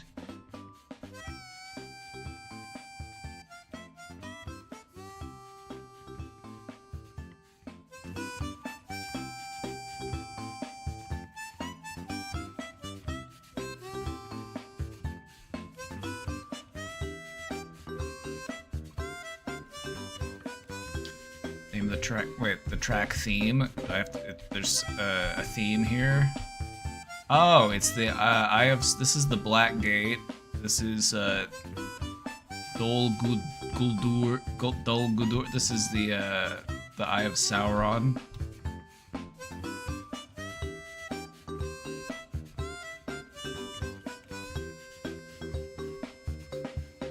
Who's gonna be the ring bearer? Who's gonna be Frodo? Who's gonna make it to the end?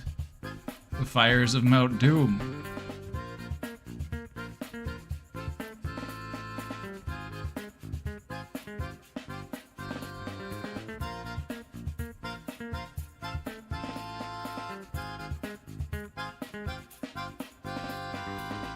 This is where the mouth of Sauron said, the ring bearer is dead. And then over here, Aragorn was like, for Frodo!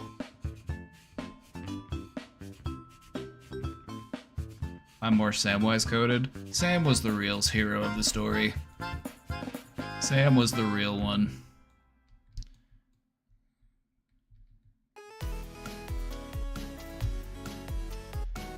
I'm so Radagast coded. That's based. It's based.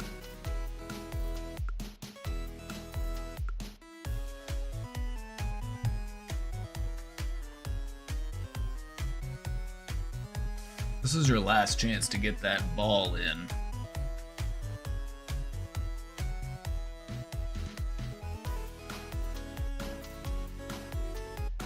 Exclamation play to join. Get that ball in. Tom Bombadil. I gotta tell you, whenever I read the books, because I watched the movies before I read the books, and I read the books and I got to the Tom Bombadil chapter, I'm like, who the fuck is this guy? What the fuck is going on?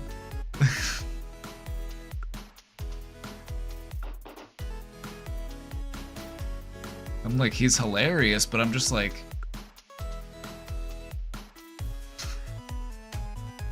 Huh. Alright, last call. Last call for balls.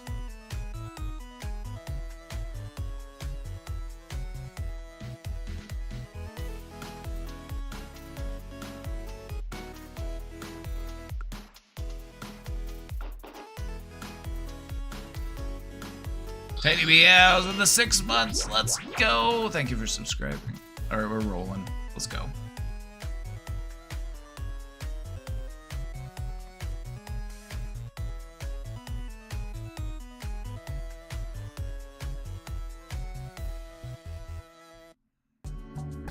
Onward into Mordor.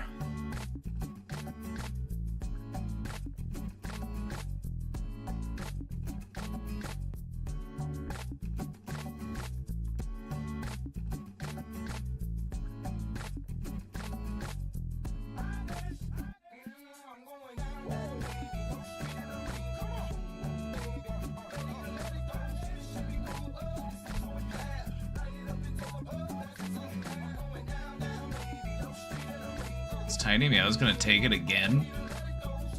Is this gonna be a back-to-back? Is this game pay to win? God, we're in the rock. We're in the rock. What's going on in here? Oh my god, there's a whole section in here.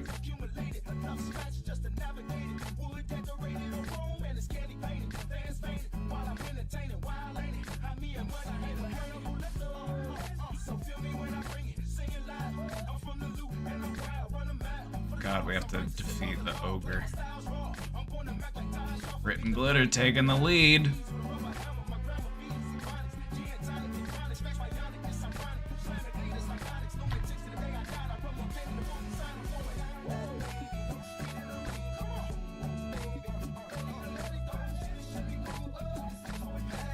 Watch out for the laser.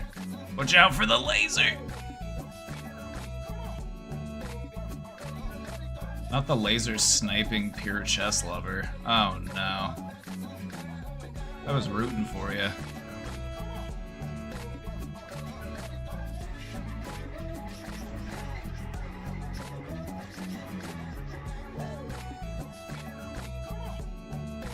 No! Not Schnurfy falling off both times. Sorry, it's just not your day, bruv. Not Tiny Meows in the lead again. Are you hacking? It's your balloon. Your balloon makes you go faster, I bet. Oh my god, Rusty, we got Sam and Frodo up here. We got Sam and Frodo. Tiny Meows got thrown off. Rusty Golden Fleece, you're so close.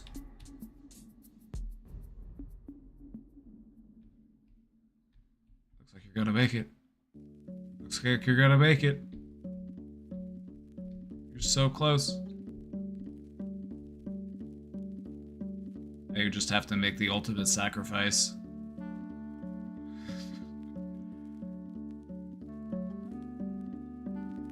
Pull a golem and dive into the lava. Oh no.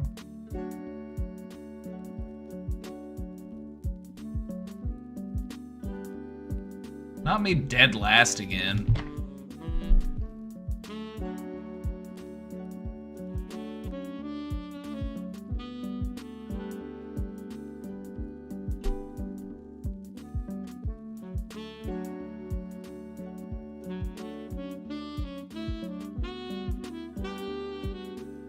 Congratulations on the win, Rusty Golden Fleece.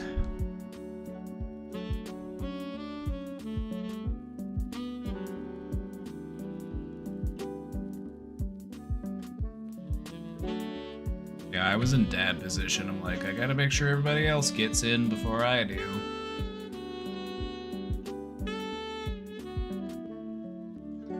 Alright. It's time for me to go make dinner. Thank you for racing with me.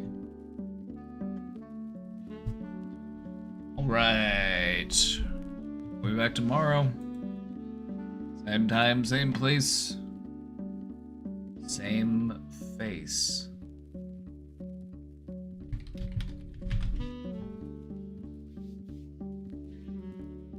I might be playing some Kingdom Hearts with Casey soon, so maybe you could go encourage her to play Kingdom Hearts with me. Alright, everybody. Take good care of yourselves. I will see you next time. Till then.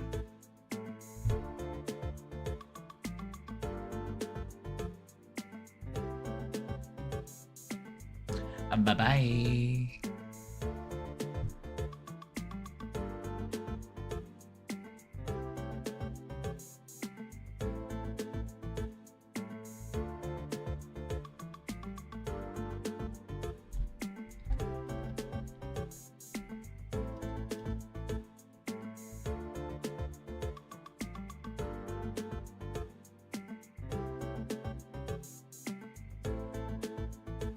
See you later, alligators.